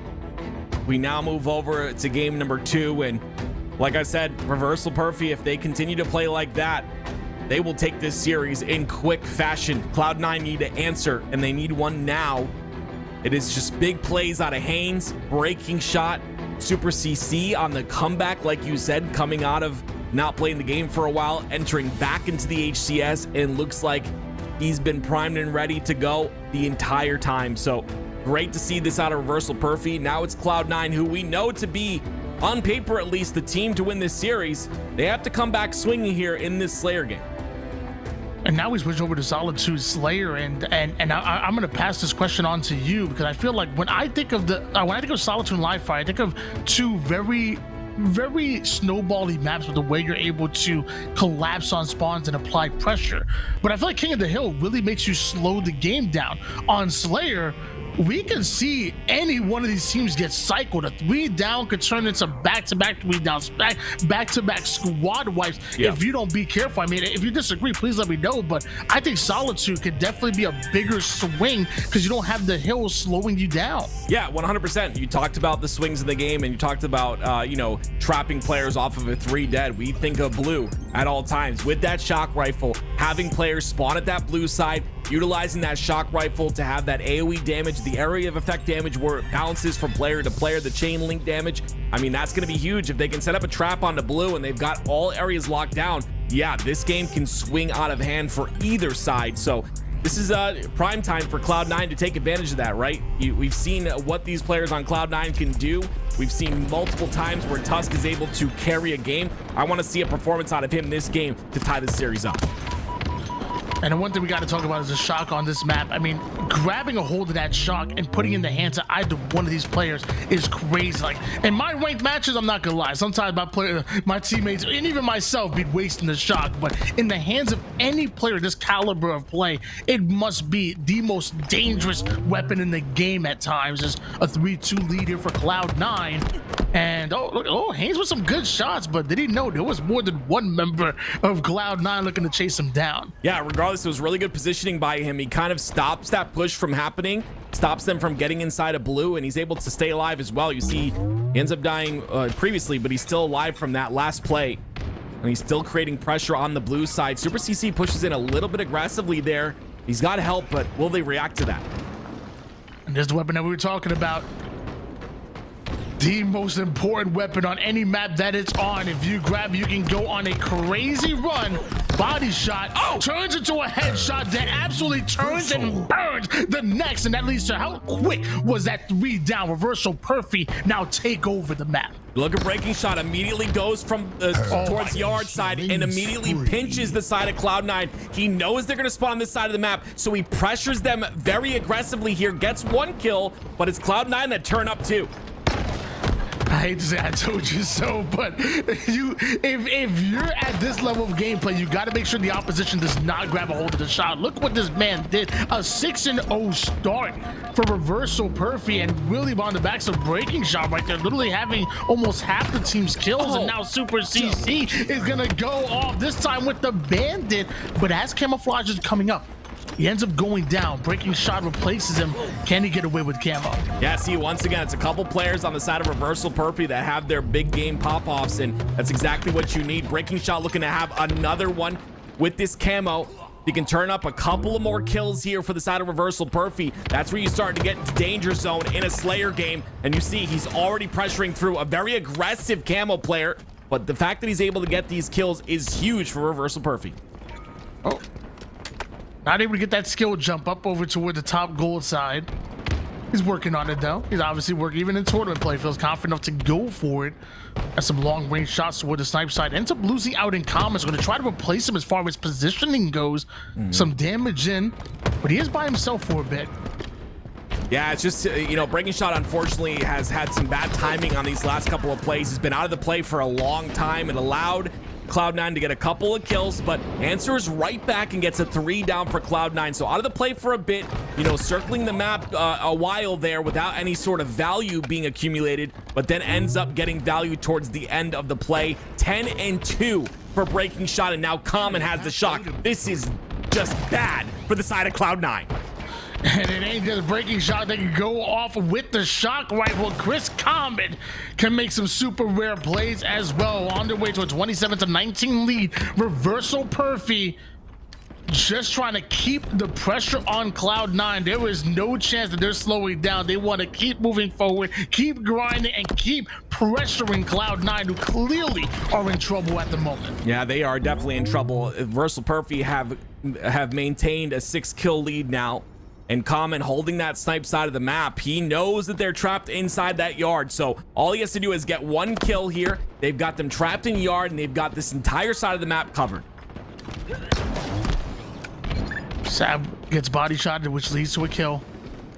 Active Camouflage just comes up, and now it's Chris Common that wants to advance forward. It ain't just suspect you got to deal with. Septify is there as well. Haynes with the cleanup, but both teams fighting, battling here for that camo. Yeah, a little antsy for the camo pickup there, but the aggression, I would say, out of Common allows his team to get that camo in their favor. And you see Breaking Shot immediately with it, looking for an opportunity to push in. Oh, that's an unfortunate situation, but he makes the best of it. I love that, but a little over aggressive on that second kill. So he gets 1 from the camo, but would have liked to have seen more, especially with the lead Reversal Perfy have gotten so far.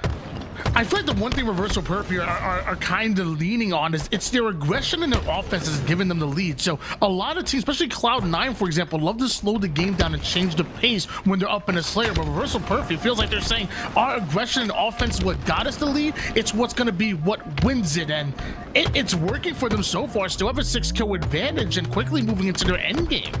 Yeah, you look too, and you see Haynes is, you know, having a 3-10 game, 8 assists, obviously.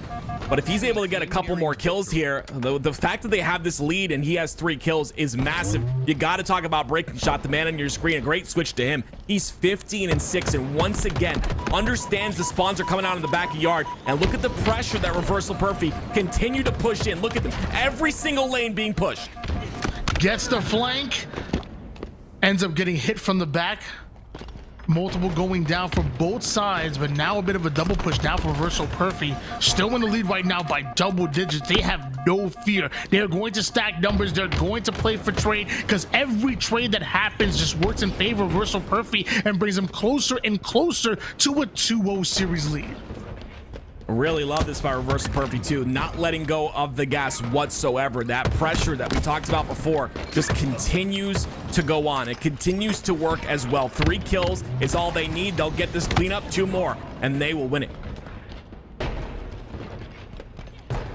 Chris Common, the leading man, over toward the gold side, and ooh, big shots out of Sabintus to be able to shut him down at least momentarily, but nowhere near enough. It would be probably the craziest comeback that we have ever seen if Cloud9 were able to take control. But they do got a camouflage. They do got a hope and a dream right now.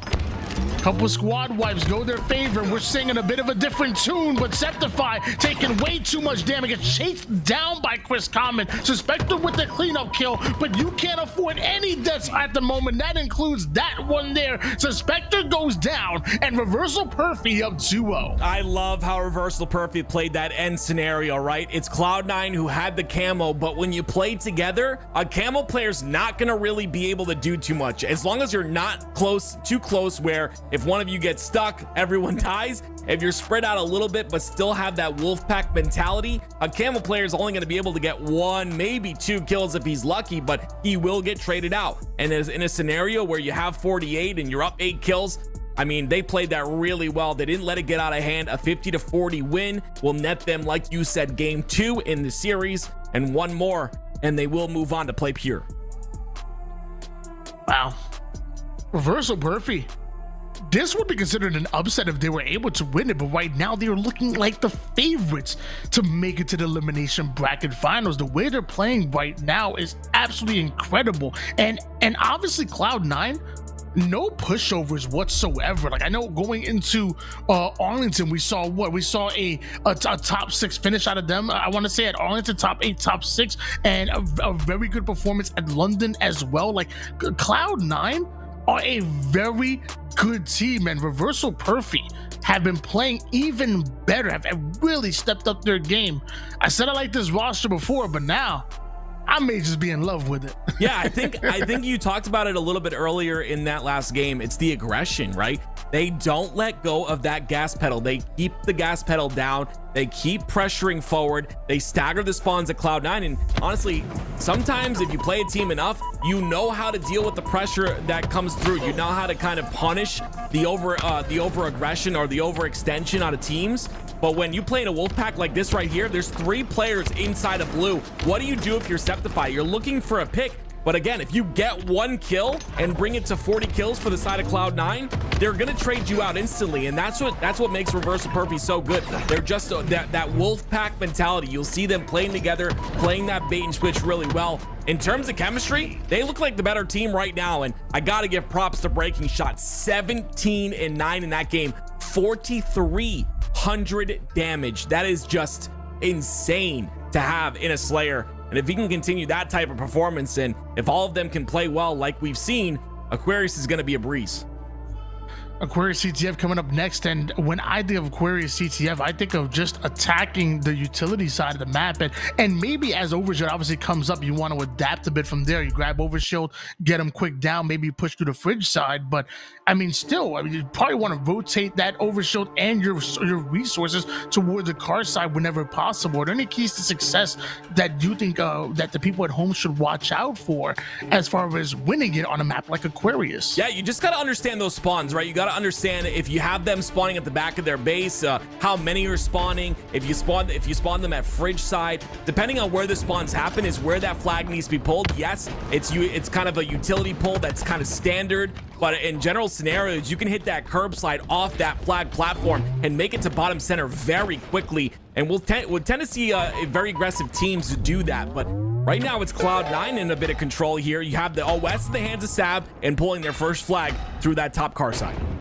Normally when the team is down 0-2 in the series, we start to feel bad and we start to see, the current start to close, but not in this tournament. We've seen way too many reverse sweeps happen here in 2024 Halo, and Cloud9 starting off red hot as they advance that flag through the utility side. Wait a moment for the return, but they're gonna start off with a 1-0 lead here in the game. Yeah, what's the simple difference here? You have a 7-3 run in terms of slays. I mean, Cloud9 are outslaying the competition here. Reversal Perfy need to step it up in the slays department, but when you have Sab not missing a shot, that's going to be a bit difficult. It's that 1-0 lead you talked about. The question is, can Cloud9 continue? You see them pressuring through the base already. Sab gonna take height, runs into Haynes, and really recognizes not the fight that he wants to take. It wasn't with him having the advantage, so quickly backs down, catches a new angle, leads to a killing spree and a 3 down for Reversal Perfy. Cloud9 right on the ball, no time wasted before Septify runs that flag forward. Haynes, he's already pushed forward, and he's gonna be pushed right back down. Yeah, reload is gonna bite him in the butt there. It's gonna be a couple down for the side of Cloud9. Lots of nades come out, but Haynes, got that kill that he needed to get on that P1 side, but it was Cloud9 that won out on the slays in the back of base. 2-0 now is the lead for Cloud9. Haynes wasn't really able to do anything, didn't have enough ammo to do so, and now Cloud9 take advantage of it. New OS coming up. Man, it's the little things for me. Septify recognizing that he's weak and that nades and everything and damage coming in quick. So what he does, he tosses that flag to his teammate, lets them get the cap right there. The little things for me is what really stands out, and love to see that out of Cloud9 right now. Down 0-2 in the series, but up 2-0 in this game.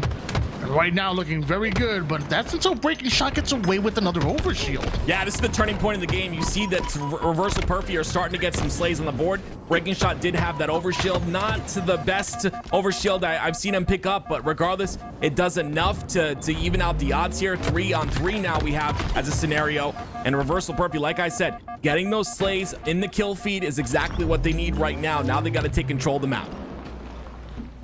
On board now with Haynes coming on the low side right now, and he gets spotted out. Septify with some good damage, forcing him back, but the rest of Reversal Perfy are still on the attack. All 4 members of Reversal Perfy here and in the base in the face of Cloud9, who now are coming off a spawn and running into nades in the reticle of Reversal Perfy. Well played, beautiful collapse. That's another pull for Reversal Perfy. Yeah, this is what I love out of Reversal Perfy. We constantly see a player pop off, right? Last game it was Breaking Shot. The game previous it was all 4 players. Now it's Haynes doing lots of work. 8-4 in this game thus far, pulling the flag, got it all the way to his base, but now he's got to win a fight. There's 2 down coming off a spawn here for Reversal Perfy. Comes in, stays alive, also has the heat wave to counteract that counter cap, and Cloud9 are in trouble here. They still have that lead, but Reversal Perfy have all of the momentum.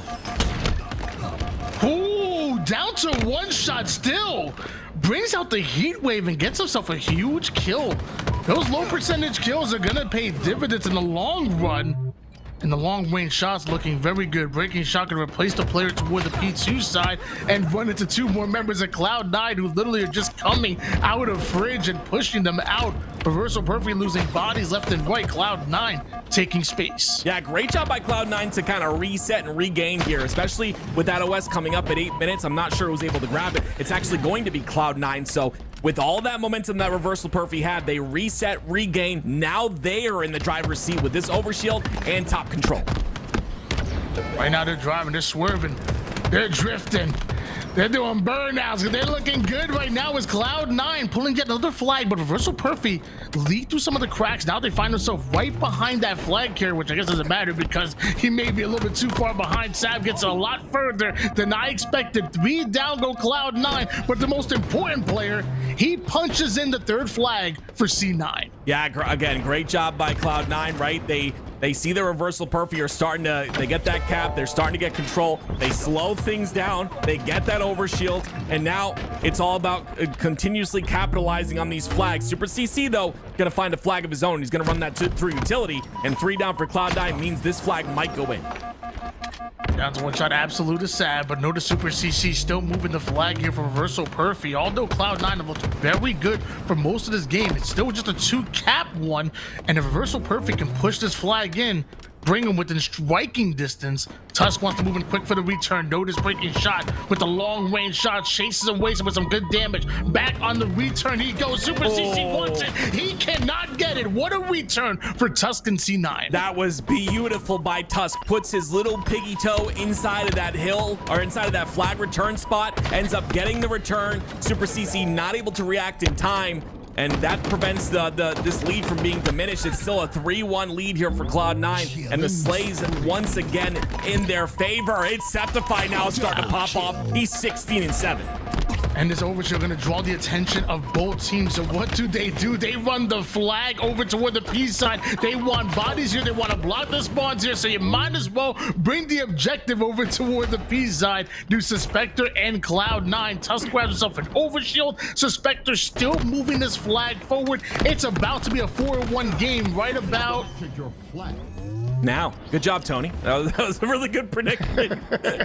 As you can see, lots of time left on the clock for a comeback to happen, but it's gonna be really difficult. Cloud9 just look like they're on another level right now, and I gotta point out Septify once again. Of course, kills aren't everything in the game, but just doing a ton of work here. You can see Tusk almost gets the kill onto Super CC. And again, they're just reversal perfect. You're not able to find an entrance into grabbing that hill. You see, it's a 1v1 situation on this side of the map, but the spawns will come out. Common's gonna have to stay alive and try to reroute and wait for his teammates. Just 1 cap needed here for Cloud9. Meanwhile, on the other side of things, reversal perfect only have managed to put 1 cap on the board. Theoretically, a little less than 5 minutes on the clock is enough for reversal perfect in order to put, 3 caps on the board, but they haven't been able to do that with the time allotted. This game started with 12 minutes on the clock, and time has winded down and really hasn't been kind to reversal perfect. Yeah, unfortunately, reversal perfect had a chance right there. It was Common, their forward player, but he ends up falling.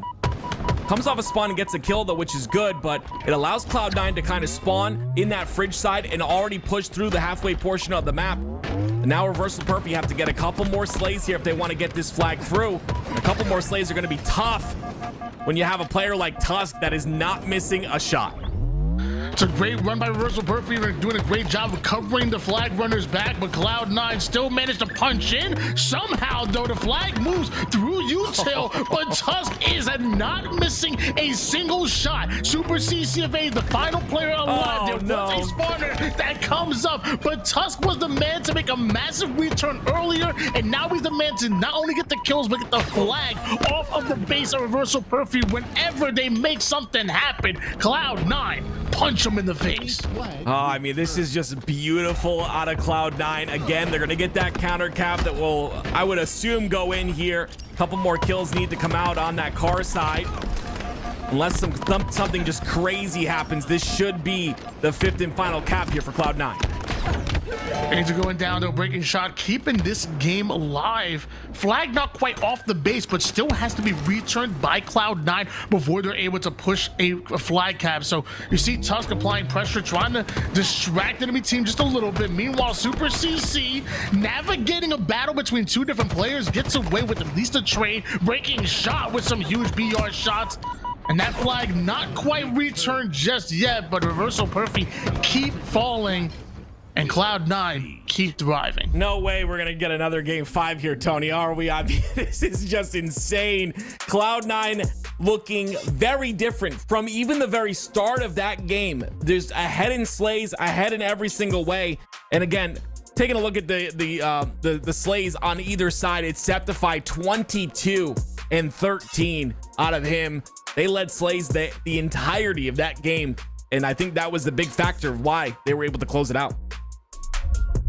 don't even know how you can keep your train of thought when looking at that. When you are a professional, because I'm over here looking at the cinematics and whatnot from the shots over towards the Twickenham Stadium in London. I'm like, yo, that looks smooth. I'm like, yo, these players look boss right now. I ain't even gonna lie. Like, I wish.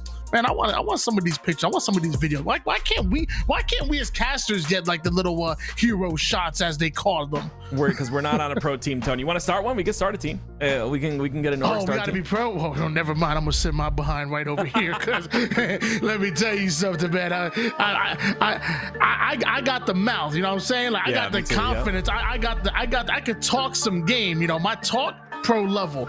Me on the sticks. That's a little bit of a different story. I ain't gonna lie to you. Well, here we go. Taking a look at the series so far. Of course, we have that 2-0 lead for Reversal Perfy. They looked so good in those first 2 games, but Cloud9 answer back with a hit. Is 5-1 in game number 3, and now we move over to a very long game type that really tests players in every single way. It's going to be oddball on the streets, and you know, I love oddball, man. It really tests your endurance in a game. You know, if you can stay like hot the entire game, I mean, you can carry a game. We've seen players hit that 50 kill mark in some HCS tournaments. We'll see what happens here, but again, it really tests you. Does this oddball game type? And normally when moving into a game type like oddball, I tend to lean towards a team like Cloud9 who just have a unique ability to be able to speed up at a moment's notice, but also like can slow the game down, stop on a dime. But Reversal Perfy, I feel like have done the exact same thing, and maybe most of their gameplay looks more aggressive, but we've even seen times in which they slowed the game down and just played very good fundamental Halo. So normally I lean towards a Cloud9 when it comes to an oddball or even a Slayer, but right now I don't know, because even though you won that CCF Aquarius, you know, in a pretty dominant fashion, who's to say that's just not a weak game type for Reversal Perfy, and they hop right back on the train here in game 4. Yeah, you're not wrong. There are game types that are weak for some teams, and it makes it interesting, right? Because you really have to evaluate, especially before a LAN, what game types are weak for your team. You kind of need to do the work that we do as commentators and analysts, right? We search up, you know, what game types are weak for certain teams, what game types are strong for certain teams. You got to do that as a team and work on those weak game types, because you never know what you're gonna get in a series layout. So yeah, maybe it's a situation where Cloud9 are just really good on Aquarius CTF. Maybe it's a situation where they're just really comfortable, and Reversal Perfy, that's one of their weak game types. It's a good point, Tony. You speak for yourself. I do no research whatsoever.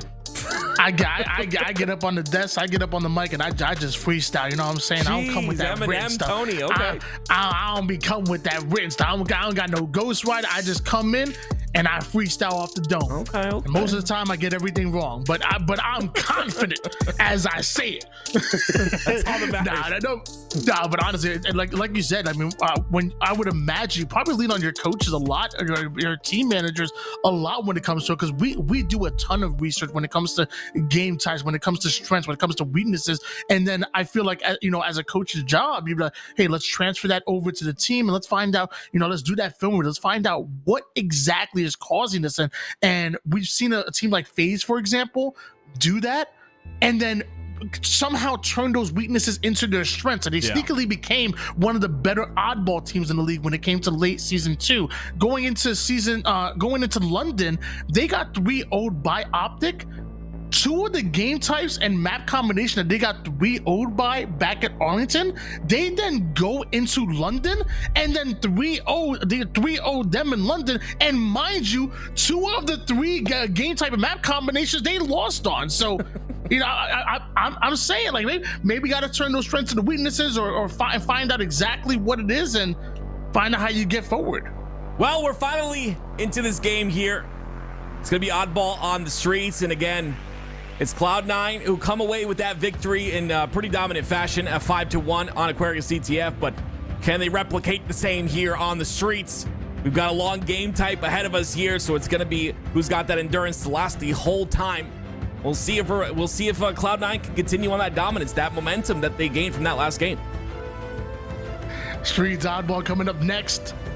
We've seen way too many game 5s in this tournament for me to count anybody out right now. We've seen game 5s. We've seen I almost said reversal perfis. We've seen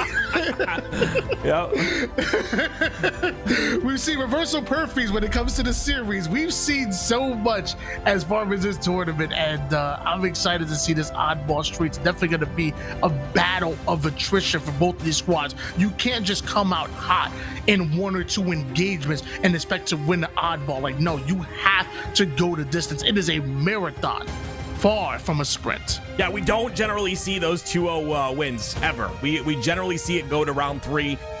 Most of the time, there's certain occasions where that 2-0 will happen.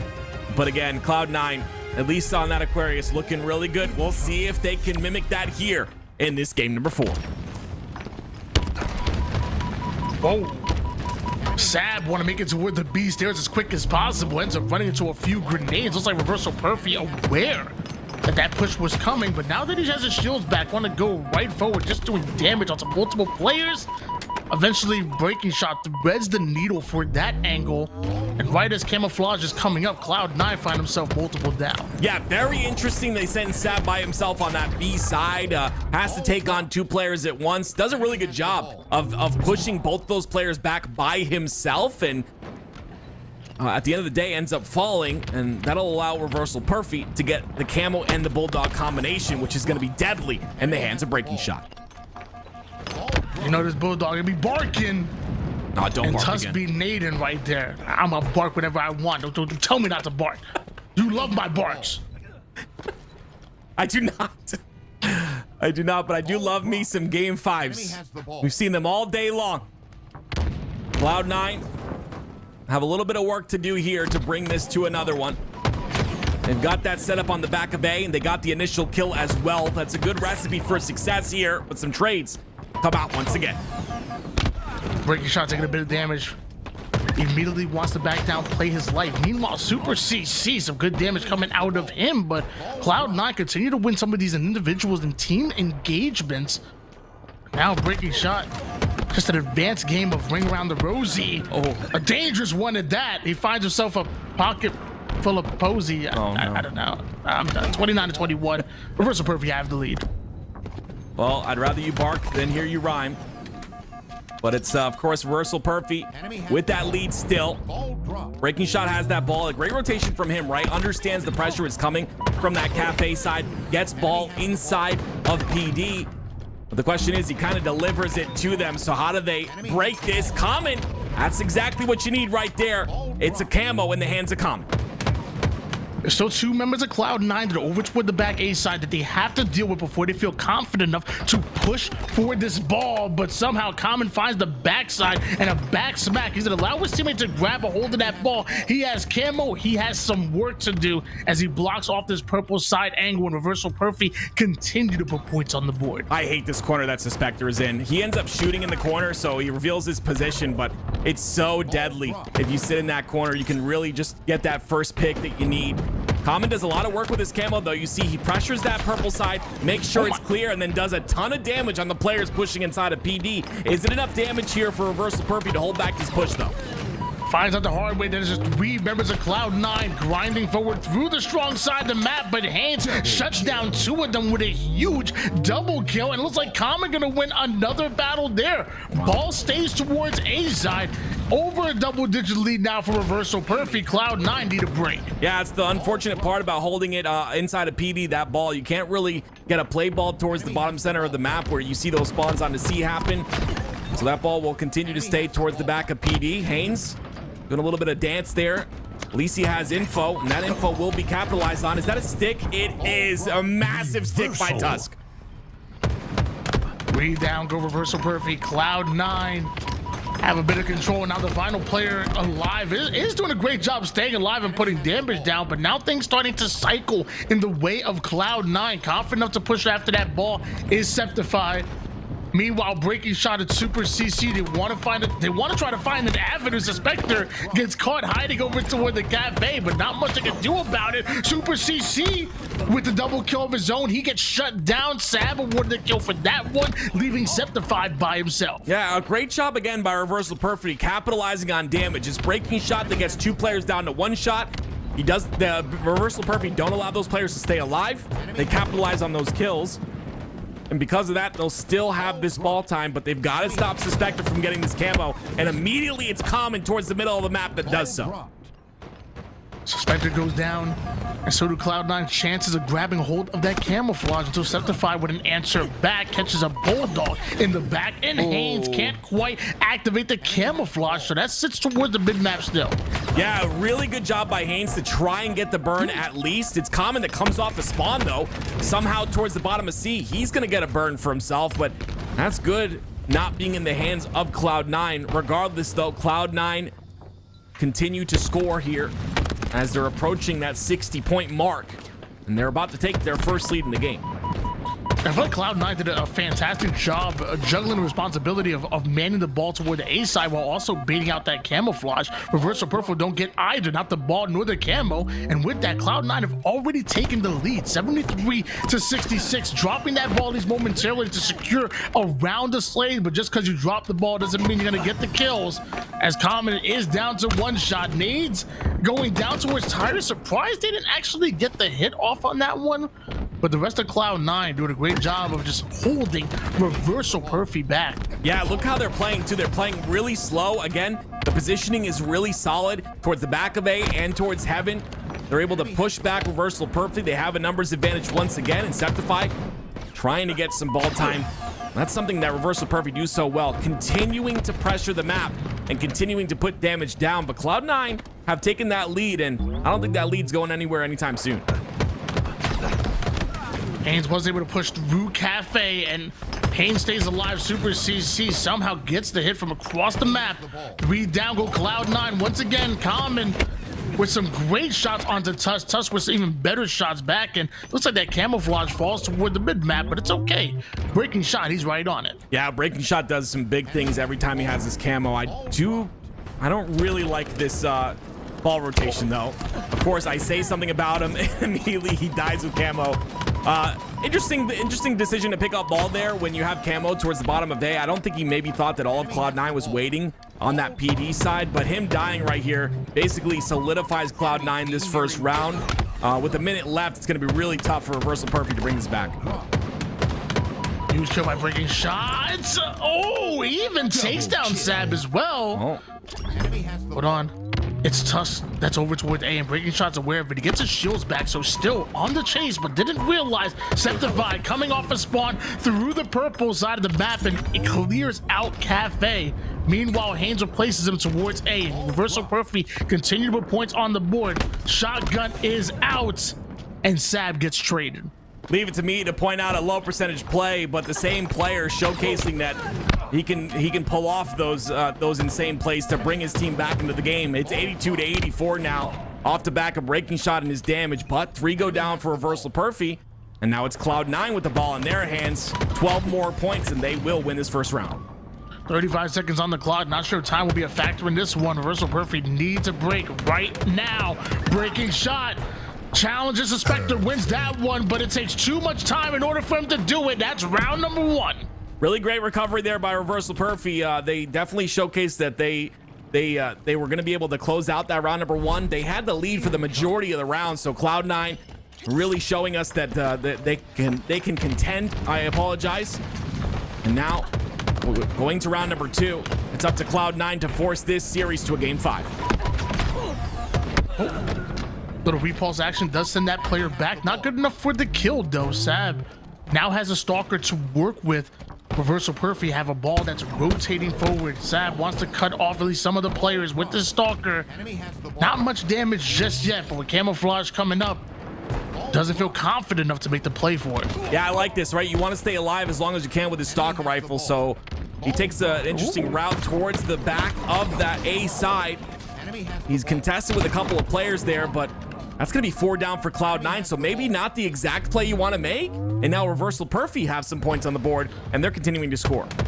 Reversal Perfy now the one setting the pace here at round number 2, a 25-0 run. They're still going to be putting points here while Cloud9 try to formulate some kind of attack. It looks like they're sending 3 players through the Bravo side of the map. Another 3-1 split coming out of Cloud9, but one that they'll start at a disadvantage. Tusk hits the black screen. The same for Sab. Septify being left alone. Reversal Perfy's defense looking stout right now. Yeah, really good job by Reversal Perfy on that defense to create the space on this purple side of the map. Look how far they push up, and all that does is it allows Reversal Perfy to continue to get time on that PD side, and then once the spawns come up, they can fight for this once again, but a little bit too many resources sent on that purple side will be a 4 down for Reversal Perfy, and now Cloud9 have some ball control.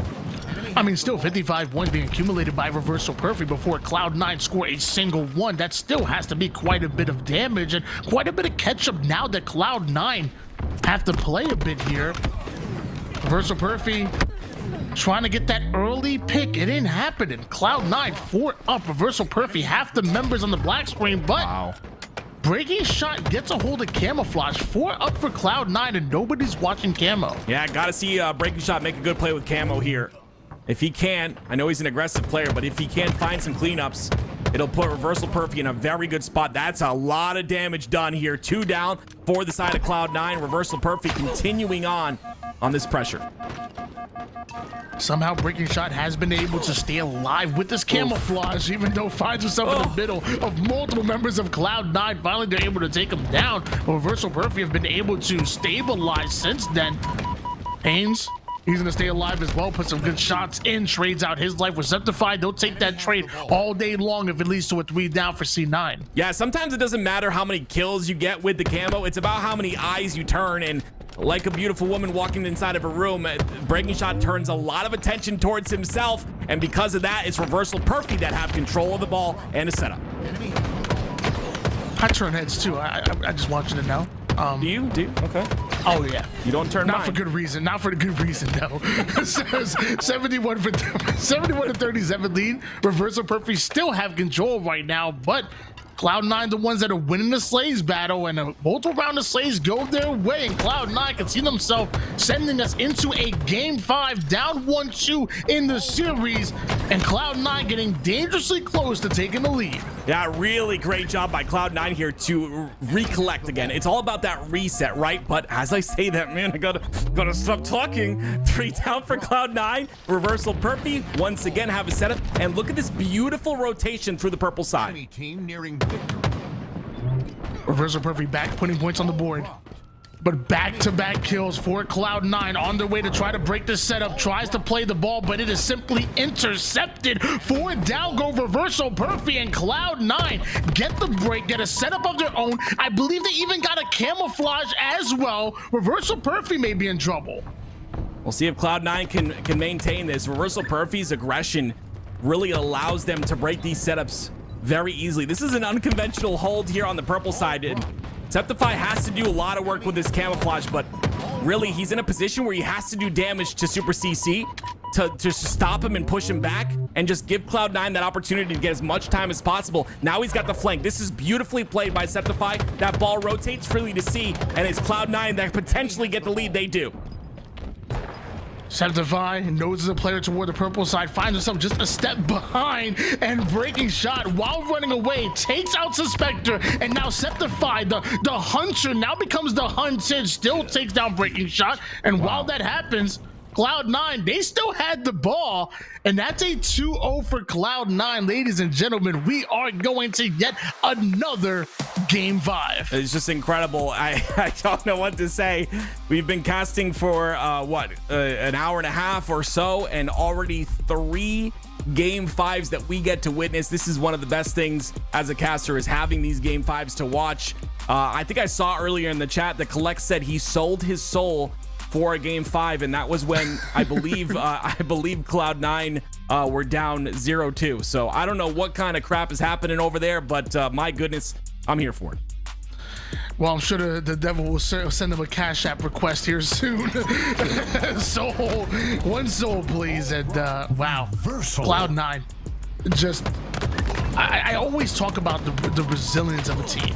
Like if a team is up 2-0 in the series, lots of times it can lead to a sweep. Obviously we won, so you really got to fight back, and you have to stay positive. If you're not in the right mental, I can only imagine, no matter how good your gun skill is, if your confidence is wavering, if you're not in the right mental space, like, you're not winning these battles. You're not winning these engagements. You're not sending us to a game 5, but back-to-back games in favor of Cloud9, and we might just see another not reversal perfect, reverse sweep. Why do I keep saying I keep wanting to say reversal perfect, a reverse sweep. A reversal sweepy. A reversal sweepy. Well, we saw that game too, right, Tony? And you talked about it eloquently, as you usually do, okay? I gotta give you credit here. You talked about the steamroll effect of Solitude, and as we take a look at the elimination bracket here, of course, Pure waiting in that 11 finals to play whoever wins this game 5. But you talked about Solitude, and you talked about how there's a steamroll effect that happens on Solitude. We've got a very different map here in Recharge Slayer, right? Where it's a lot more setup based, I would say. Who do you think favors in this match? And again, I will sit here and tell you that normally I would say Cloud9. Like, if you ask me before the matchup, when it comes to Slayers, when it comes to Oddball, and especially a Slayer on a map like Recharge, I would say give me Cloud9 all day, every day, because they have that ability to kind of speed the game up at any point in time, but more importantly, slow it down when they have to. But as we've already seen that happen once before, it can bite them in the butt. They're like, slowing the game down almost allowed teams to get right back in, and in fact, they almost didn't make it into this position in a game 5, 49-49. Well, we'll see what happens here. I'm gonna pick a side because I like to pick, like Tool said, he called you out. I'm like Tools. I like to pick a side. Generally, I'm wrong, so it might not be the smartest decision ever, but I'm gonna go with Cloud9 here on the game 5, coming off of a lot of momentum. We have seen momentum in the past where it's kind of smashed by the team that led 2-0, and then they come into that game 5 and they close it out, which is great. But in this scenario, I'm gonna give it to Cloud9. I do think that it kind of banks on if Reversal Perfect win, I think it banks on the performance of Breaking Shot. I think if Breaking Shot pops off like it did in that game 2, it could be a different story. But I'm gonna go with Cloud9 here. I think Cloud9 win this one. I don't know what this rumor is that I don't pick sides. I literally did a bracket prediction where I literally had Reversal Perfy and Cloud9 in this very predicament, and I picked Cloud9 to make it to elimination bracket finals. Unlike you guys, I'm actually coming out and putting my stuff on paper. It is recorded.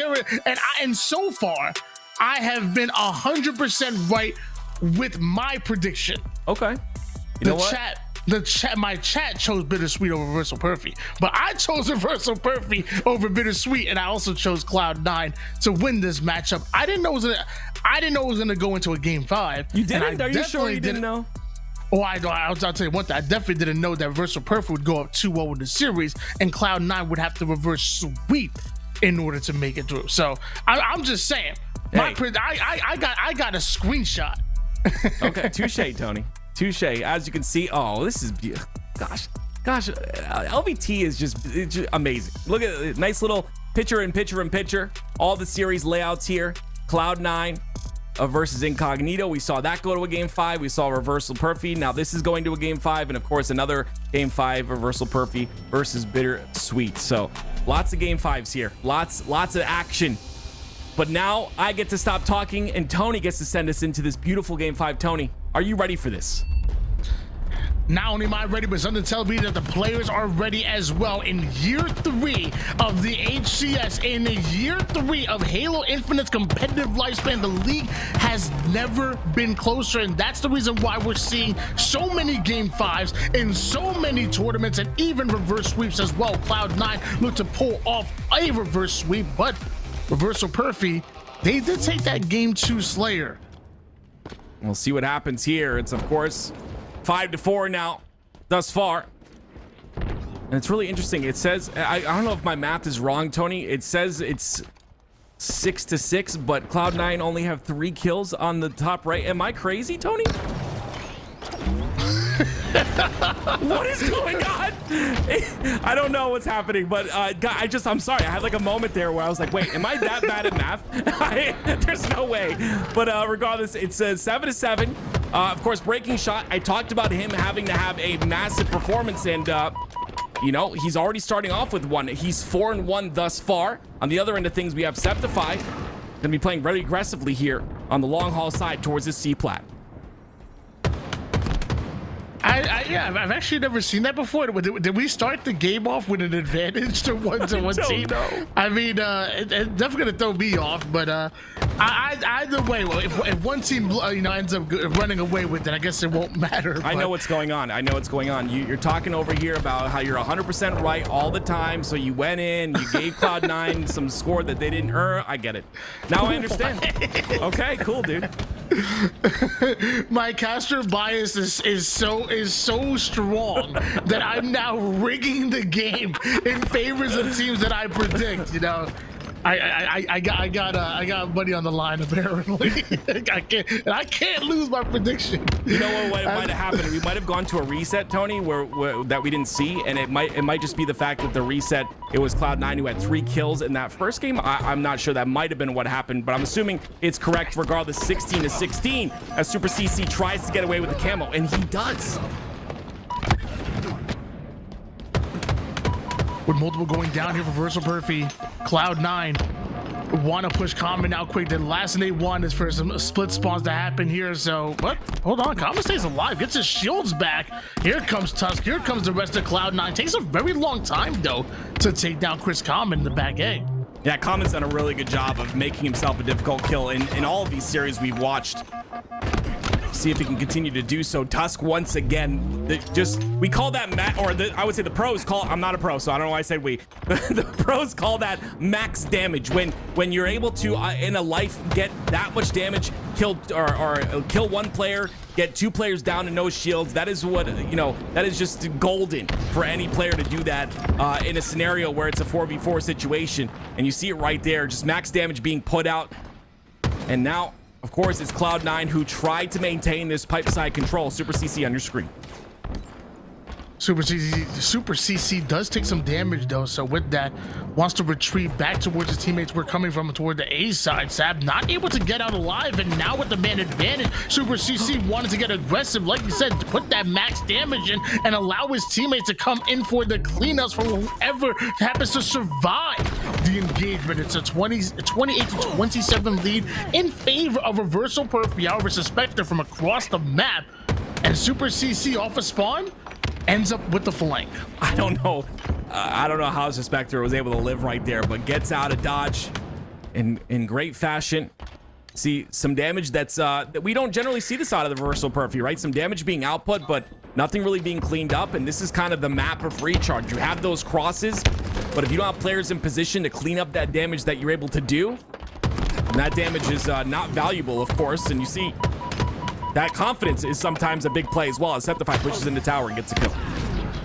Camouflage was up, and what a stick. Breaking shot ends up losing his life because of it, and now Haynes takes too much damage, and with that, I have to assume that Cloud9 were able to steal away Camouflage. 29-32 here. It's Cloud9 that keep this lead, regardless of how aggressive I feel like Reversal Perfy have been. And that, performance out of Breaking Shot that I was asking for. It's Cloud9 who hang on to this lead, and now the lead has grown to 4. Septified man in the tower side with this commando. Game slows down just a bit as Cloud9 do have control. I see Suspector though working through the long haul side here for here on Septify's screen, and with this damage that Septify is able to create with the commando, it may just be an opening for Cloud9 to push through goal, but Breaking Shot by himself wreaking havoc here. Septify down to 1 shot. He's gonna chase him out, but Tusk, he's on the move. They want this A side. Yeah, you can see a lot of resources sent from Cloud9 on that long haul side, but it's Reversal Perfy that stopped the long haul push, and it's Breaking Shot as a solo player that stops that tower push towards A for a long period of time as well. It is still a 4-kill lead here for Cloud9. Make that 3, but Reversal Perfy have done a great job to stop these pushes. Septify climbs up toward the tower, down to 1 shot, absolute, and a bit of a skill jump out of Super CC to chase him down. Gotta love that. That's why you work on those jumps. They net your kills that you have no business getting. And yo, Tush just got domed. Oh my gosh. You hate to see it if you're Tusk there. And now Haynes, because of that, he's going to have that shock rifle to utilize. The question is, are Cloud9 aware of it? If they are they going to push out A first or go for this camo first? All of Reversal Perfy are set up perfectly in this situation. Shock in the hands of Haynes. By the way, just to let you guys know, we have let the admins know about the issue that Cloud9 starting off with the 3-kill advantage. I'm gonna assume because there was no reset that maybe neither one of the teams recognized it, even though I'd be surprised, or maybe they just both understood the situation and they're just playing around it. I have no idea, to be honest with you, Tim. Yeah, I'm not sure either. Generally, a pro player is going to be looking at his kill feed at all times and would know if 3 players went down for his squad. So I would assume you give him that at least. But if you know, we've talked to the admins, and you know, if it comes down to it, we might have to do a reset here if the teams just didn't know. So we will see. But regardless, let's play it out here. 43. I'm sorry. Breaking shot again. Great performance out of him. 17 kills already in this game. And you see him holding on that A side once again by himself. And I love the way they set this up, right? It's a lot of resources towards that long haul side. And it's breaking shot pretty much by himself. And those resources are able to take out 2, make that 3 players to Cloud9. Beautiful job by Reversal Perfy, but they go 3 down as well. So technically it's a 46-44 lead if you don't count the 3 kills that Cloud9 have. And now technically 46-45, a 1-kill game at the moment. Reversal Perfy, Sab is gonna attack him. Super CC down to 1 shot, and that's where things get dicey. Yeah. Because technically it wasn't 50 kills. Yeah. It was 47 for Cloud9, and Reversal Perfy had 46. So, yeah. So, you know what we should do, Tony? We should set the score, make it to 100, right? Set the score the way it should have been, and just do that. Because you can't give him negative points, can you? I don't know. Anyway, I just want to see more Halo, man, okay? Just leave me alone. I want to see more Halo, man. We're going to finish this off with Rochambeau. That's what we're going to do. That's what we're going to do, guys. The only way we can decide who wins this series is through Rochambeau. Simple as that. We might do is a DQ both teams. Oh man, we might do a full reset here, guys, which means we get to watch another game 5. That'll be game 5 number 4, or no 3 that we 4 that we get to watch. Regardless, yeah, I don't see, because generally, like, and I'm not like slamming anyone or you know saying anything bad about anybody, but generally you see that you know, if you see a score at the bottom of the screen, you generally, okay, well, they're up 3-0, then we're 3 dead, but no one checked, and I would assume it just kind of, they were in a flow state, Tony, and they just, you know, didn't see the score at the very beginning. It looks like they just noticed. Apparently, we're just noticing now. Like this, like, am I being gaslit right now? What did it even start with a 3-kill? I swear, you pointed out right from the beginning that was a 3-kill advantage in favor of Cloud9. But now I'm starting to question it right now. Dude, it was. I counted up top. I said, how is this possible? I'm not joking. I sat here and was like, okay, math. And I tried to do the math, and I was just so slow. And I was like, okay, wait. If I say this, but I don't know. I said it, and I guess I was right. So here we go. A full reset, ladies and gentlemen. Wait, no. This is showing it. Oh, no, this is showing. This is the replay. Yeah, this is the replay. There it is. 3-0 at the bottom of the screen. Yeah, I thought we were just gonna go right in, do a full reset, but yeah, 3-0. And I guess you know, you got to give them credit. Like, they're obviously not looking at that right at the start of the game. They're doing those opening strats. They're looking for the pushes and calling that out, etc. But yeah, I'm glad it wasn't crazy, Tony, because that would have been weird.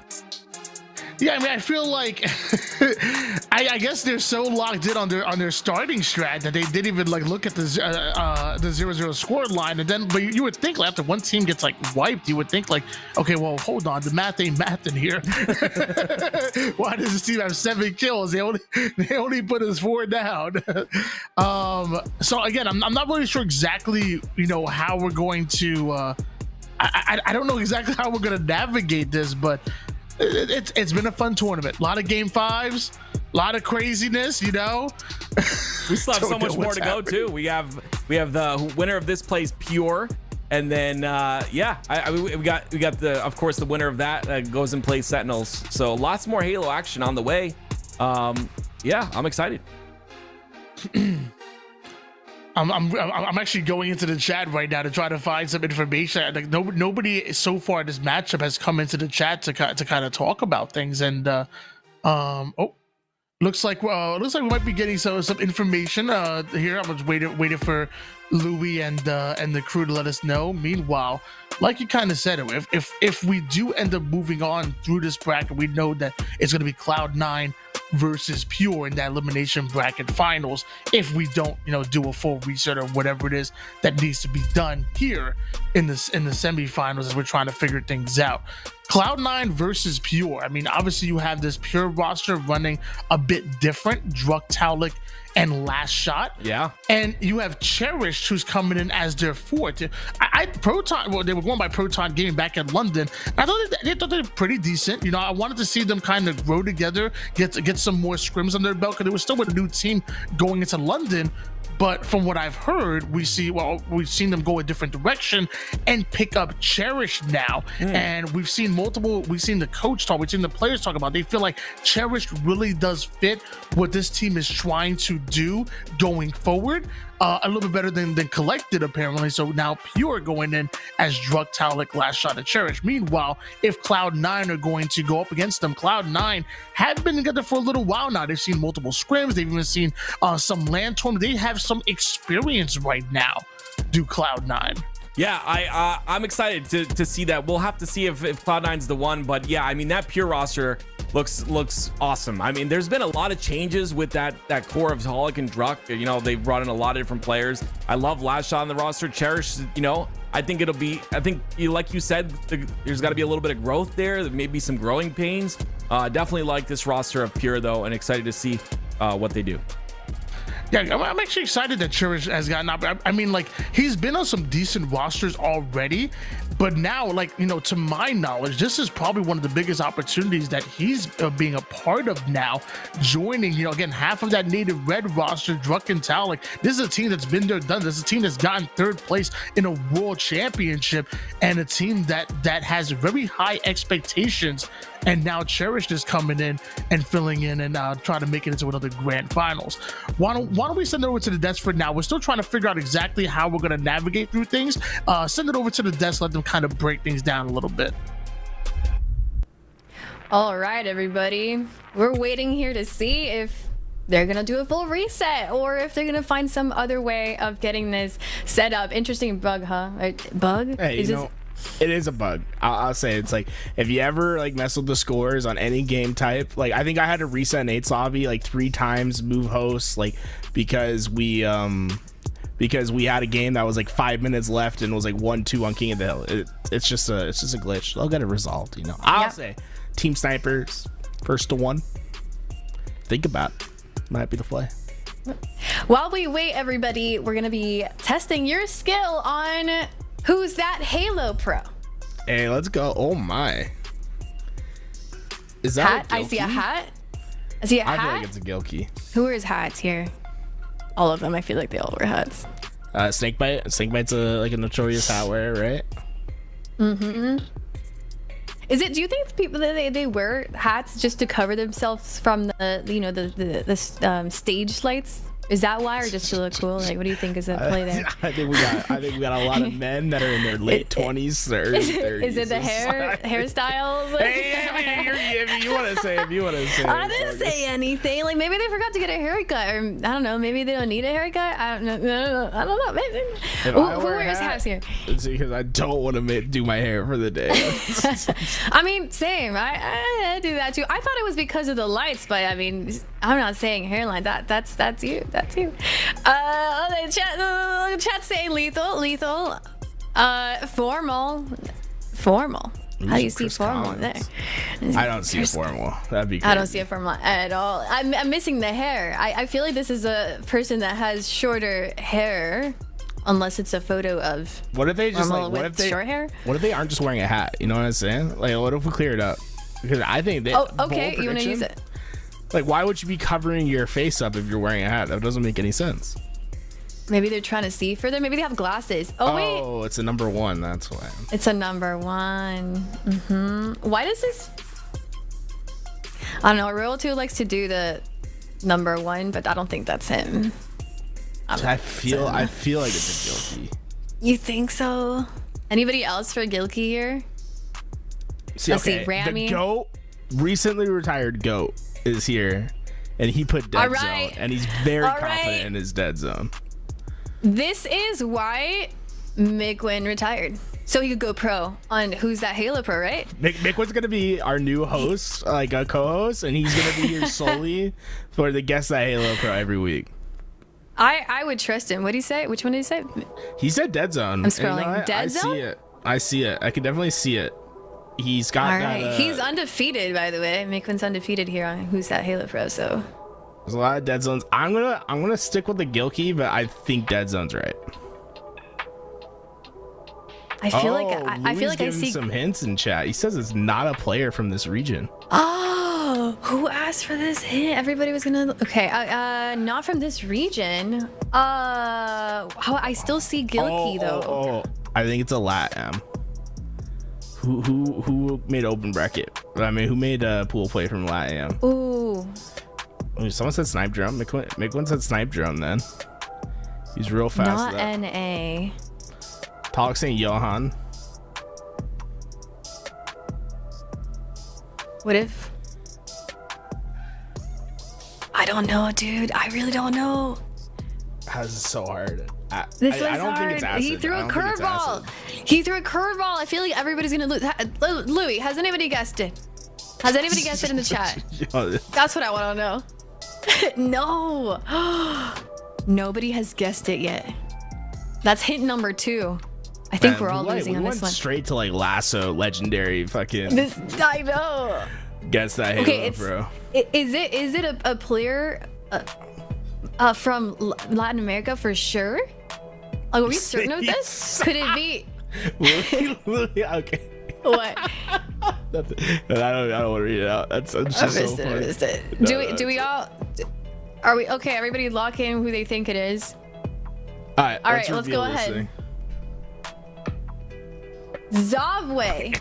Oh no, I was getting that. No, this was a curveball indeed. All right, guys, we all lost in that one. I don't know, question marks all over the chat.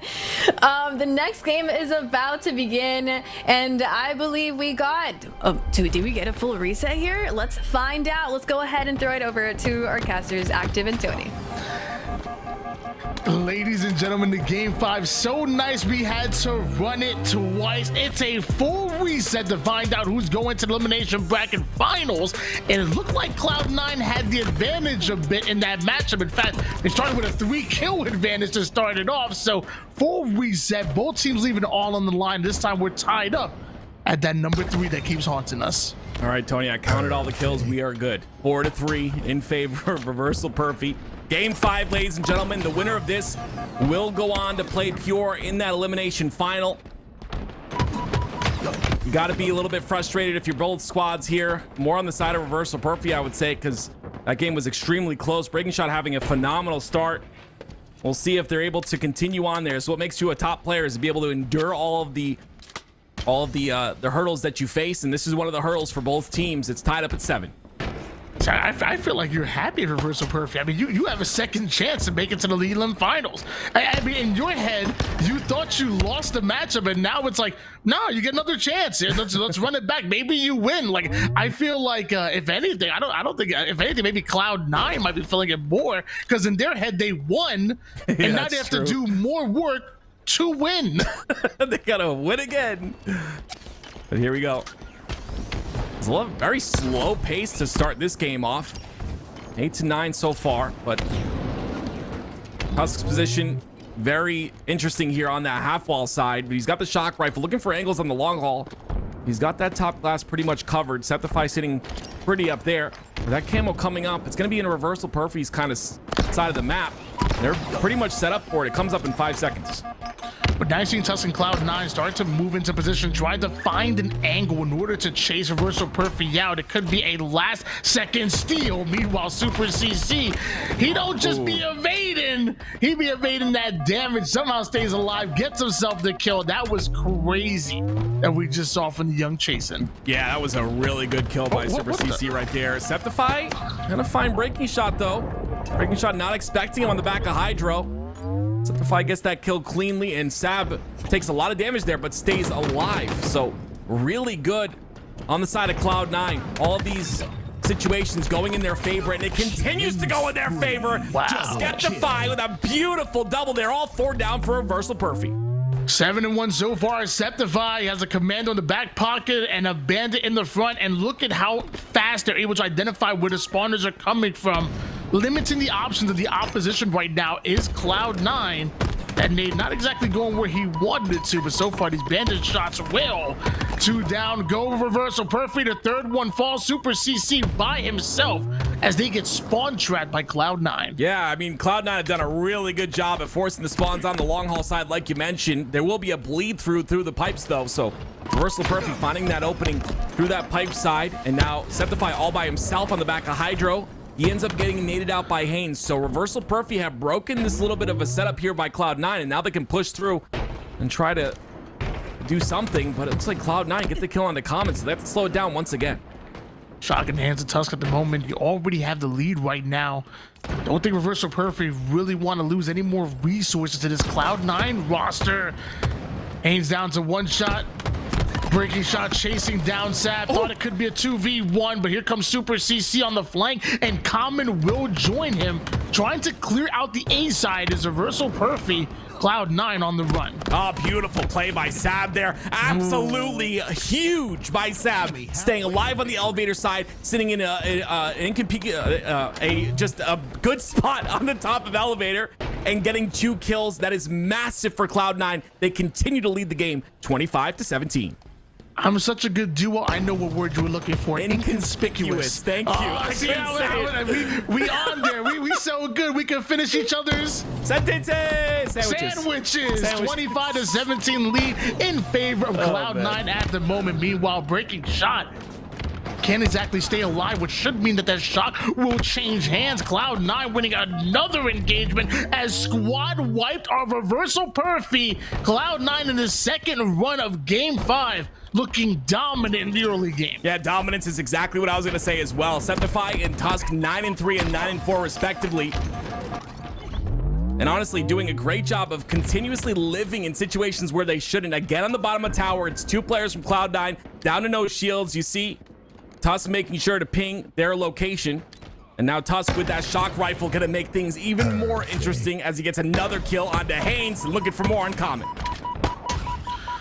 And Tusk does that damage, retreats, gets out of that situation, trusts his teammates to clean up those kills. That's all you got to do with this level of gameplay. Put that damage and have trust in your teammates. A 32-21 lead in favor of Cloud9 at the moment. And Tusk having quite the game. 10-4, 5 assists. That ain't bad.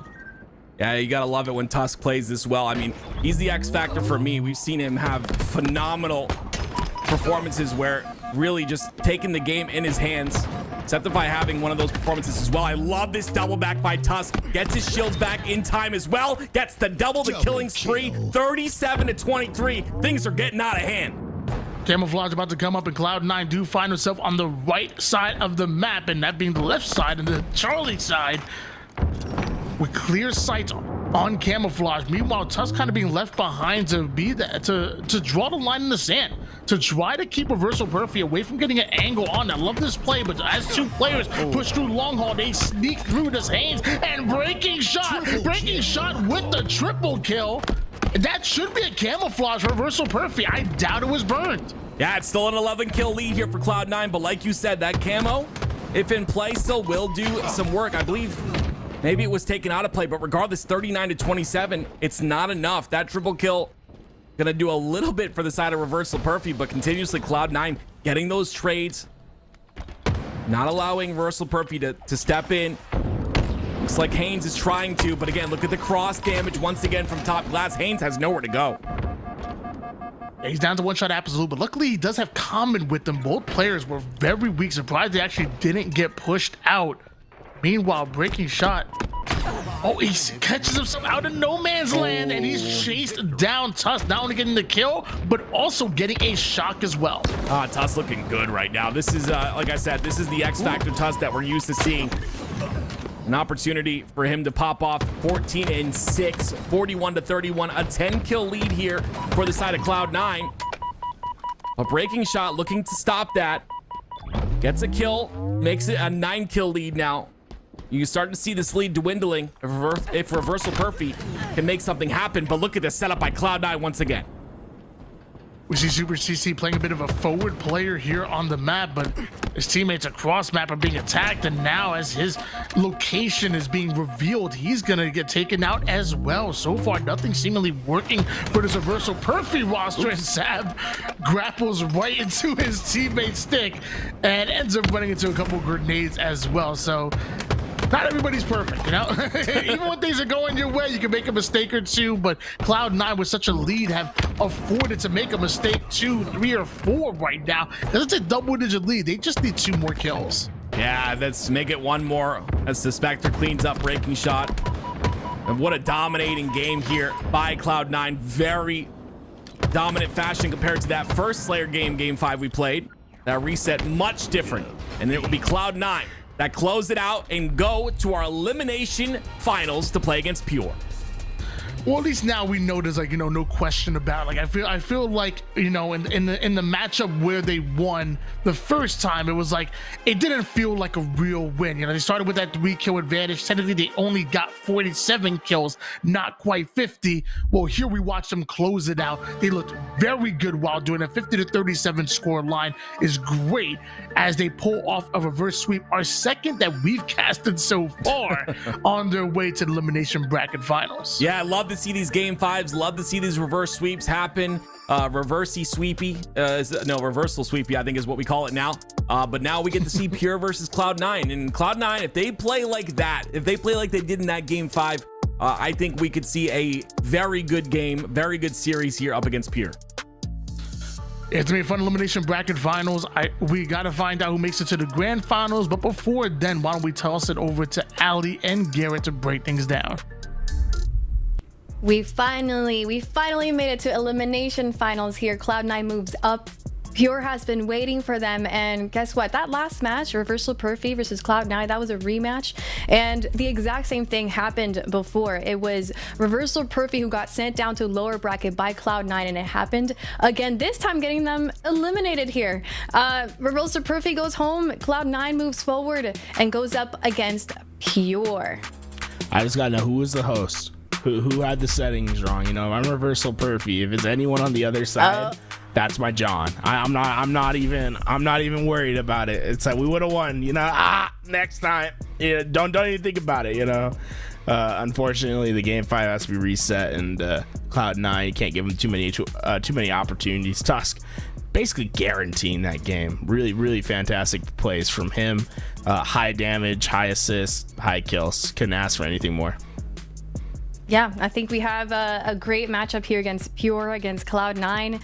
How are you feeling about these two? I feel like Pure has been playing incredible, a super strong team, and they're looking for this rematch versus Sentinels, and it's the reason why they're sitting here in elimination finals, because of Sentinels. And they seem to have like the edge here on this matchup, at least on my end. That's how I feel. But Cloud9, incredible win from them. Cloud9's gonna have to get used to some game 5s if they're gonna beat Pure. Is really the way I'm looking at it right now. Pure had a big advantage against them in the series that they played before in the winners bracket. The only game that Cloud9 won was a closely contested one. Otherwise, Pure just seemed to be running away with those games. Starting off with interference on strongholds, Cloud9 could try to take the advantage of being warm, right? They played these back-to-back game 5s. They have a lot of games underneath their belt. Come out, play strong, try to catch Pure on that back foot, and try to push this game out before they can even realize that it started. And guess what? This is a rematch from earlier today. Again, Pure versus Cloud9, where Pure was the one who took the win here. And here we go. Cloud9 has to figure out how they can beat Pure in this one, so they don't get to be sent home and interference. That first map, we were just talking about earlier about this map and how Strongholds being like the game mode on here. I don't know how I feel about it yet. I feel like I always feel uncomfortable in this map. It either goes good or really, really bad. Like I said, I think it's more about the game type than the map itself. I'll say it's you got two of the most divisive maps in HCS right now, of Interference and Forbidden in the same best of 5. Use that to your advantage if you're Cloud9. Yeah. You just got to be better at the newer maps. Got to find those advantages. Could be worse. It could be worse. Yeah, I'll say I like Interference. I like Forbidden. But, I'm not necessarily indicative of the rest of the player base. That's for sure. I'd like to see Cloud9 just come out strong. Play for the chip cap. Play for a win right away. And try to get up in the series against Pure before they get back into tournament mode, right? Pure's been waiting for a little bit of time now. Use that to your advantage. I disagree there with Forbidden being maybe it is a what's the word for it, hot topic map, but I don't think so. I feel like, what's the other CTF map that I feel like people hate a lot? It starts with an A for some reason. Argyle. I deleted it from my brain because I don't even want to play it anymore. That's why I say it could be worse. It could be Argyle. Hot take. I think Forbidden is a great map. Argyle, good map. Really? Oh. I'll say it. I think it would be a great map if they wouldn't red rack the grapples. If the grapples were like up consistently in that map, I think it would actually play really fast and really fun. But I digress. You can't please everyone with a map. I want to know what chat thinks. You guys like Argyle, or would you rather play on Forbidden, or would you rather play on Argyle? That's the question. I'd rather play on Forbidden than on Argyle. I'll say on me. I like doing grapple flags, like hitting a little grapple slide, pulling a flag out. That's really fun to me. And like that itches like the dopamine part of my brain. So I think I would rather be on Argyle than Forbidden. But either way, it's a lot easier to like pop off with a sniper on Forbidden, in my opinion. Forbidden would be kind of crazy with grapple. I like Boo Boo's answer. What'd Boo Boo say? Boo Boo said, I'd rather play Guess That Pro. I like that one too. Oh, there it is. Ready for you? Is that Boo Boo Doo Boo? That's Boo Boo Doo. That's Boo Boo, right? Is that Boo Boo? She's like, oh no. I don't know. It's got some Sith energy. I'm getting some Sith energy from this here. He's like force choking us right now.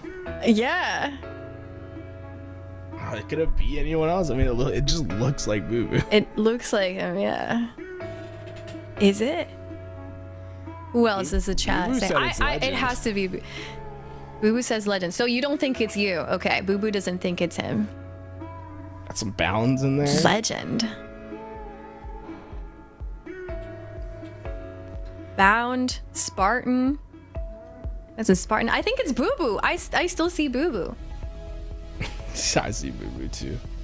But I don't think chat's like not really on the Boo Boo train with us. So. I know. A lot of Spartans. Who do they see? Lethal? Yeah, a lot of Spartans here. Oh, I could see Spartan actually. Maybe we should use our unblur a little bit. Let's see. Swipe the glasses a little bit. I see glasses. I see glasses.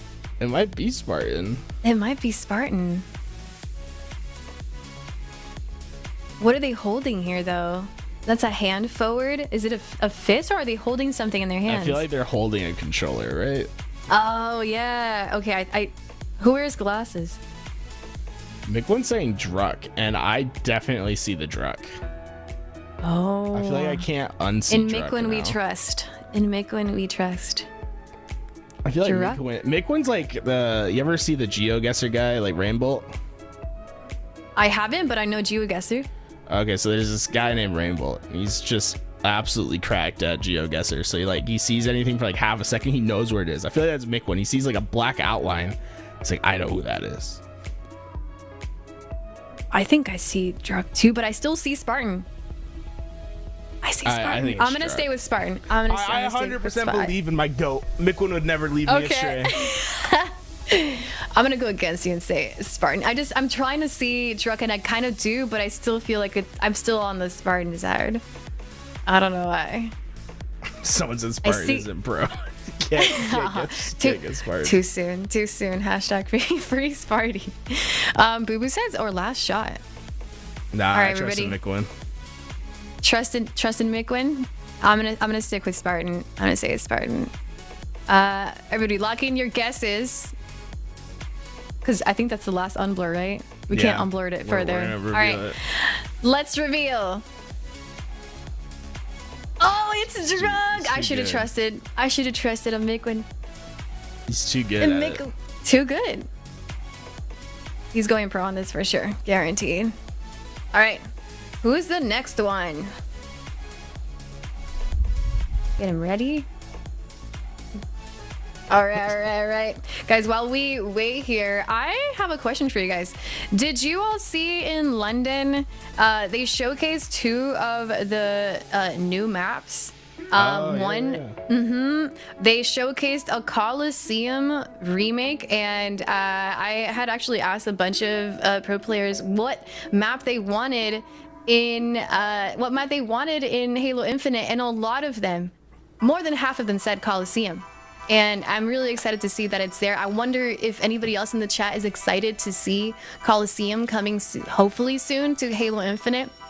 A lot of people's responses were also, I don't want another remake. I want a completely new map, and 343 is also bringing a remake as well. I believe it's called, oh my gosh, what's it called? It's like a fortress or something. Fortress? Is it Fortress? It might be Fortress. So we have one original map and we have one remake. Both are flag maps. I would say I played the Coliseum. I played both of them in 8's lobby with Eli, Mikowski, and Louis. Coliseum plays just like Coliseum played back in the day. The only thing I'll say is it seems like the elbow spawn trap from Halo 5 could be really brutal in Halo Infinite because you don't have a thrust to like guarantee your way out. But boy, was it easy to smack on some people on that map. So I'm gonna enjoy when they add it for that week where everyone is really bad at the map and you can take advantage of it, because it was really well done. I think it played just like it did back in the day. I cannot wait to play it, but you know what? Why don't we go ahead and guess or play some? Who's that? Halo Pro. We got another one ready for you guys. What is this? What is this? APG. Maybe? I feel like he's got like this going on. This one's difficult. It looks like Patrick. It deadass looks like Patrick. I don't see anything here. You don't see like the starfish?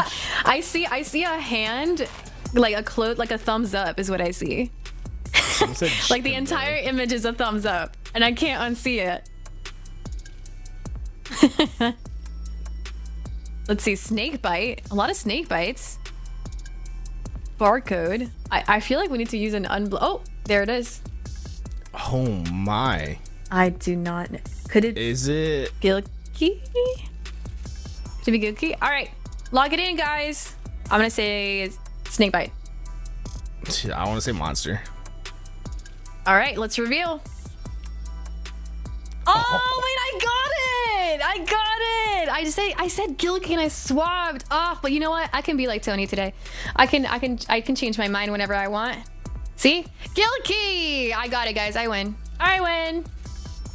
Elimination finals. Pure versus Cloud9. Here we are. Why don't we go ahead and throw it over to Active and Tony as we get their thoughts before the game begins. I don't know how I'm catching strays about not.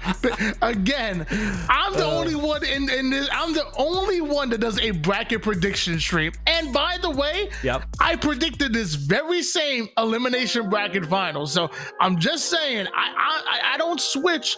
I literally have video. I have a screenshot of my bracket prediction. I don't see any proof, but here we go. Game 1 of the elimination finals. It's Pure versus Cloud9, and like the desk so intelligently mentioned, thank you, desk. This is basically a rematch where Pure ended up winning the last series against Cloud9, but like I said before, I think this is a very different Cloud9. They look really good, and if they can continue on what they were doing in the last series into this one, I think we've got a series on our hands once again, Tony.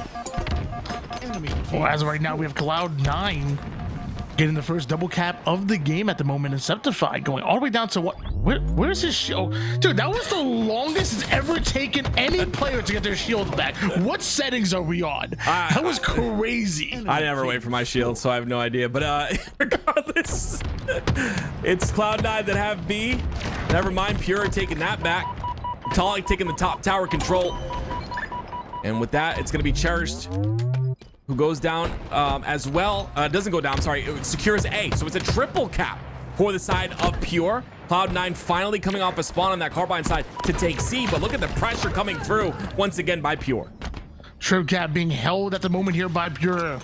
Everyone on this lobby being very familiar when it comes to a little bit of rig action are now going by Solitude, and that includes a Spectre who gets the kill onto Druk, clears out C, and now we see Bravo being attacked by Cloud9. We down go Pure, and Cloud9 recover. Yeah, Cloud9 do recover, and they've got a bit of control on where the spawns are happening. They see that they're happening on Engine 2. You see Spectre holding down this tower side lane. This is a good spot to be for him.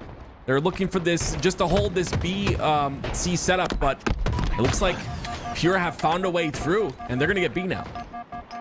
Yeah, Cherish pushes through, and they're trying to nade off of that wall to get him out, but Cherish lives and takes away Bravo as well. Ooh. Now comes right back into the fight to fight over Overshield. A well-timed life by Cherish ends up netting him Overshield a base, and he's still thriving right now. 52-26. Pure still have the lead. Yeah, I like the aggression there by Suspector, but it wasn't followed up by any of his teammates, and he didn't do enough damage to really capitalize on. So it's Pure that get that Overshield, like you said, and that lead continues to climb here for the side of Pure. 66 now to 26, and they'll maintain this hold of A and B.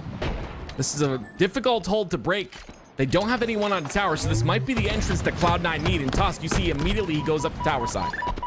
Yeah, Cloud9 sending two members over towards the tower side, and we see a collapse from both angles. Septify and Sab finding that angle all the way towards sewers. Bravo Charlie set up in the hands of Cloud9. Now where are Pure pushing? Yeah, BC is not a bad hold to have here, but it's again Pure that, like you say, push, and they push through to C. A lot of pressure being caused here by the side of Pure. Very aggressive. I'm really impressed by the side of Cherish. He's able to keep up with this aggressive play style out of, that we normally see out of Druk, Talik, and Last Shot, of course. And it looks like they will try to lock in this triple cap as well. Cherish with the heat wave in the back pocket. Cloud9 are attacking Alpha at the moment. Doesn't want to commit to that. Long range shots though. Wants to help his teammates out. High IQ play here for Tower as he's just looking down on everyone. But where does the Spectre come from? Yeah, I mean, that was really good. Like you said, high IQ play to hold down that tower side. Didn't overextend either on that player that capped A. And it creates enough time for Pure to continue to count up on these points. And again, they hold A and C pretty cleanly. Druk traveling through the sewers, gets himself an assist, and notice that Pure still have all that top control. Meanwhile, Druk just waiting for the right time to strike. Goes in, takes the pivotal battle against the Spectre. It looks like Cloud9 are still gonna grab basement, but they're trying to figure out where Druk is coming from, like a whack-a-mole. He can end up anywhere. Yeah, I love that. I love the process that Druk is playing right now. He's kind of taking a lot of attention from many different players, and all the while, it's the rest of his team pushing in and trying to capitalize on that attention that was taken. So with that, it's going to be a triple cap locked in here for a second. As you can see, Cloud9 immediately get inside of A, but look how quickly it's reset. It's Cloud9 that are in trouble right now. Yeah, Pure look very comfortable on this map in strongholds, and you're seeing it.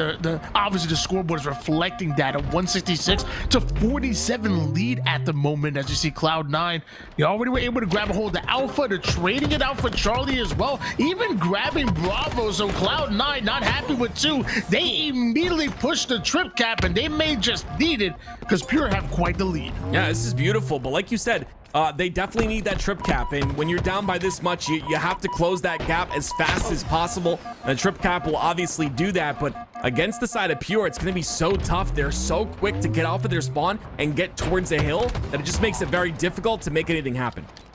Talik immediately coming off his spawn and making his way towards last shot and working a bit of a 1-2 combo with him. And now tower side pressure coming out of Pure. They don't quite have the double cap just yet, but this damage is coming down. Cloud9 are struggling to find the kills necessary to stop Pure from taking away Alpha. Talik putting down that damage, but Septify slides in.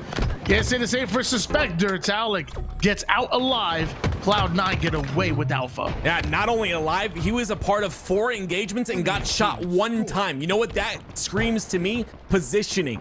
Beautiful job by Talik to get that damage in, to stay alive, and to nearly take no damage. Look how much impact he's causing on this 1 life. Overjoe just came up. And although Cloud9 looked like they may have been able to grab a hold of it, Cherish coming out of nowhere, steals it away from Cloud9, turns it into a double kill, and that's why this young man was brought onto this roster, to keep up with the tempo and to make crazy plays. 18-9 right now is the former Apex player. A double kill, shutting down Cloud9 seemingly by himself. This is just phenomenal out of Cherish. I mean, the fact they're able to come from Apex and play Halo at this type of level is just beautiful. You see dominating and like I said before, keeping pace with the side of Pure. All members on Pure, very aggressive. Cherish has that beautiful playstyle as well. And once again, he's able to utilize that to give them a 217-97 lead. Pure are dominating. Suspector takes the low ground to try to play his life, but how long can you live when Pure is surrounding you from 2 different angles? The collapse happens, Suspector goes down, and Pure with that man advantage are going to get aggressive. You give Pure an inch, they will take a mile. The moment they get a slay, they hit the turbo boosters, and just like that, before you know it, game's over. Wow, that was a very quick win by Pure. You talked about Cherish, 21-10. We saw a lot of great plays out of Talik as well. Again, it is just beautiful to me when I see a player get into 4 engagements and only take 1 shot of damage, and you're playing against really solid players. You know, doing that, it just means that you have that high Halo IQ. You're able to position correctly. That's what we saw there out of Talik. And again, gotta point out Cherish, 5,200 damage for him. A massive game out of all of Pure, and it was showcased in the score. Yeah, Pure definitely have cycled through a few players right now, just looking for the right fit for them, looking for a player that is gonna be keeping up with that speed, keeping up with that objective efficiency, and just keep things moving like you know Pure does. And they locked in on Cherished, and man, dude, Cherish is fitting in like a glove, because not only do Pure look very good, I feel like Cherish, who's also always looked good on no matter what roster he's on, is looking even better than he normally does. Like, this is just a match made in heaven right now. And Pure definitely look like they may be destined into the grand finals. Cloud9, I believe in this roster, but they're gonna have to show me something in this game too, because Solitude, that was all Pure. Yeah, I mean, sometimes we saw it on Twitter with Gunplexion, right? Sometimes it takes one chance given to a player to see them really shine, to see them open up like a flower, and that's what we're seeing out of Cherish. We've always known that Cherish is an incredible player, but sometimes when you're on the right roster, you start to be seen in a different light, and that's what we're seeing here out of Cherish. And again, I gotta point out Talik again on this side of Pure. Don't want to dismiss him. I think he did 3,500 damage, and he took the least damage out of anyone in the lobby. So just a beautiful job out of all of these players and their different play styles. Just some clean Halo is what we're seeing here out of Pure. But we got to see a clean bounce back out of Cloud9, and grabbing hold of that Overjoe is going to be huge. Combining it now with a heat wave, although took a little too much damage from across the map, not going to be as effective as we want it to be. And before you know it, Overjoe is gone. He was able to get a kill, but can he stay alive? Oh, we talk about Cloud9 being that strong Slayer team. This is their chance to tie up this series, and what a time to do it here on the Slayers. They've already got a nice lead, 8-3. And what a great way to start this game when it was such a dominant win for Pure in that game number 1. When you start off like this on the Slayer, you give yourself that confidence to continue on as the series goes on. 9-4 lead in favor of Cloud9, desperately looking to tie things up. Last thing you want to do is fall 0-2 in a series like this. Good kill from Sab, but what a stick to trade out his life on a drug. And now both teams just playing a bit of fisticuffs, splitting the difference, because all we are seeing is trades on the map. Yeah, trades back and forth. Cloud9 on the top of those trades, though, as they maintain this 5-kill lead. And not only that, they get top center control. All of Pure are stuck in that utility side. Cloud9 have the map, and Pure have to make a move. Pure's aggressive play style normally can bully a lot of teams, but if there's any team that can match that energy, it may just be Cloud9. 13-7 lead, almost doubling the score line of the opposition. Septify looks the wrong way for just a moment and may just pay for it. Down to one shot and nowhere to go as 3 members of Pure had their eyes set on taking him out. I really like that by Pure, right? You're down in this game, you don't overextend, you just got 2 clean kills, and now you brought this to a 4-kill game. They're a very aggressive team, like we always talked about, like you just mentioned, but their ability to slow down the pace of the game right there was phenomenal. Now they've got the overshield in the hands of Cherish. They're gonna do work with it. Down only by 3 kills, Cherish still has that overshield and wants to challenge Tusk from across the map. And although finds one spawner, ends up running into yet another one. Septify almost goes down, but wins out that battle. That was a nice little giggle out of here. You saw something you like? I like the outshoot on the OS. He didn't have a lot of OS left, but I mean, that's just a big kill to not allow impact on a Cherish, and comes off a spawn and goes down again. So you defeat a player like that multiple times, you start to slow them down, and that's exactly what you need to do against a Cherish that had a phenomenal game 1. Sab has only died 2 times at the moment, and we're on board with him as he looks to get aggressive, sees his teammate Suspector pushing up, wants to catch up towards him, but Suspector takes the low ground to try to play his life and ends up being hunted down. Sab with the 360 kickflip onto Cherish, goes right back in for the challenge. He was in a non-advantageous position that whole life, but I mean, he made a little bit of lemonade out of lemons there. Now 7-3 so far in this game is Sab. All of Cloud9, though, stuck in the back of yellow, and Pure are aware of it. You see they have the top center control, and they're pinching from every angle. Cloud9 are in trouble right now, but if they win this engagement, it'll put them in a great spot. 2 bullets in this heat wave, making 1 after a bit of a windmill there, but the second bandit shots will connect. That's a killing spree out of a Druk. And with Overshield about to come up, I feel like Pure was going to prioritize the P side of the map.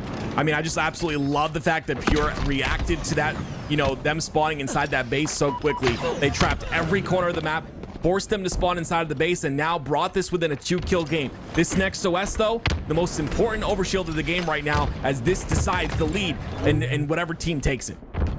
Late nade shot coming to Septify. Wants hold the overshield, but ends up running right into Druk, who is baiting that angle out, but Druk not able to grab a hold of overshield. Taulik is gonna go down as well. Half the members of Pure now finding their way onto the respawn screen. Meanwhile, Cloud9 should have gotten that OS, and that's the Spectre.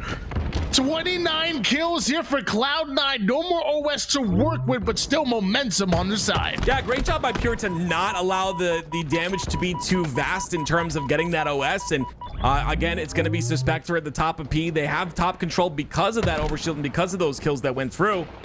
But now Pure has a chance to break this setup. And again, another trade comes through, which is always going to go in the favor of Cloud9 with their lead. Switching gears over towards Druk, down by quite a bit right now. Something has to change here for Pure, and the same way we saw Druk trade out his life with Sab earlier, Sab gives him a bit of payback. Payback is what you need. Sab is having a phenomenal game right here, and much needed when Cloud9 is down 0-1 in the series. It's a 12-7 for him, ends up going down again. So it'll now be Taulik trying to take that top control. 4 down for a moment, though. It's Pure in control.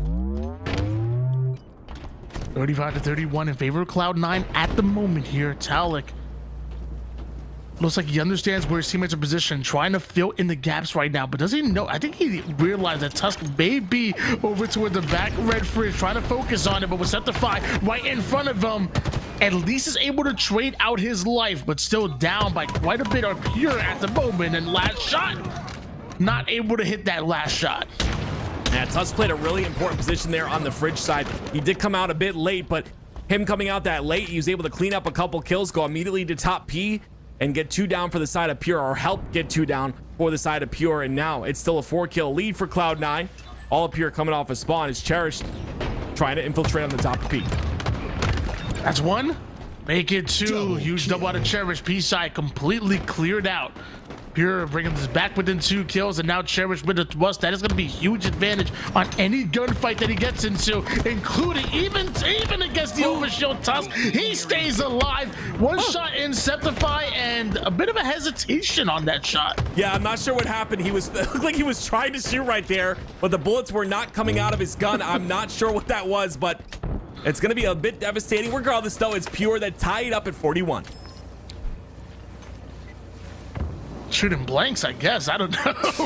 Like, he was lining them up, but just nothing was coming out there. And either way, it's still Pure to take back the lead, 42-41. Trades go down. Tusk is down to 1 shot. Druk not able to chase it, but luckily last shot was there to have his back. And with that, a 2-kill advantage. But in a game like this, it feels like so much more. Yeah, playing this lower angle is so important. You see Pure taking control of the lower side, but also taking that top P side as well. And all Cloud9 being trapped inside the fridge. A 3-kill lead for Pure. This is the first real big turnaround we've seen. Pure could close this out. Game is coming down to its dramatic conclusion, and mind you, Pure have taken the lead. Cloud9 look like they may have been able to tie up the series, but things have changed quite a bit. As we switch on board with Druk, we're gonna have 2 players over to where the P side is Pure, but more importantly, Cloud9 are also attacking the car side as well. A 2-pronged attack as Cloud9 takes so much space on the map, but Druk is still alive. Yeah, he's alone though. It's the problem, and Cloud9 take advantage of that. Now they have 48. It's tied up at 48 now. Druk does fall. 49 now for the side of Pure. This will close it out. 1 kill between the 2, but only 1 kill needed. A back onto Cherish. Septify still has plenty of shields to fight with. Pure do have the positioning on this Overshield, and I believe they're going to commit to it. Cherish attacks it immediately, and now things get a bit unfair. If Pure can just stay alive, Cherish has extra shields. Cloud9, they may not win it unless there's a backsmack. This is kind of crazy here. Like you said, Cherished. There, you can see the OS is falling though just a bit. The longer it falls, there it is. It's Cloud9 that get the victory. On the other side of the screen, it's Sab that closes out a kill right there. And wow, that is exactly what Cloud9 needed. We talked about them being that Slayer team, and oh my word. Dude, you know Cherish is not happy with that. Like, I mean, you got Overshield. It's 49-49. Like, he's walking around checking every corner. Like, he's making sure that he doesn't get backsmacked. Meanwhile, on the other side of things, Sab gets some backsmack. Look, he's making sure every corner is checked. There is nobody that's going to sneak up on him. And somehow Talik is the one, I want to say is the one to get backsmacked by Sab. Yeah. No, not even a backsmack. No, it wasn't a backsmack. It was actually a headshot. So maybe a challenge. Even worse, honestly. Yeah, Talik may be stuck in a bad spot right there. I think he's on the left side of the screen. He's on the flag. Yeah. I think he got cross-mapped. I'm not sure where Sab... Let's see where Sab is in this situation. Sab is on the left. Wait, Sab sneaks through? Where is Sab? Am I stupid? Don't answer that, Tony. I'm trying to figure it out. Not if you're stupid. No, I'm trying to figure out what exactly happened here. There he is. So Talik is on the flag. Left. Yep. And Sab's Talik is on flag. Mm-hmm. Oh, what? I think you're right. There was a flank. Yeah, Sab makes it through the fridge side cleanly. No one's able to find him, and he gets the kill onto Talik. I mean, that's just huge. Like you said, it's got to be frustrating if you charge because you have that overshield. It is dipping slowly, going away, and you're looking to make a play. I would expect the whole team to be behind him, you know, but unfortunately, it does not happen. Cloud9. That's a big win out of them. That's got to be very frustrating for the side of Pure. We'll see if Cloud9 can take advantage in game 3. I feel like I'd be more frustrated if it was like a backsmack or like even like an ego chow from across the map. Like, I mean, granted, you're probably still not happy, but like if Sab really did just sneak over towards P side, that's where they pushed. Like, you know what I mean? Like, Pure pushed through fridge, pushed through the P side of the map. So like, there was already behind us, we would have known it. Like, you know what I mean? Like, they definitely feel confident that they have to worry about what's in front of them. and apparently Sab makes a play to get behind her. I want to actually go back and maybe probably after the tournament, I'll probably go back and check it out with theater, because I want to know, like, how did that play actually break down? Either way, we do know that Cloud9 answered back, despite the fact that Pure was able to grab a hold of that overshield. So now all that momentum that they were building up from that game 1 to almost that game 2 win is just kind of halted right then and there. Now we're going into a King of the Hill recharge, and Cloud9 must be feeling good. Yeah, for those of you guys that are maybe just joining us here, this is, of course, Pure versus Cloud9 in the elimination finals. And, of course, whoever wins this will move on to play Sentinels, who are waiting. And, I mean, yeah, it's going to be tough for either one of these teams, I think, to beat Sen. Sen are looking really good right now. I think they've only grown tournament after tournament. So, but really excited to see how this match turns out and who's able to get that chance to face them. Yeah, I've always been a fan of King of the Hill in this game, although my record on it is terrible. But I still enjoy, because I feel like every different hill almost feels like an entirely new game. Like, I feel like if you lose out on that first hill, you know, most likely you probably have overextended and set up toward that second one. Like, I feel like you always have a chance to come back in it, where other game modes can kind of snowball out of control. I feel like King of the Hill, I always kind of feel like I'm in it. Even down 0-2, 0-3, it's like, well, as long as there's time on the board, we can come back. We just got to be disciplined with the way we play the game. That's right. And you know, I again, talking about discipline, I'm really just impressed by Pure. I'm impressed by the fact that they're very fast-paced team, but also on a dime able to completely halt and slow down a game to a stop. And you know, sometimes you need a team like that it can be that versatile, and I'm seeing that out of Pure. Maybe it's with Cherish on the roster, you know, I feel like they've gotten better at that, but we'll see what transpires here in game number 3. We're gonna be hopping on board with Tal. Both teams in the fight over this camouflage, but you also don't want to forget about that shock. Talik on the needle side has the ability to watch both angles, but down to one shot, retreats to play his life. Off screen, Cherish does end up hitting the black screen courtesy of Sab. Sab with another sneaky play. This time he's spotted.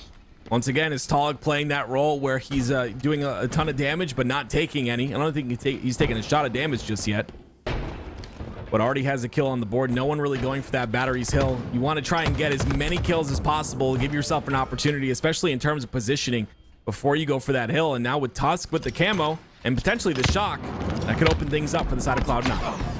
Oh, but as he's focused on the top gold side, somebody sneaks through from Whirlpool towards back gold. Luckily, Tusk gets out of there alive. Really sneaky play.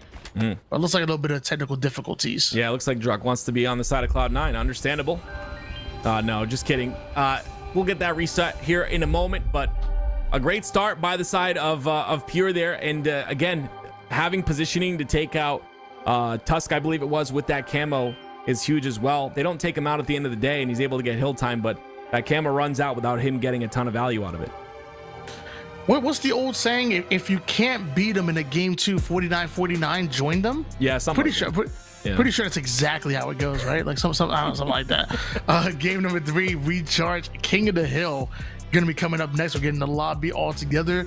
Meanwhile, talk to me about some of the keys to success, and what are things that you look out for when you're playing recharge King of the Hill specifically? Oh, it's one of my favorite game types in the game. I like the ability to kind of set up for these hills, and it's just, you know, these structured setups that allow you to get a lot of time. This first batteries hill, very scrappy, but if you can get those 4 spawns onto potentially whatever you want to do, if you want to set them up onto A, or if you want to get them towards that C plat side, you can get a lot of hill time in that battery side. But I think a lot of the other hills are a little more guaranteed, so to speak, right? Obviously on that Needles hill, or what used to be Needles, you have that elevator control. On bottom center hill, you have the C plat control. Batteries is still kind of up in the air in terms of like a full-on setup, because it's just so easy to nade. It's so open.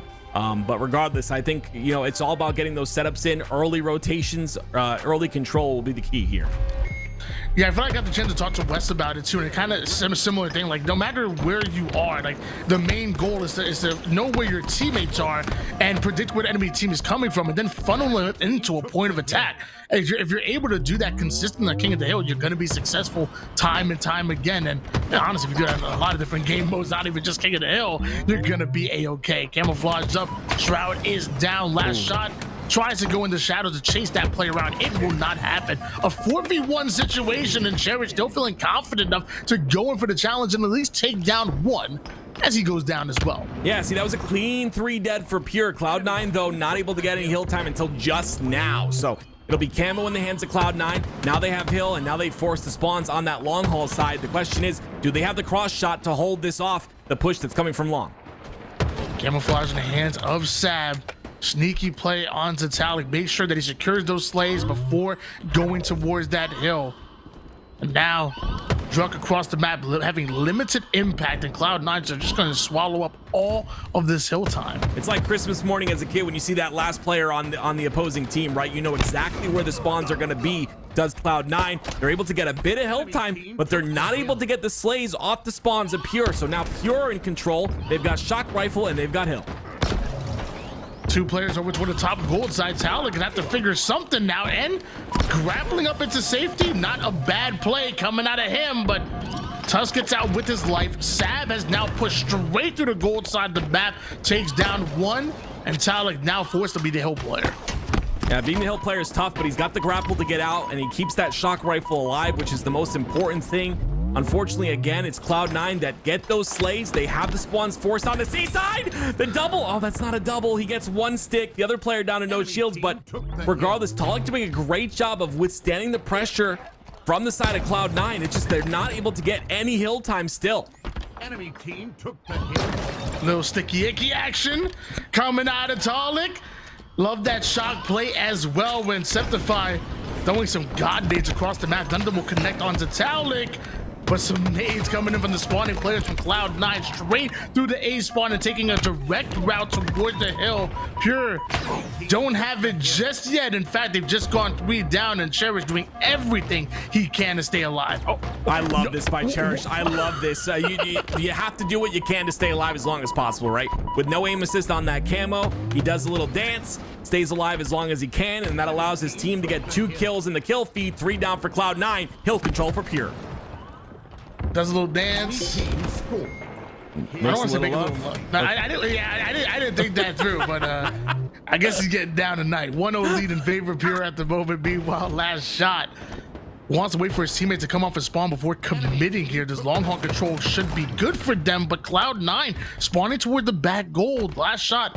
Recognizes the situation, gets himself a huge kill, and now takes back that hill, and also taking some shots in the back. Yeah, a little bit of too much damage there, and Sab was kind of ready to clean him up, but pressure coming out from Pure. This is what you don't like to see, right? It's just a staggered push. It's 1 by 1, and 1 by 1 they fall as Cloud9 take control of this hill number 2. 25 seconds for camo before it comes up. Plenty of time on the board here, and Cloud9 getting plenty of progression onto the second hill, looking to tie things up. Septify in a sneaky position towards grapple, and Drunk is not aware of it, so Septify avoided the kill for that one. A bit of a collapse, and now finds himself on a perfect position to work with his hillside teammates and keep last shot and Cherished at bay. Love that setup by Cloud9. That should be them closing things out. Yeah, that's what I talked about. Some of these other hills are really easy to get if you can hold the setup, and what Cloud9 did was they were able to stagger the spawns of Pure. Pure were pushing in 1 by 1, and because of that they got punished for it, and Cloud9 are able to tie this up at 1. That may have not been the fight that Cherish wanted to take. Sab winning that one, and before Talik is able to get the cleanup, Sab turns a corner, and now another setup here for Cloud9, moving from 1 and transitioning seamlessly into the next hill. But you didn't count for Talik here. Over toward the bottom A side, working this pole, and there's no shot he stays alive. He's just playing really well in this series. 12-6 again. I mean, just a beautiful POV to watch. This guy, just again, look at the damage output and look how much damage he's taken, right? Finally, he gets taken down to no shields right there, but just a beautiful job overall to do as much damage as he can and position himself to not take any as well. staying alive and still grabbing hill time. Shields are back up, weapons are still hot. And Pure have the lead as far as this hill. But a trade out in life, Tusk looks to push forward. Still 3 members of Pure that Cloud9 have to work through, and they're starting at a bit of a disadvantage. Half the members down, but Sab on the flank. Druck is down to 1 shot, and we're seeing a little bit more jiggle peek action, but Druck goes down. Cloud9 gain control. They also get themselves some hill time as well. Yeah, very ambiguous spot on the bottom of that elevator. You can definitely stay alive really well there. Pure does a good job of staggering kills on the other side. Tables have turned just a bit here, but it's Cloud9 once again that have that control. They have the entirety of elevator in their hands. The last shot looking to try and break through here, but he's got to try to find this player on the tower. If he can, he might be able to get him out of this hill. And of course, the chain reaction on the platform of the hill works out. He gets a double as well. Love that chain reaction play with the shock. He's still not done putting down damage, leading to multiple going down for Cloud9. And that's what I'm saying. A 3-4-3, put that disruptor back on. We can see a lot more plays like that. I need my disruptor back. Absolutely love it. I mean, it's great to see that tech still being utilized here in year 3. See, Pure has still has that lead just a bit. Pollock slowing down a little bit in terms of kills and deaths. And that might be Cloud9 who have control of this hill, but the last push, last ditch effort here for Pure. Wow. Sab just flies in there. Cherish can't quite find the headshot there, and that was just the first domino to fall, leading to Cloud9 wiping and stealing away that hill. Now their first lead of the game, 2-1 in favor of Cloud9. I think I just saw last shot stick Pollock in the face on that push. That's got to be tough. Like you said, Cloud9 take that 2-1 lead. And Pure looking to up the tempo just a bit here, but again, that back Hydra control so strong for this Cloud9 roster, and because of that, they get 3 dead. Sab opens up with a double kill to start that push here for Cloud9, and once again, Cloud9 scoring points, and Druck and Pure are going to be the ones that have to break this setup. Tusk takes some damage. He ends up right out of dodge. Meanwhile, shooting a bit of ghost, trying to find out where the hell Druck went to, Tusk went to, and runs into another hit. Not even Tusk right there. It was actually Sab that was waiting for him. Yeah, I've seen a lot of 1v1s out of the side of Pure here, and you know, Cloud9 were coming out on top of them. Finally, we see a bit of teamwork here in the back of Hydro. Septify stays alive for a long period of time, finally does fall, but now it's Pure in control of this side of the map. We've got to get another round of slays here if they want to get some hill time, but quickly Sab comes off a spawn and gets another kill on the C plat. Other camouflage is coming up, so now both of these teams have to manage both the hill time positioning and camouflage as well. You got to be mindful of everything that's going on. Last shot is, but doesn't win this pivotal battle against Septify. Camouflage still sits towards the middle, but Cloud9 do have a bit of an advantage. Cherish tries to make a sneaky play towards it, but forced back. Septify lives, pops camouflage, and doesn't go down. Yeah, again, it's a lot of 1v1 fights here out of Pure, and it's Cloud9 who are winning them, and it might be the fact that these 1v1 fights were being won by Pure for a long time. Now Cloud9 starting to step up. It's Tusk who's 17 and 11. We got 16 and 9 out of Sab, and now Septify has the shock rifle. Middle hill, about a minute on the clock, and Cloud9 have a 2-hill lead. There is no shot they're stepping foot anywhere near this hill. This is just a game of Slayer down, and really putting Pure against the clock at the moment. Pure not only have to slay out, but also have to get in that hill just to stop the timer from going down. Yeah, Cherish is going to be that front player. Decides to go for the kill onto Sab. I actually love this. Somehow, not able to clean up that kill. Sab stays alive for a little bit of time, ends up falling there at the very end.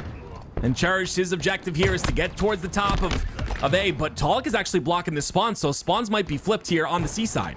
3-1 leads, so in favor of Cloud9, and look at how much time drained off the clock. 40 seconds. Talik having to put himself in a bit of a vulnerable position just to stop the timer from going down, and Septify clears him out. Once again, Pure at a disadvantage in engagement, and time continues to wind down. Yeah, honestly, the play out of Talik there was a little bit rough, at least, you know, from hindsight. We saw him block that A spawn. It forced the spawns onto C, and it allowed Cloud9 to regain control. It's Pure, though, that keep fighting back as much as possible here. Druck gets another kill. That's 3 down for Cloud9 and a chance for Pure to get this second hill, but only 20 seconds left on that score.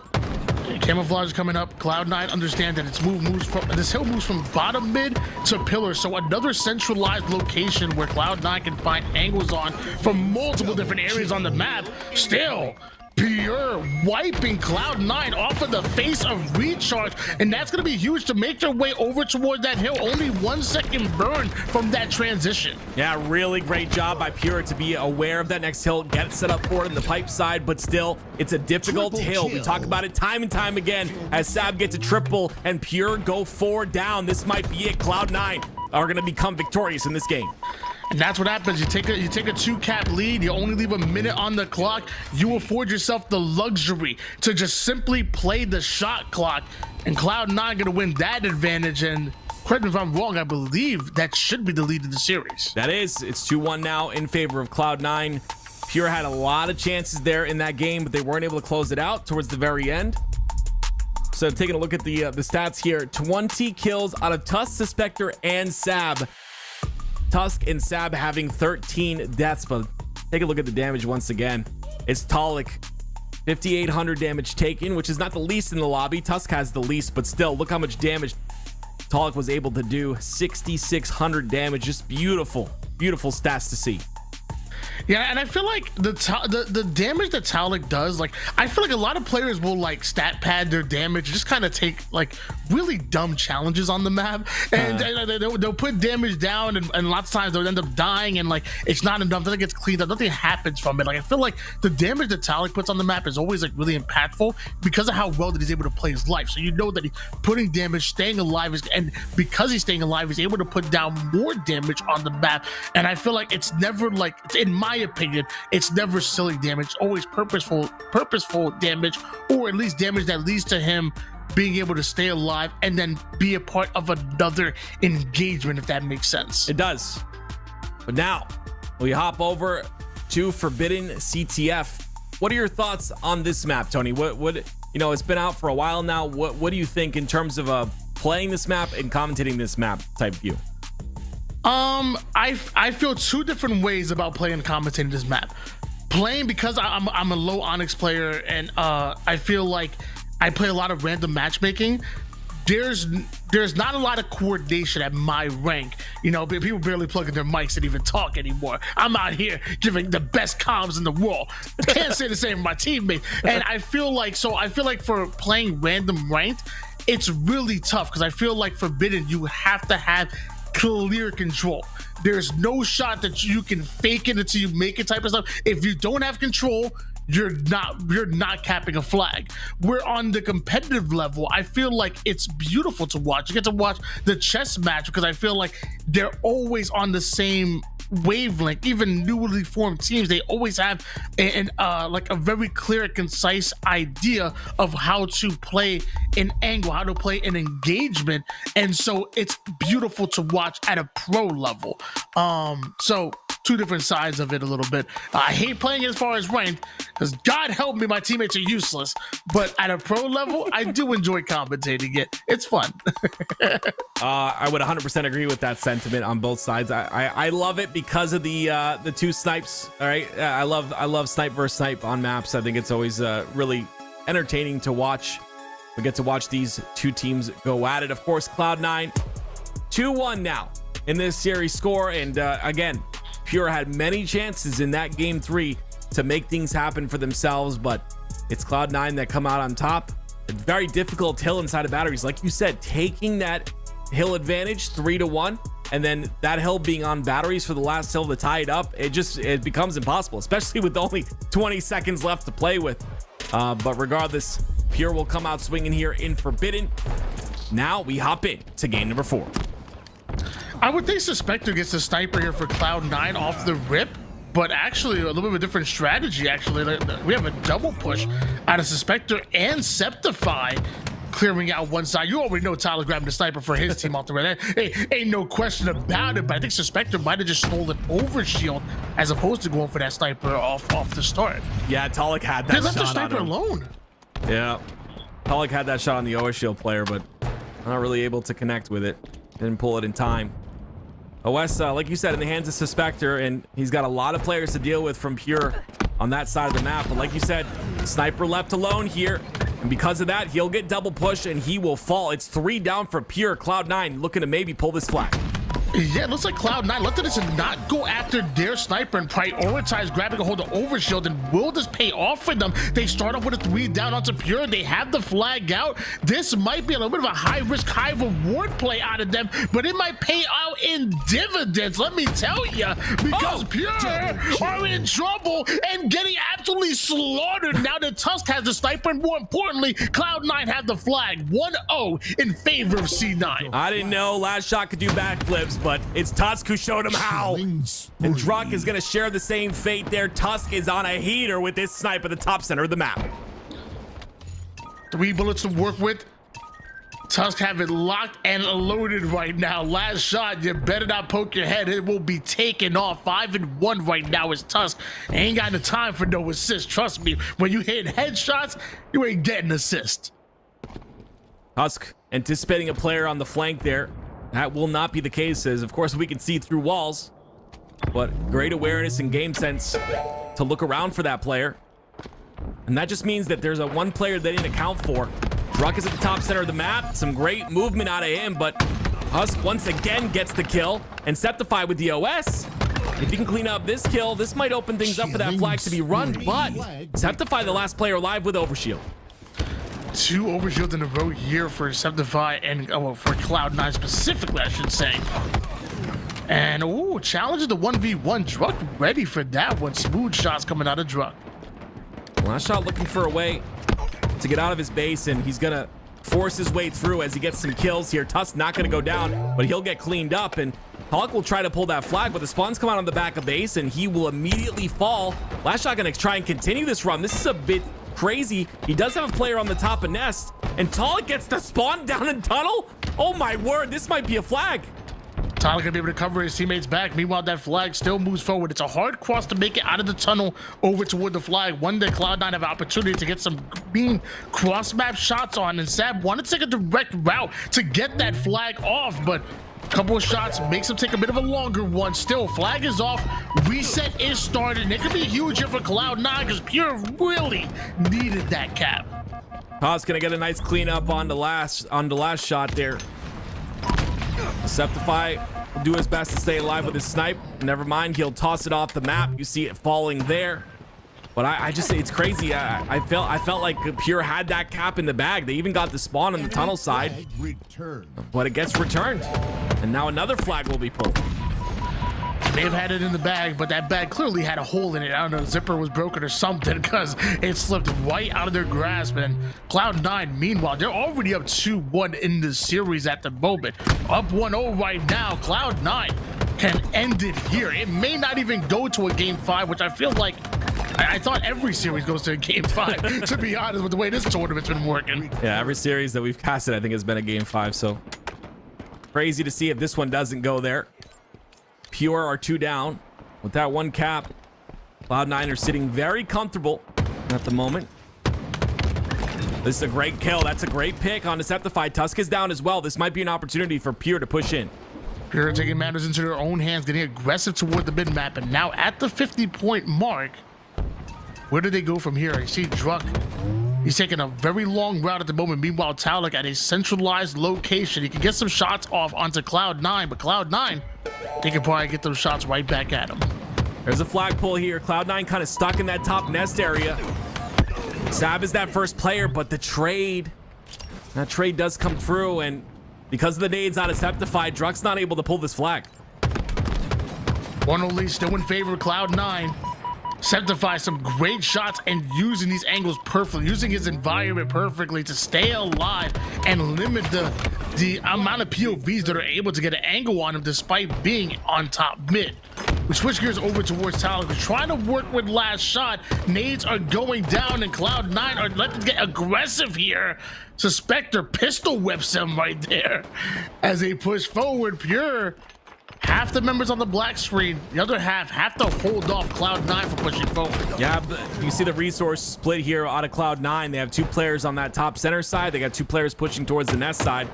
Now Suspector trying to take out the player on the back of base. Tries to use a sidekick, not going to work out, but Last Shot stays alive and can defend another day. He's got to take care of Septify once again. Cloud9 3 down momentarily. Make that 3 down again. Suspected the last player alive.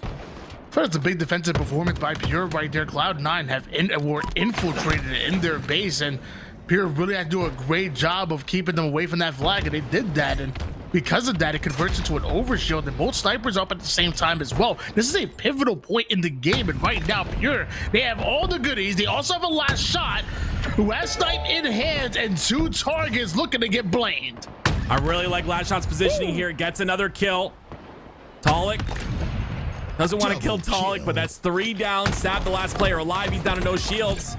Last Shot gets him as well. And now Cloud9 on a cycle. That will be a cap, but the question is, can Pure get another one? Tied up right now, 1 apiece, and Last Shot seemingly not missing a shot with this sniper. Oof. Until he misses 2, that's fine. Still alive.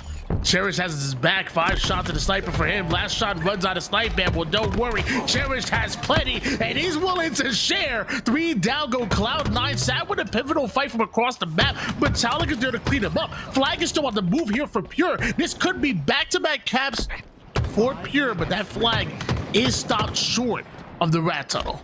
Yeah, Last Shot ends up falling, but you see the 2 players already pushing towards that tunnel side. And honestly, this all stemmed from the fact that Pure had 2 snipers, theirs and Cloud9's as well.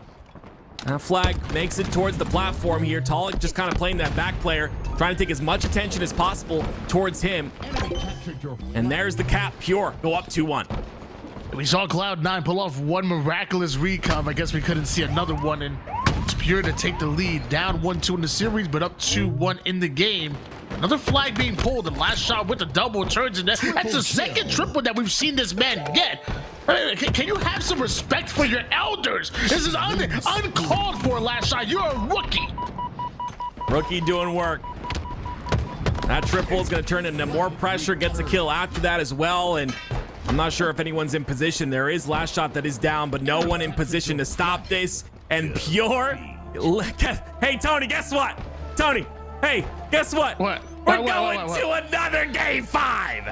Ladies and gentlemen, going to another game 5. Me and Last Shot will have a conversation, because there ain't no way you drop an 18 on Cloud9's head in order to give your team a 3-1 win there. Another game 5 coming up, and APG in the chat is blaming us. I mean, at this point, all we do is cast game 5s. I mean, I don't get out of bed for a minimum of 3 game 5s, so I apologize, but we gotta give the people what they want. I apologize for anyone that's going to work tomorrow that are on these teams, okay? Big apologies as we see another game 5 here. Oh, goodness me. It was the 2 snipers, right? Pure ends up getting 2 snipers. It's the Last Shot as well, not missing a shot. Tusk does this, and this was great. But, you know, shortly after this, Pure get their snipe and the enemy team snipe, Cloud9 snipe, and they do work with it. Able to capitalize on 2 different captures. What a game. What a day of Halo. What a day of Halo we have had today. It's been a pleasure to cast this, and we're not even close to done. We've got this, and then we've got the grand finals as well. What's crazy to me is despite how prepared Cloud9 were off the opening rip, like a really high risk high reward starting strat to not go for their sniper and go for overshield and prioritize, because I feel like it's like an all or nothing type of game that Cloud9 are playing. If you don't get the overshield, you're effed. You know what I mean? Like, whoa. It ain't happening, because you know the enemy team is gonna be pushing your sniper. Right. You're just allowed to get 2 snipers. So if you don't get overshield, you're in trouble. So despite the fact that they pull off that strategy, it works out for them. They get the first cap, and then Pure still answer back with 3 caps in a row in order to win it. So a great start from C9, but I guess it's not just about how you start, it's about how you finish. I'm telling your mother you swore at me. That is rude. I know. I just said F. That could mean freak. That could mean fire. That could mean fool, because you know you a damn fool. Oh. And that definitely could mean fool when I'm talking to you. But no. Wow. Well, there it is. It's Cloud9 taking licks in the series and me taking licks here. And not the good kind as we hop into game 5. What are you taking? Game 5 coming up next, guys, and we have a little bit of a different matchup for you. I think we saw a Solitude Game 5 earlier. We saw a Recharge Game 5 in the last series, and now we going into a live fire Game 5 for you. And well, this time there's no chance of reverse sweep. You know, Cloud9 did have the lead. Pure did have to win a must-win game 400 to put us into the situation, and at this point, I really don't know who the favorites. You know, I had Pure making into the grand finals in my bracket prediction, but the way Cloud9 looked, they stole that game 2 away. So what makes me think that they can't do the same thing here on Live Fire? I want to see another 49-49 situation. We've seen a lot of 49-49s today. Seen a lot of game 5s today, as you can see. The elimination bracket, Tony. 1, 2, 3, 4, 5. That's a lot of game 5s. 5 game 5s. And guess what? It's game 5. Let's get it. I will say one thing. If you're Cloud9, you better not sacrifice another power-up towards that end game. If you remember correctly, Cherish was able to get the final overshot of the game, and they snuck out a win. I promise you, if you allow that to happen again, another 49-49, and you allow Pure to get a camouflage, they ain't making the same mistake twice. They're winning it. Prioritizing this camouflage might be priority number 1 for Cloud9. Otherwise, you can say goodbye to the Slayer, say goodbye to the series, and any chances of making it to a grand finals. Well, you heard it here first, ladies and gentlemen. Camo, very important for the side of Cloud9, and I 100% agree, especially being able to stop those pushes and that aggression out of Pure. Cloud9 gonna be hopping into this. It's gonna be, of course, Cherish from the side of Pure on your screen. Cherish's shields get shredded. They ain't doing nothing here until those shields come back. Meanwhile, off the screen, Druck gets himself a kill and a bit of a trade out in lives. Cloud9 opened up with the first back-to-back. Sniper not grabbed yet. Oh, excuse me. Sniper just grabbed yet. and Camouflage is about to come up as well. Suspector immediately goes towards the top tower. Cloud9 with a 2-kill lead thus far. You talked about that camo being important, and it looks like all of Pure is pretty much set up for it. It's Tusk trying to win that fight inside of the cuts. That camo looking like it's going to go in the hands of Pure unless Suspector can hit some crazy shots here. He gets that body shot into Tusk, and Sab gets a kill too. Sniper hands Suspector. Oh. But getting chased down, where does he go? Down to 1 shot and retreats right towards his teammates. I think it's a high IQ play by Suspector right there. Stays alive, but because he recognized he can't take that fight, and he recognizes where to retreat to. See what happens here. 3-8 so far. Cloud9, everybody slowing down the pace of the game. Talik is stuck on the back of Green. Septify gets a kill though. That opens things up. Look how quickly they move forward off that kill. So important to do so. Talik's down to no shields. Septify trying to get that kill on the top of tower. Yo, and that'll be a break. 10-5, the lead for Cloud9. Dude, I just watched Sabbath Suspector push a 1-shot last shot, and last shot on the kill feed gets a double kill, and he's still alive. What just happened there? Like, I swear I thought he was at least half shield. There's no shot. That man is still alive. We just switched on the screen, and he was able to push out of the green towards the tower side, and Pure bring them back within 3 kills, and it could be 2, because I don't know how Simplify gets away at this one. Yeah, I mean, Pure moving a little bit different here within the last like 20 seconds of this game, and as you can see, it's 11-12 now. They've cut this lead to 1 as Pure. Tied up at 12 at the moment here. Camouflage coming up, and Druck not able to take down Tusk. He takes a bit of a different route to climb his way over toward the top mid side. Still gets himself a kill, and it was still on Tusk. Sniper about to come up about 24 seconds here, and a 1-shot Druck stays alive. Yeah, Druck played that really well. Saw the repulse, decided to go towards that top center to get the cleanup onto Tusk. Tusk had nowhere to go. And still it's Pure within 1. See them again slow the pace of this game down. Another game 5 that slows down here. Sniper gonna be big for whoever ends up picking it up. We see tower side control for Pure. We see Druk trying to catch a bit of a different angle. Talik is already pushed up, and apparently so is Druk. Talik goes down. Druk gets himself a kill, retreats out of that situation, brings us back within 1, but Tusk takes the risk to grab him sniper. Yeah, Druk ended up running away towards the pillar side, so he couldn't get that cleanup on a Tusk. Just a bit of a timing issue right there, but that's going to be now Sniper in the hands of Cloud9, where they can utilize that, but Druk comes right back around and picks up the kill. That will be Sniper potentially in the hands of Pery.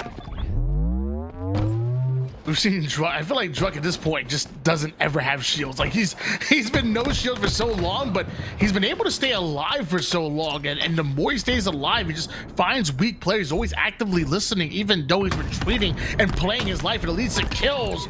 But apparently Septify gonna get his with that sniper. Talik almost lost his head as Septify gets his shields back, and he is ready to fight. He has Tusk that's being that forward player, Suspector as well. Cloud9 getting aggressive toward the green side, but again, Druk live, and Druk gets away with a kill or 2 that he has no business doing. What is happening? Druk, he's hitting him with a drunken fist. The what? I cannot believe, I'm telling you, that QT is still not being, the quantum translocator is still not being used to its full potential. We saw it right there though. And just using it on cooldown as often as possible, just being just a menace. That's exactly what we saw at Druk. You said that he spends the entire game with no shields, and he did so right there. It's actually crazy, bro. Like, just the way that these players are able to stay alive and what they turn it into. And last shot, no difference. Places the first shot on that player's head, and now milking his life, just like we see multiple members of Pure do. And as he milks his life, the rest of his teammates have time to come off a spawn, cover his back. Last shot lives, and Camo is still up. Great job by Last Shot to stay alive in that scenario. He's got 1 bullet to defend his camo. Never mind, it's gone. It'll be a push from Cloud9, but him staying alive allows him to fight for this camo. We'll have to back off there. I believe Suspector. Yep, Suspector ends up picking up the camo now, tied at 28. I'm surprised that Pure weren't able to pick that up with the way that they were controlling that A side, controlling the angles, but now Suspector, he's the most important player on the map. He's the one that's going to make a play in order to turn things around. If he doesn't, Pure will certainly run away with it. Finds a couple one-shots, Suspector, double kill onto them, tries to move in for the triple. Bit of sneaky play. Surprised to get the trade there, but Druk gets himself a kill, but notice Tusk gets himself a double. So even though he doesn't get all 3 of those players, Tusk kind of picks up a lot of the pieces that were left behind. Yeah, great camo by Suspector right there. Oh my gosh. Septify has the sniper once again, and a 2-kill lead here for Cloud9. This could get out of hand if he doesn't miss a shot, and he does not. It's Septify on a tear. 34 to 20, or 34 to 32 lead in favor of Cloud9 at the moment, and Septify can advance this sniper toward the tower side. A 3-kill advantage, and with Cloud9 slowing the game down. Pure, what is their next play? How do they navigate this? Cloud9 in a full setup. Take this guy off a tower however you can. Spend the resources, get into different lanes, make sure you maybe find a way to get through the mud side of the map and get him off a tower, because right now he is not missing, and this is one of those players you want to shut down. On the other end of things, Druk 15 and 7, having an incredible game as well. Both these guys, the titans of this match. Yeah, I feel like if Pure not able to get Septify and Cloud9 off of this tower side setup, like they're gonna be like the Mavs in the finals. No chance, I promise you. As 5 shots to work with here for Septify. I mean, how you've had so much time to reload, Septify. Like you should have 4 bullets in the 4 bullets in the chamber. Like, please reload. He doesn't want to miss an opportunity, you know? Oh, well, he just missed 2. 3 opportunities, 36 to 36. Sniper, again, I think it's they iced him a bit right there, right? He's at the top of tower looking for something after he gets that massive double, not able to find anything, and now it's tied up at 36. Pure have been able to snatch up that sniper and that tower side control. And Talik, he ain't known much for missing, not around these parts. All right, maybe 1, but it's okay. Got the kill with the bandit. That's what matters. Double kill out of Talik.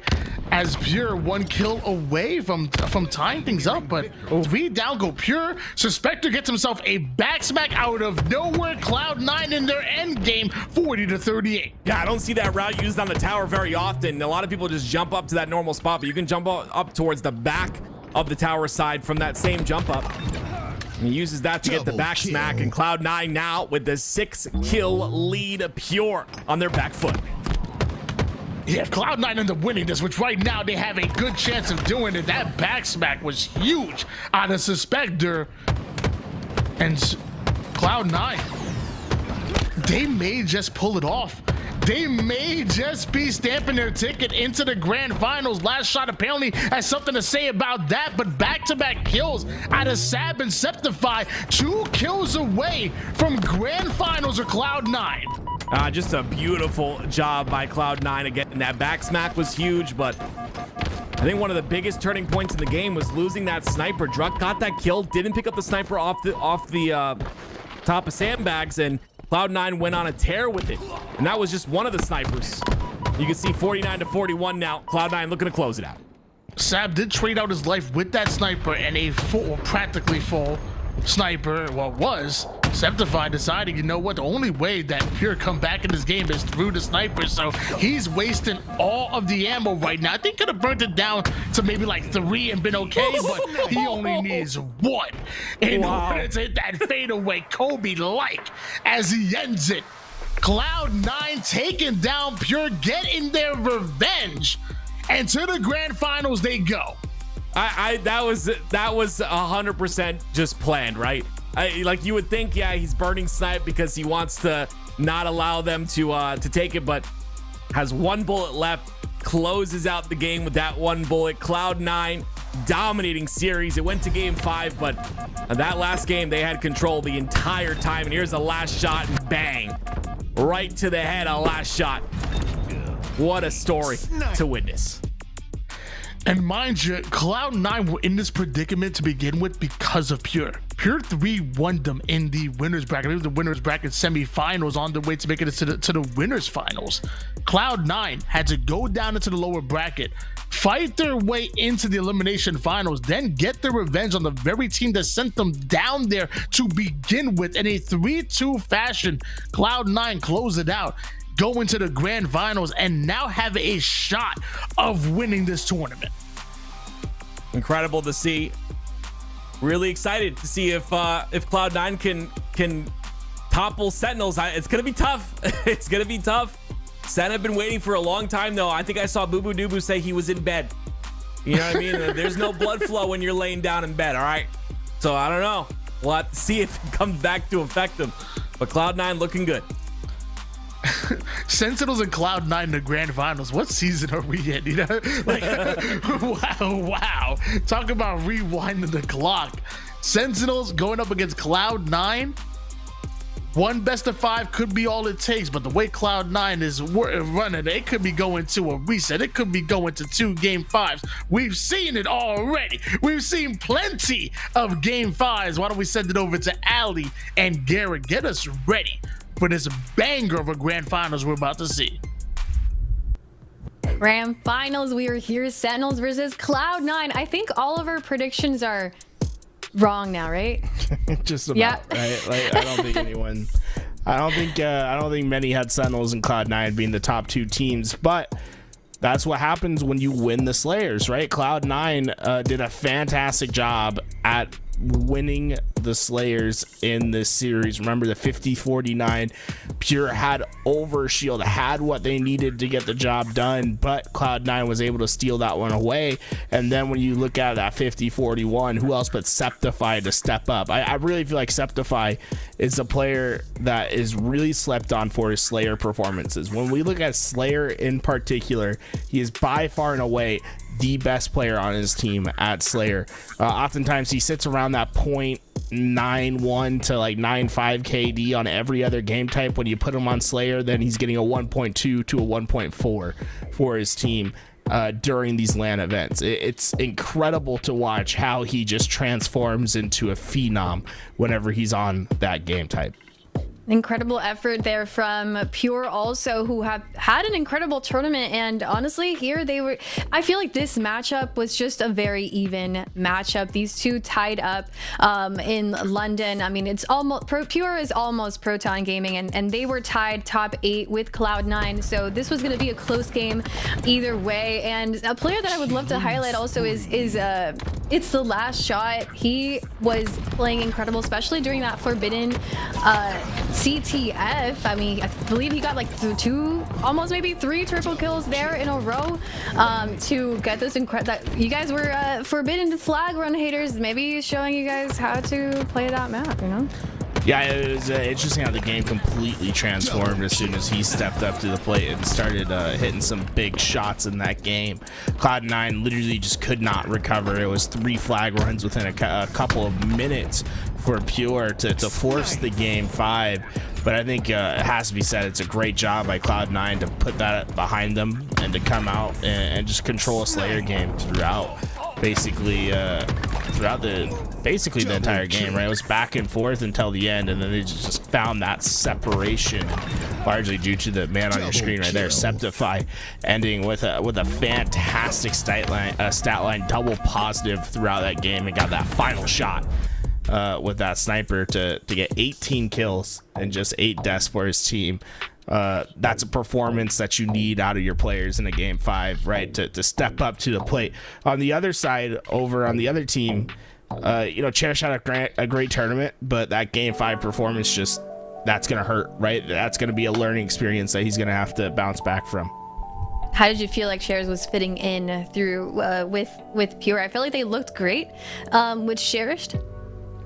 Yeah, I felt like they looked great until they got to that last series where it was like, okay, like now you can see that there's some work still to be done, right? It's time to hit the theater. It's time to figure out how to get on the same page. Gotta win the Slayers. Gotta win the Slayers. I had a question about Septify specifically. What do you think makes Septify such a great player in Slayers? Like, why is he so good at Slayers? I think Septify is one of those players that is always just trying to win the game. Whatever he needs to do to win the game, he's going to try to do it, whether that means going and grabbing the flag or having to go step in the hill. He treats himself like a jack of all trades in every game type. But when you put him in Slayer, he has just a lot more freedom, right? He's a great sniper player. He can go pick it up, use it, and re-maneuver with it. He's not dictated to be in one spot because that's where I have to be because the objective's the most important part of the game. When he has that freedom, he can get those off angles. He's very effective at it, and well, you can see why. I mean, just fantastic game from him. 18 kills, 8 deaths, over double positive for his team, and clutching up in a big way. I feel like they have a tough matchup ahead now against Sentinels. So we're seeing basically top 8 London versus top 6, right? Top 6 is what Sentinels got in London, I believe. I got that right? Top 6, yeah. Top 6. They wanted top 4 at minimum, right? I think to them it was a great tournament. Like, they came out and played some great games, but definitely not where they wanted to finish. I think they would have liked to go at least one more round. What do you think Cloud9 need to do to maybe defeat Sentinels? It's a tough matchup indeed. Sentinels is incredible, and after they picked up Precision, they've gotten even better. Yeah, so that's where the line is sort of drawn when it comes to the top end of the teams, right? The top 5 teams in the HCS, in my opinion, right? The FaZe, Optic, Rebellion, Space Station, Sentinels, and the rest. It's this line. You have to be able to overcome this bubble. Cloud9 got a top 8 finish, right? They were stopped short, weren't able to secure their spot, and it's because teams like Sentinels, Shopify, Rebellion, even like a team like Quadrant are the teams that are standing in their way to accomplishing those big goals. You have to show in the online tournaments that you can beat them and win a tournament. I mean, winning this open would be a huge momentum boost for Cloud9 and basically secure themselves a spot with the pro points that they would get for the FaZe tournament in Atlanta coming up. That's right, guys. We are week This is the first week of the split number 2 of the year, Road to Atlanta. Today, we are seeing our grand finals here, Sentinels versus Cloud9, and we take a look at pool play. This is for Atlanta specifically. The top 6 teams from London have already qualified, and we can take a look at those pools there. Sentinels does not need to compete today, but they're getting the practice in, and they're sitting at Pool C in that Shopify Rebellion pool as well. A scary pool for sure. What do you think, Tools? I think that right now you're seeing how important the pro points are going to be that teams are getting right now. We have the major qualifier that's going to happen, I believe, at the very end of the month. But you want to get yourself situated where you don't have to worry about getting top 2 in that tournament, right? If you want to Pool C, Pool D, they're both going to be determined by whoever has the most points that didn't place first or second in the qualifier. So priority, right? Get first, get yourself in Pool A. In that second seed, and have yourself that 8th seed in the tournament, I think is always a good spot to be at. Obviously, like, there's a lot of questions with ITB probably going to be taking that 9th spot, but then you get the losers bracket number 2 open bracket team. I think that's usually you can guarantee yourself into into bracket if you can get a Pool A finish. Pool C is going to be tough. Let me tell you what. It'd be great to get into Pool C or Pool D, but when you get in there, you have to play against the winner bracket team out of the open bracket, plus a team like Shopify and Sentinels. It's gonna be tough. So try to get yourself prepared, playing at your highest level to try to get one of those Pool A or Pool B spots. That's the goal today for all these teams, to get as many pro points as they can, and Cloud9 really wants those pro points too. Sentinels is comfy sitting. They know where they're going to be in Atlanta, and look at them, comfy already in their lobby. Our game soon to start is going to be on Recharge Strongholds. Do you have any predictions on which way do you think this could go? I feel like for Sentinels, they want to 3-0 this. I'm gonna say I want to see the Sentinels sweep, because I want to see them try to be back in that top 4, like playing for that grand finals. Fun fact about Falcated, right? There's one grand final he's been in, Salt Lake City. They lost 0-4. He had the highest KD in the series of 1.2. He can be great. I want to see him be great this series. I'm sorry, but these meteor shots are incredible. All right, Sentinels versus Cloud9. Our grand finals are ready to begin. We're going to find out who's going to be the winner of today's week number 1 Road to Atlanta in just a moment. Strongholds Recharge is our next game. Let's go ahead and send it over to Tony Inactive.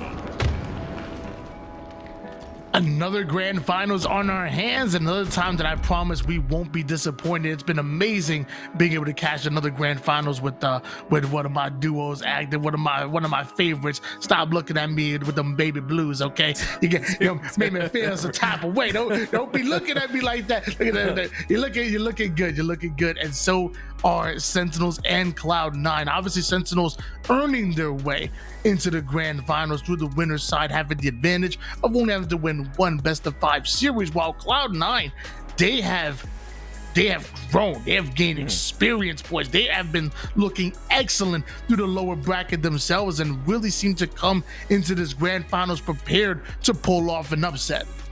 Yeah, honestly, I'm gonna be honest. I saw some messages from the Sentinels players in the chat, and you hear Lethal saying, I'm not waking up till game 3. I know it's all baloney. Sentinels are gonna come out, they're gonna come out swinging, but like you said, Cloud9 have grown as this tournament goes on. Anytime you go to the elimination bracket, you get more reps, and for any of you guys that go to the gym, I don't, you know that reps make you stronger, and as a team, Cloud9 will utilize those reps and give Sentinels a run for their money. Sentinels have been sitting, waiting for this matchup to happen. So Cloud9, they need to come out swinging in this series. Well, I know there's some people that actually they know their stuff. They know ball. Some people notice I'm wearing a Yu Yu Hakusho shirt right now. What the heck is that? It's an anime. You would know literally nothing about it. But the real ones, if you know, you know. If there's one thing I know, that the owner of the Spirit Gun, he don't care about who's favorites, and that's where like Cloud9 need to go with that same energy, that Yusuke type energy. You know the Sentinels are the favorites. You respect them, but you don't give a damn. You are ready to come in knowing that you can win and you will win. If you keep that energy, You may just launch a spirit gun of your own. You may just come off with a major upset, bringing us into a bracket reset and maybe coming out on top here in the open series. That could be huge when it comes to HCS points. Man, I need to watch myself some anime, dude. Like, there's so many anime references that happen on this channel. And, you know, I'm going to be honest, I'm looking for some TV to watch right now. You know, I got a little bit of spare time, looking for a series one. Maybe I'm going to have to pick something. I'm going to have to message you after and get some advice. I think I've asked you before, but I didn't pay attention to your answer that time. So I'll pay attention this time, though. If you want to get introduced to anime, I feel like you need to like there's two ways you could do it. I got you right now. So you need to watch one that doesn't start off slow, which is tough because most anime start off really slow and really bad. So either you got to go that direction, or say, and like we go like an Attack on Titan that's an amazing episode 1, or you got to watch some TikTok clips. Because if you watch some clips with like some big fights, you'll get hype about it and you'll see it and you'll be like, yo, you know what? I need to go back and watch that. So that's like the one of two ways that you can get into anime. Watch Attack on Titan as an amazing episode 1, but it's a little graphic. I ain't gonna lie, it's a little crazy. Or go to TikTok, watch a crazy like fight and be like, oh snap, I need to go back and watch. I need to see how we got there type of stuff. Well, I'm a big fan of storylines. And so I definitely will look into that. But we've got a storyline here. And it's, of course, Cloud9 that come out of that elimination bracket look extremely good against the Sentinels. Like, and I bring this up a lot because I think it's a big deal, Tony. Like, you could be sitting there playing against bots, but there's nothing like tournament play. And Cloud9 have been in the depths of the elimination bracket. And now they come out and, like a phoenix from the flames, they're going to try to take out Sentinels. If Sentinels start off slow here, I think Cloud9 can take this game 1, and that will be, or should be, enough momentum for them to continue on throughout the series. I'm not even gonna lie to you. When you said shooting at bots, I thought you were talking about my ranked matchmaking experience. I'm not gonna lie. I was like, oh yeah. I played this morning, and then you went on. I was like, oh snap, my bad. And like I just my ranked teammate just catches strays right now. For no damn good reason. My bad, guys. I'm messing with y'all. I love 20% of you. 20% is not a good number, but it is if you want to get the lead on this very first bit of points here. And he looks like Tusk. He's going to be pushing towards this top A side with the camo, and he'll go ahead and gather that A side as well. And that'll be some points here starting off for Cloud9. We always talk about Cloud9 and their early strats. I mean, they look really good. As far as the starting strat, Cloud9 had them locked down, obviously well prepared, and come off with the double cap because their first points are theirs, but it ain't about how you start. I keep telling y'all, it's about how you finish. An 11-0 start is great, but winning the game is even better. So double cap back in favor of Sentinels. Lethal does end up going down, leaving Boo Boo Doobu by himself, and the strike back from Cloud9 to clear things out. But they didn't prepare for a Sentinel's precision. Oh, I mean, precision's just beautiful shots out of him. We consistently see him winning these pivs, winning these 1v1s, and just having a phenomenal shot. Look at him getting his shields back here, going to continue to hold top A. My question is, does he aggress on this top tower player? I don't think he will. 2 of his teammates end up falling, so this is an opportunity for Cloud9 to push him off the elevator. Precision has always been extremely good. I was ranting and raving about him like late season 1 into early season 2, but if there's one player that got a major buff when it came to the bandit change, it was definitely him. Like I always said, he plays this game like Gears of War, is that like how he goes from wall to wall and is always playing cover so well. And the jiggle peak is so strong with this single shot weapon that I feel like that has also activated him as well. Like he was already great and destined for greatness, but I feel like he got even a major buff when it came from going to the BR to the bandit change with how well he plays the environment. Yeah, you talked about him playing the environment. I think it was a few months ago, and I really have noticed that as I've continued to watch Precision. It's actually beautiful to watch. If you watch him as a player, Tony's the one who pointed this out to me. He will, just like Gears of War, like you just mentioned, Tony, utilize those walls, and he'll go from wall to wall and just make sure to have that coverage. That's a really, really good point, especially with that bandit change. I 100% agree with you, and it's of course Sentinels who take advantage of that. 8-3 for the side of Precision. And it's Sentinels with the lead, 58-35. Early lead for Sentinels. Double cap still locked in. It's Alpha and Bravo, and Lito's always willing to trade out of his life. It leads to a 3 down, and Falcon is willing to chase down that player if it leads to a full squad wipe. So once the full squad wipe happens, you know that there's going to be a trip cap that comes. I didn't know Falcon was going to get that stick, but Cloud9 are struggling right now. Sentinels locked in, and right now Cloud9 locked up. Yeah, this triple cap is really tough to get out of here if you're the side of Cloud9, especially with the fact that you were trapped on the pipe side. Finally, Cloud9 find a way out of this locked hold. I don't think they've captured C just yet. You see still 2 points every second going in the hands of Sentinels. And that damage will potentially... No, it doesn't get Tusk out. So it's Cloud9 who gets C now. Now they've got to cross Booba Dooba, though, who's watching that top catwalk area. Maj and Boo Boo coming out with the shock still in hands, and we know how good he is with the shock, but as he's taking damage, has to be forced to back down, play his life, live to see another engagement as Sentinels continue to put points on the board, 155-35, and Boo Boo Doo has an entirely different angle and is going airborne apparently. Yeah, I love this out of Booba Dooba. He understands he has to grapple. He can take care of that player and help his teammate on the top of elevator. And he grapples his way towards the camo. Grapples the camo towards himself. And that'll net him a double. And he's got the shock rifle still. 18 bullets to work with. That's what, 6 shots, I think? I'm not sure. God bless. Bro, I know math is hard, but it is hard. What the hell was that? You know what? Just appreciate Maj and Boo Boo, because let me tell you, the only thing more dangerous than Boo Boo Dooba with the shock is him with that shock, camouflage, and grapple combination. He's running in like a super soldier. He's running in like a damn Spartan. Yeah, this is just beautiful. I don't think he's missed a shot just yet, and it's netted Sentinels a massive lead here, 207. And counting to 35. Cloud9 not able to find any sort of way through this setup. 4 down for Cloud9 once again. It'll be Precision holding down this elevator side. Spawn's coming out on the C side for the side of Cloud9.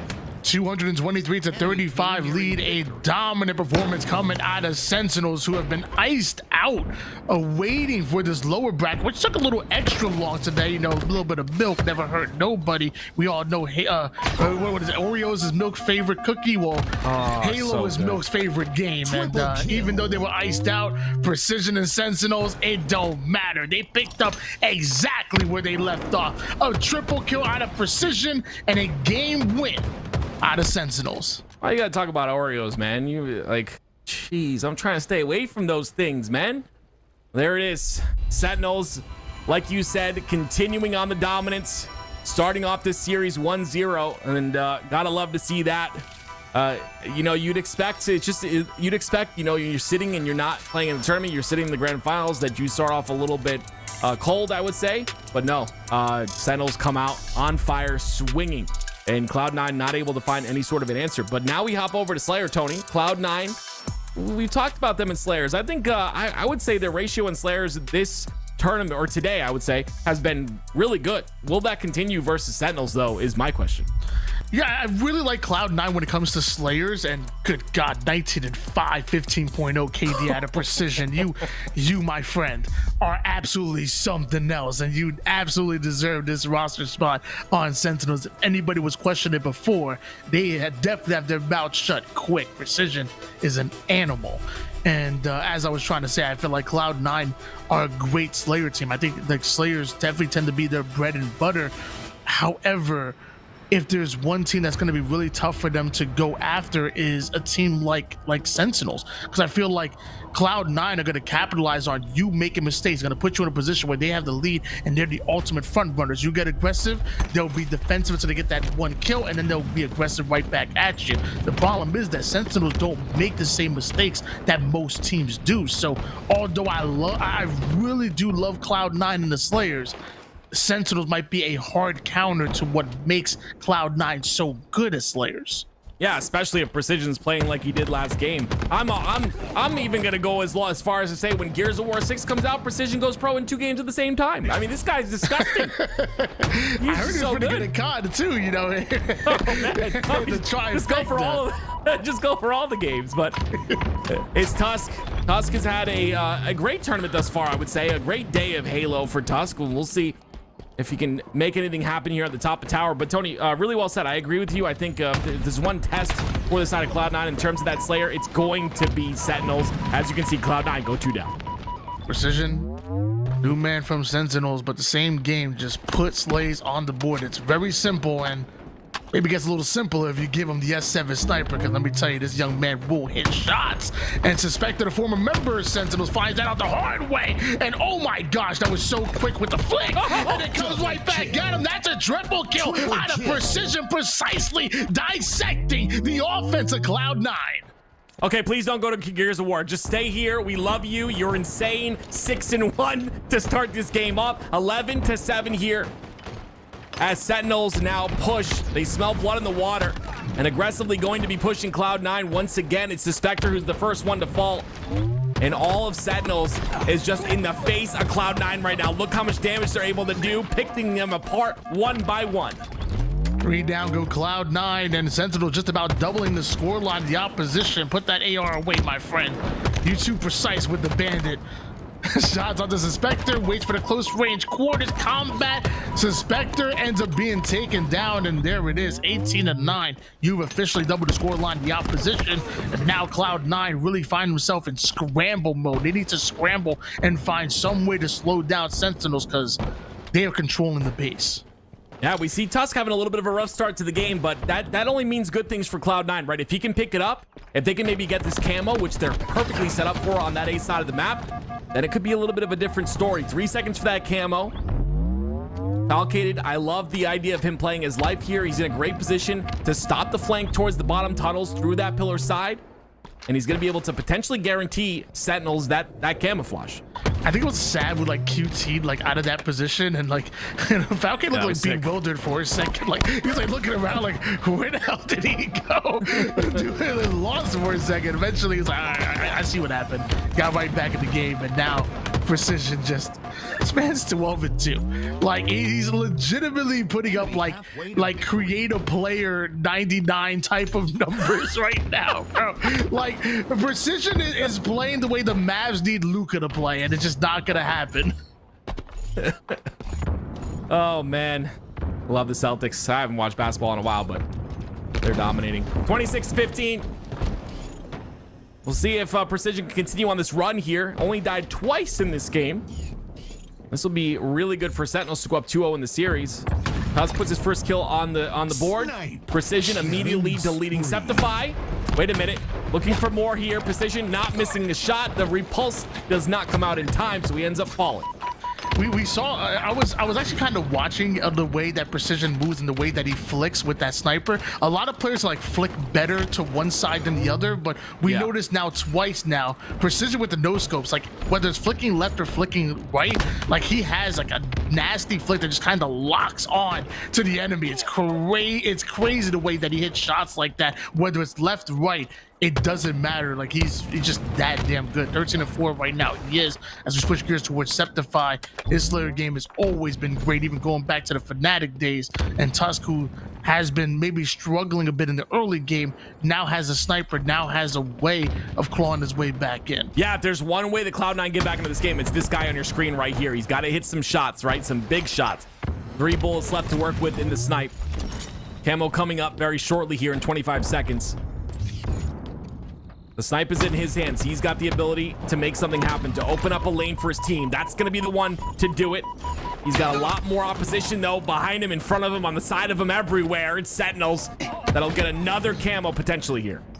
32-24, Sentinels have just so much control, and it's just been all downhill from Cloud9. Like, just the game isn't out of hand necessarily. Like, you know, a double-digit lead you can come back from, but I feel like the eyeball test, like, if you're actually sitting there watching the game, not just watching the stats, you see that Sentinels have so much control that it might as well be a 36-14. It might as well be a 37-10 with the way they're just moving around the map effortlessly. At no point in time has Sentinels felt uncomfortable on the map. Yeah. This right here is their map. Yeah, I mean, look at the way they're able to stagger the spawns once again. There's 2 players that spawn on the back of green. They take out one. Suspector gets that big door spawn. They're looking to isolate him as well. No area is safe here for the side of Cloud9, and they just can't get off a spawn. Once again, Boo Boo finds a kill with no shields. 9 more kills to go, and Sentinels will win this game number 2. And you can see Cloud9 not really able to find an answer right now. It looks like steak may just be on the menu, and right now it's looking well done. Cloud9 getting cooked at the moment. It's getting burnt right now with the way Sentinels are cooking. 44 to 27, 6 more kills needed, and for me, it's not even a question, honestly, of who wins the game. It's a question of, is it a spectacular or not? It's a question for me if Precision's gonna get 25 kills. The guy has 20 kills and only 5 deaths. Damn. It's actually insane. There's 21, almost the 22nd right there, but my goodness, I mean, Precision, this is a massive game out of him, right? 21 kills in a Slayer game. It's like, it is just insane. 3 kills left, make that 2 for Sentinels to win game number 2. Yeah, not just a series, but also a highlight reel for Precision. He's making a montage right now. 22 kills in a Slayer, like, that's crazy. Think about it. Think you're in the grand finals in a Slayer match where you're about to go 2-0 in the series. If Precision drops 16 kills, we're calling that an amazing game. You know what I mean? Like, we're calling that like a great game. 23 kills is just unheard of type numbers from a player in a Slayer in a grand finals. Like, again, 16 is great. You know, 14 is good. 23 is like get up and go have dinner. This game is over at this point. Like at this point, if one of the players of Sentinels got up, left their game, and like went to go eat dinner, I think Sentinels still win it. Like, that's crazy. Yeah, 100%. I mean, it's phenomenal gameplay. You see it right here. The triple kill, the killing spree. Picks up your favorite weapon in the game. Doesn't do anything with it, but I mean, just a great performance. If you're Cloud9, I don't really know how you answer back to this. It's Sentinels who you expect to come off a bit cold, but they come out on fire in both games. It's just tough. I don't think it's generally, I wouldn't say it's like there's levels to this type situation. I don't know if you would agree. I think the Sentinels I think they're a level above, but I don't think the gap is this large from what we're seeing here, especially if you factor in the fact that Cloud9 have played through the elimination bracket. They're nice and toasty warm against the Sentinels roster that I would assume is cold, waiting in grand finals. I didn't expect it to be this wide of a gap. Well, I think it's 2 parts to answer your question. I feel like, number one, there is levels to this. I promise you. And the Sentinels are in a conversation of, top 4, with a floor of top 6. Meanwhile, Cloud9, right now, top 6 seems like their ceiling. Like, I feel like they have a floor of top 8, top 12. So I feel like Sentinels are a tier above them. But what I feel like is the disparity in the score line and the series so far is not just that, but also that Sentinels stylistically match up perfectly against Cloud9. What Cloud9 do good, Sentinels do great. Like, both teams want to capitalize on their opponent's mistakes, just as Sentinels just do it better, in my opinion. Well, here we go to game 3. It's Precision once again with a snipe in his hands. 23 and I think it was like 23 and 6 in the last game. 23 and 6 for him. He ends up going down there. That's 3 down for the side of Sentinels. Wait a minute here. Septify has that snipe, but he's going to go for flag anyway. And now Falcon takes him out. And that's now a snipe in the hands of Sentinels. Ooh, Rockets goes down, and Tusk opens up beautifully with that first kill and opens up a lane for them to play through, even following it up with a bit of a no-scope. Beautiful action out of Tusk right now. And you might have just woken up the sleeping giant because you mess with the mammoth. You get the Tusk. Yeah, I said it. He's the X factor for me on this Cloud9 roster. From starting off 5-0, not happy with the game previous, and now 6-0 is the scoreline for him. If they can get a pull here on this flag, this will be huge. But they've got to take care of Falcated, who's playing on that plat area, and Lethal playing very intelligently on the top of tower as well, not really opening up any sight lines for Tusk. still has 2 bullets and a sniper to work with. There are 3 members of Sentinels that are up and trying to catch an angle before that flag makes it down long haul, but it does not happen for the Sentinels roster in Cloud9. They strike blood first. They're going to go up 1-0. A fantastic capture the flag team so far in this tournament, even against the likes of Sentinels. Okay, this is what we need to see here. A little bit of life shown out of Cloud9. The question for me is, can they continue this? These rockets are going to be huge. Sentinels already setting up for them early. A little bit too early, I would add. I was going to say that before he got pushed, but regardless, maybe just trying to create some space. Those players from Cloud9 get behind, and now 2 down for Sentinels. This may be some power up and control here for the side of Cloud9 if they can push Boobadooboo out of this spot on OS. Overshoot is up right now. Boobadooboo feeling like it might be just a bit of bait. Tusk drops down with the Bulldog to defend Overshield. Great intuition by Boobadooboo, and because of that awareness, it lets him not only overshield a Bulldog, and for Sentinels to have a way to push forward on the map. And that's exactly what Boobadooboo's going to do. Losing that overshield is really big here. Oh, that, I mean, great job by the side of Cloud9 to immediately remove him from the map. Take him out of the equation. Don't let him do too much damage. Now, with that kill, potentially they can push up a bit, but look at the triple stack on that yellow side of the map right now. It's Sentinels sending 3 on that side of the map. Lethal in that runway as well. This could be an interesting push here for Sent. Tusk playing that 3-1 split. He always is that one player that's separated from the crew and just waiting for the right time to cover his teammates back and to strike. But this time, 3 members of Cloud9 end up going down. That means Tusk no longer is that angled player. He's by himself. Right now, he's running away from Sentinels who are running the flag and chasing him down. Maybe he can make a play to slow down this flag for the rest of Cloud9 to push up, but I don't know. Sentinels still have that flag, and it may be going in tied up in 1 apiece. That was really clean. Normally, you see teams kind of push through that long haul side and the green side of the map, but it was Sentinels that send 3 on the weak side of the map, or it was weak for a moment, and then they rotate towards Tusk, the singular player, and force the spawns back at the snipe side. Beautiful job by Sentinels to guarantee themselves that cap. Bulldog pulled in for Septify. Boobadooboo might be on the other side of things, right on that sword box. He is, and the moment he knows Septify is one shot, he tries to catch an angle. Boobadooboo needs to be careful because Septify has the. Wait, what happened with? Did we? What happened? I don't know, Tony. It's funny to hear you confused, though. I will say, it is funny. Falcated on this training side. We'll see if he's able to make anything happen here. A little bit of damage goes into Sav, finds an opening, but again, look how quickly they are to answer back. Cloud9, 3 down for the side of Sentinels. Cloud9 trying to get that advantage and move forward with it, but Boobadooboo finds a way to get rockets. But now in the hands of Septify, they switched hands. We'll see if Cloud9 can utilize these to get a flag out, at least, if they can, or get it towards the halfway portion of the map. The Bulldog may have not been bulldogging, but let me tell you, the rockets will be rocketing, and if anybody gets in close proximity of Septify, they're gonna mess around and find out. Flag on the move here for Cloud9, once again tied up in 1 apiece, and long-range rocket will take down Suspector. Maybe not the target he was looking for, but hey, things have just been out of control so far. You know? This is crazy. You can't be trusted with power weapons. Did he just grab an AR and a rocket? What is this game right now? You know, I'm just train out this bandit for an AR. Listen, Tony, it's late. It is late right now for everyone. Oh man, sniper coming up in 5 seconds. Septify has 1 rocket left to work with. See if he's able to capitalize on at least 1 kill with this rocket.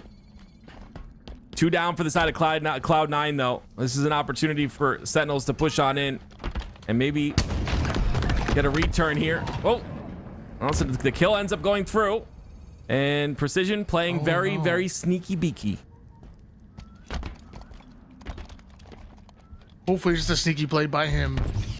Meanwhile, Boobadooboo with this sniper, this off angle, there's no way for Cloud9 to suspect it. A Suspector does.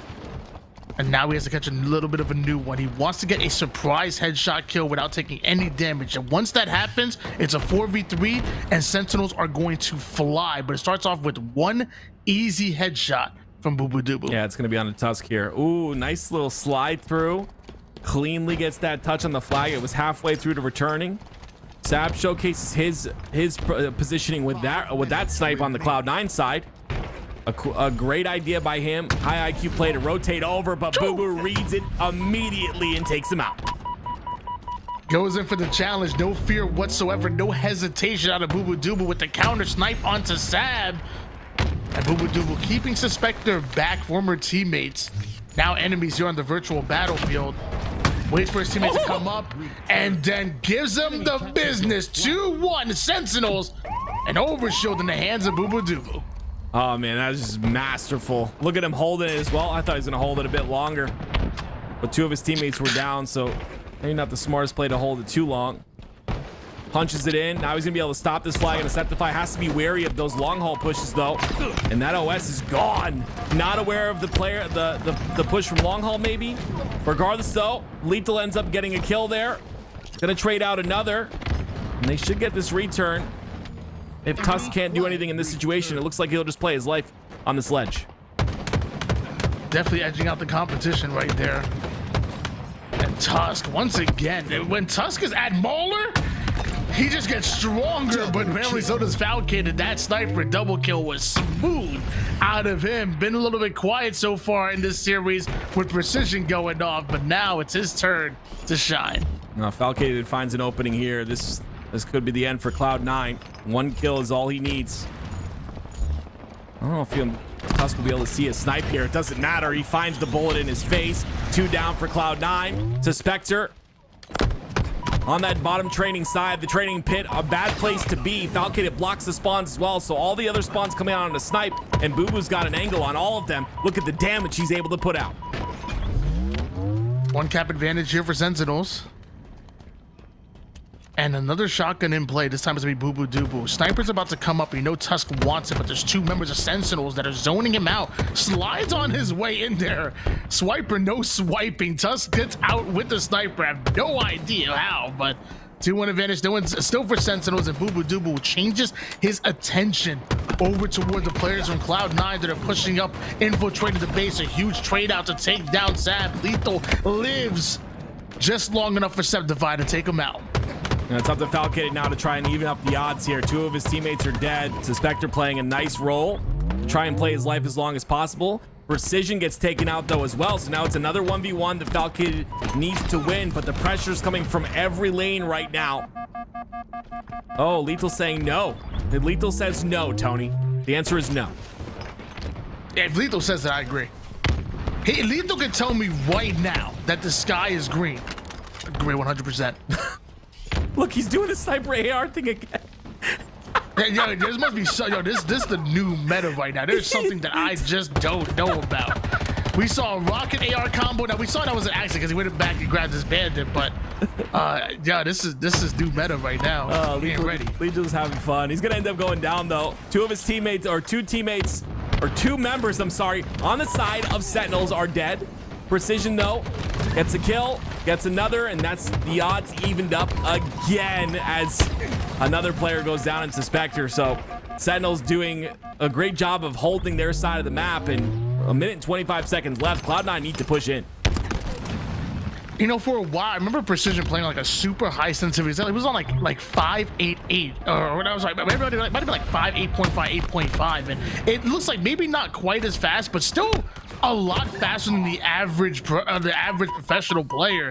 Precision, like he just whips around. It's actually crazy that he's able to be so precise with how high of a sensitivity that he plays on. Those high sensitivities have allow for that larger skill ceiling.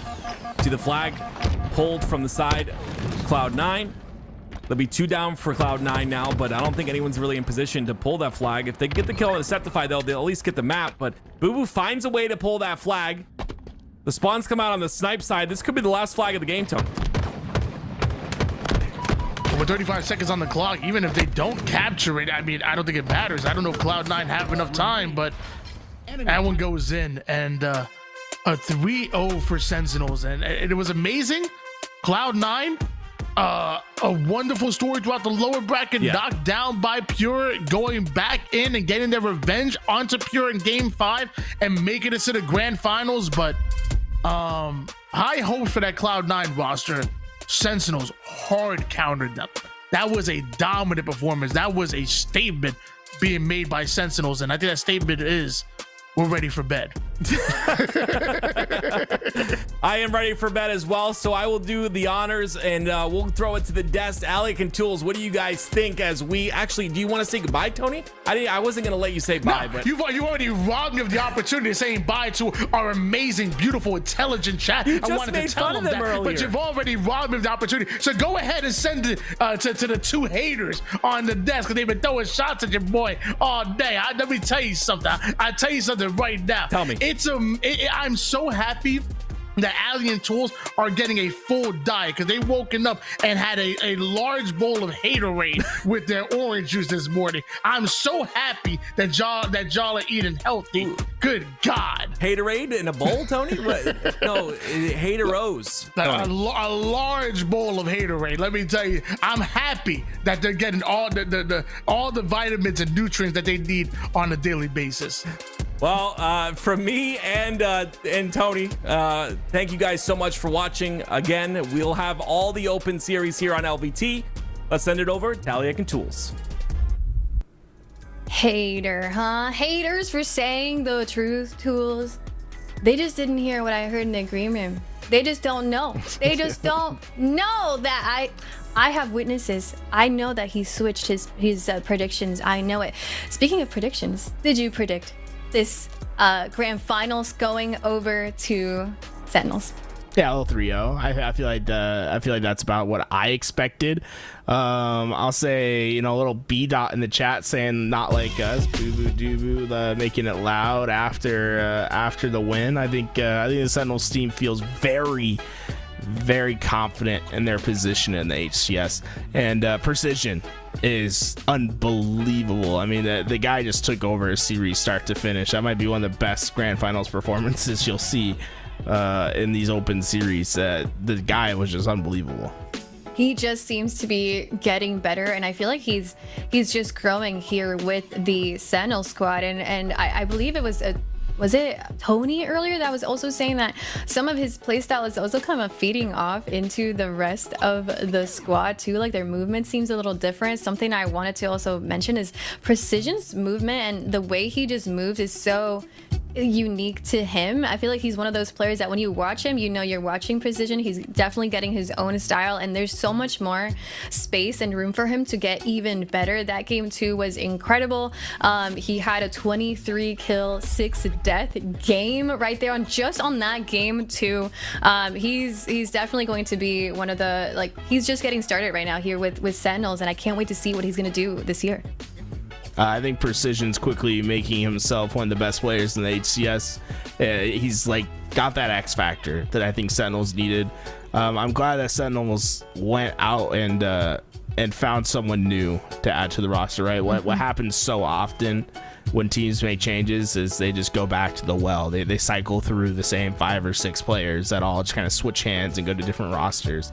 They saw what Precision was doing to them in scrims. They said, let's take a shot on this. I know Complexity probably wasn't happy to lose a player of the caliber of Precision, and you see what the difference he's made to the Sentinels roster is already.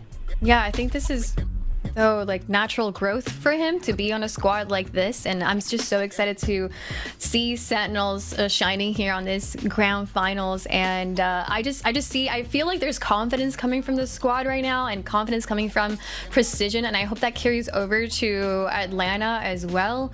Cloud9, it was a tough matchup for them. I'm excited to see them here on the second place this week, number 2 as well. It was a surprising finish. Oh, okay. Yeah. This is how excited they are right now from winning their grand finals here today. Why don't we use this one for Who's That Halo Pro? Yeah, I mean, we get it now. You know what I'm saying? Who else is gonna jump up in the air with their arms spread wide like that? That's obviously boo boo doo boo. I'll say, like, when Boo Boo Doo Boo's got to convince Lethal to get some funny pictures during media day. You know, I need to see the goat out there jumping rope and having fun. I mean, what you think? He thinks he's so cute, right? Little peace sign, smile. Come on, man. You gotta get a little bit more show. Need some showmanship out of Lethal. Are you saying he needs to step it up in these photos? Like, they all just need to be like precision, like Boo Boo, like photos. Precision has got some sick photos too, I will say. He's got like some BR shots. He looks like he's like a lead singer of a band, you know? Okay. Like he's just got main character energy. Yeah, there he is. I mean, look, he's like death staring you down. He's got it all. Like this guy is gonna win a Halo tournament and then go open a show down the street for the midnight audience. didn't we say that we called them now a band, right? And then the other day we were calling them, what was it, a sitcom group? They could have their own sitcom. I think the Sentinels team would probably be the most likely team to have a sitcom, right? Yeah, I feel like you got some comedians over there.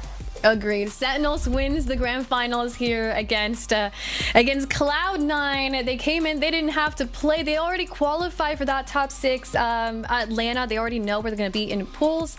And here they are showing that they are just getting better every single day and securing some extra pro points and some practice here. Congrats to them. Our next HCS event is going to be on this Sunday, actually. In case you guys didn't know, it's Sunday and Thursday right now for day number 1 and day number 2. So our next one is this Sunday, and we'll see if some more teams sign up. The top 5 teams did not sign up, so that could change the game, and it could change how these teams, how many pro points they actually do end up getting. That's the goal, right? To qualify for Atlanta.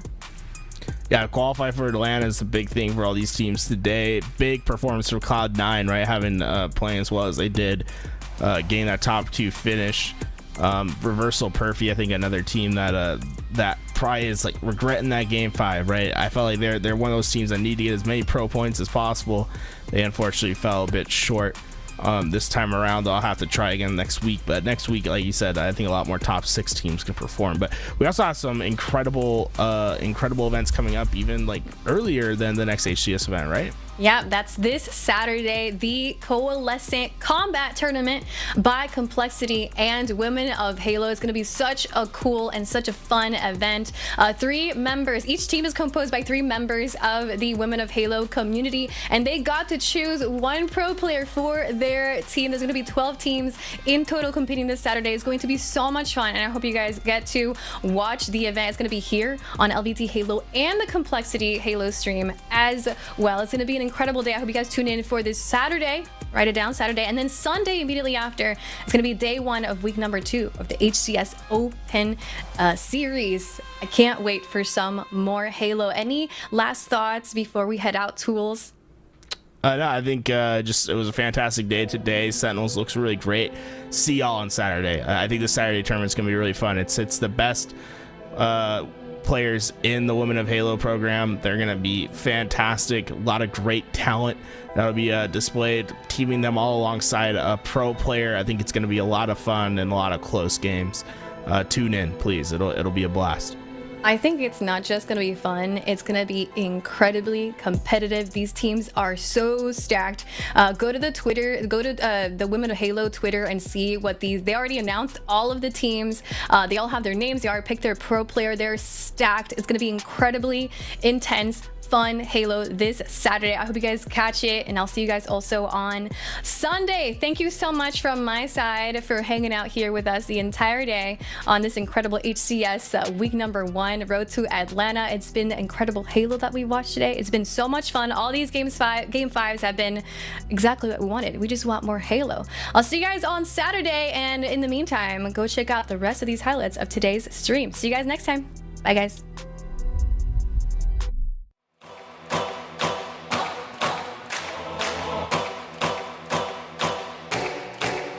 This is my time. I'm on the rise. Can't hold me down. I'm too fly. This is my time. Ready to shine. Harder than all other lies. 'Cause when it's game time, seconds away and the game's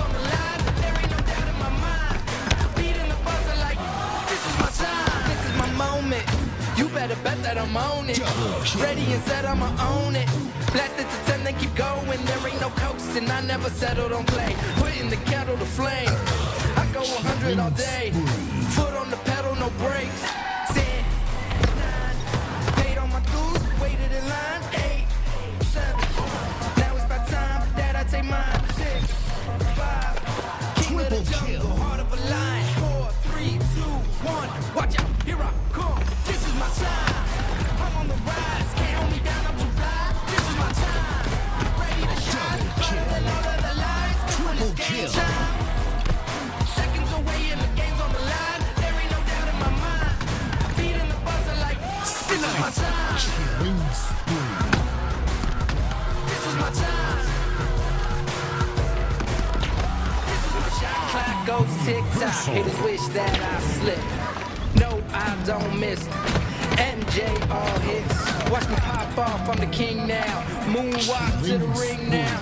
Keep on wondering how. Let that choir sing now.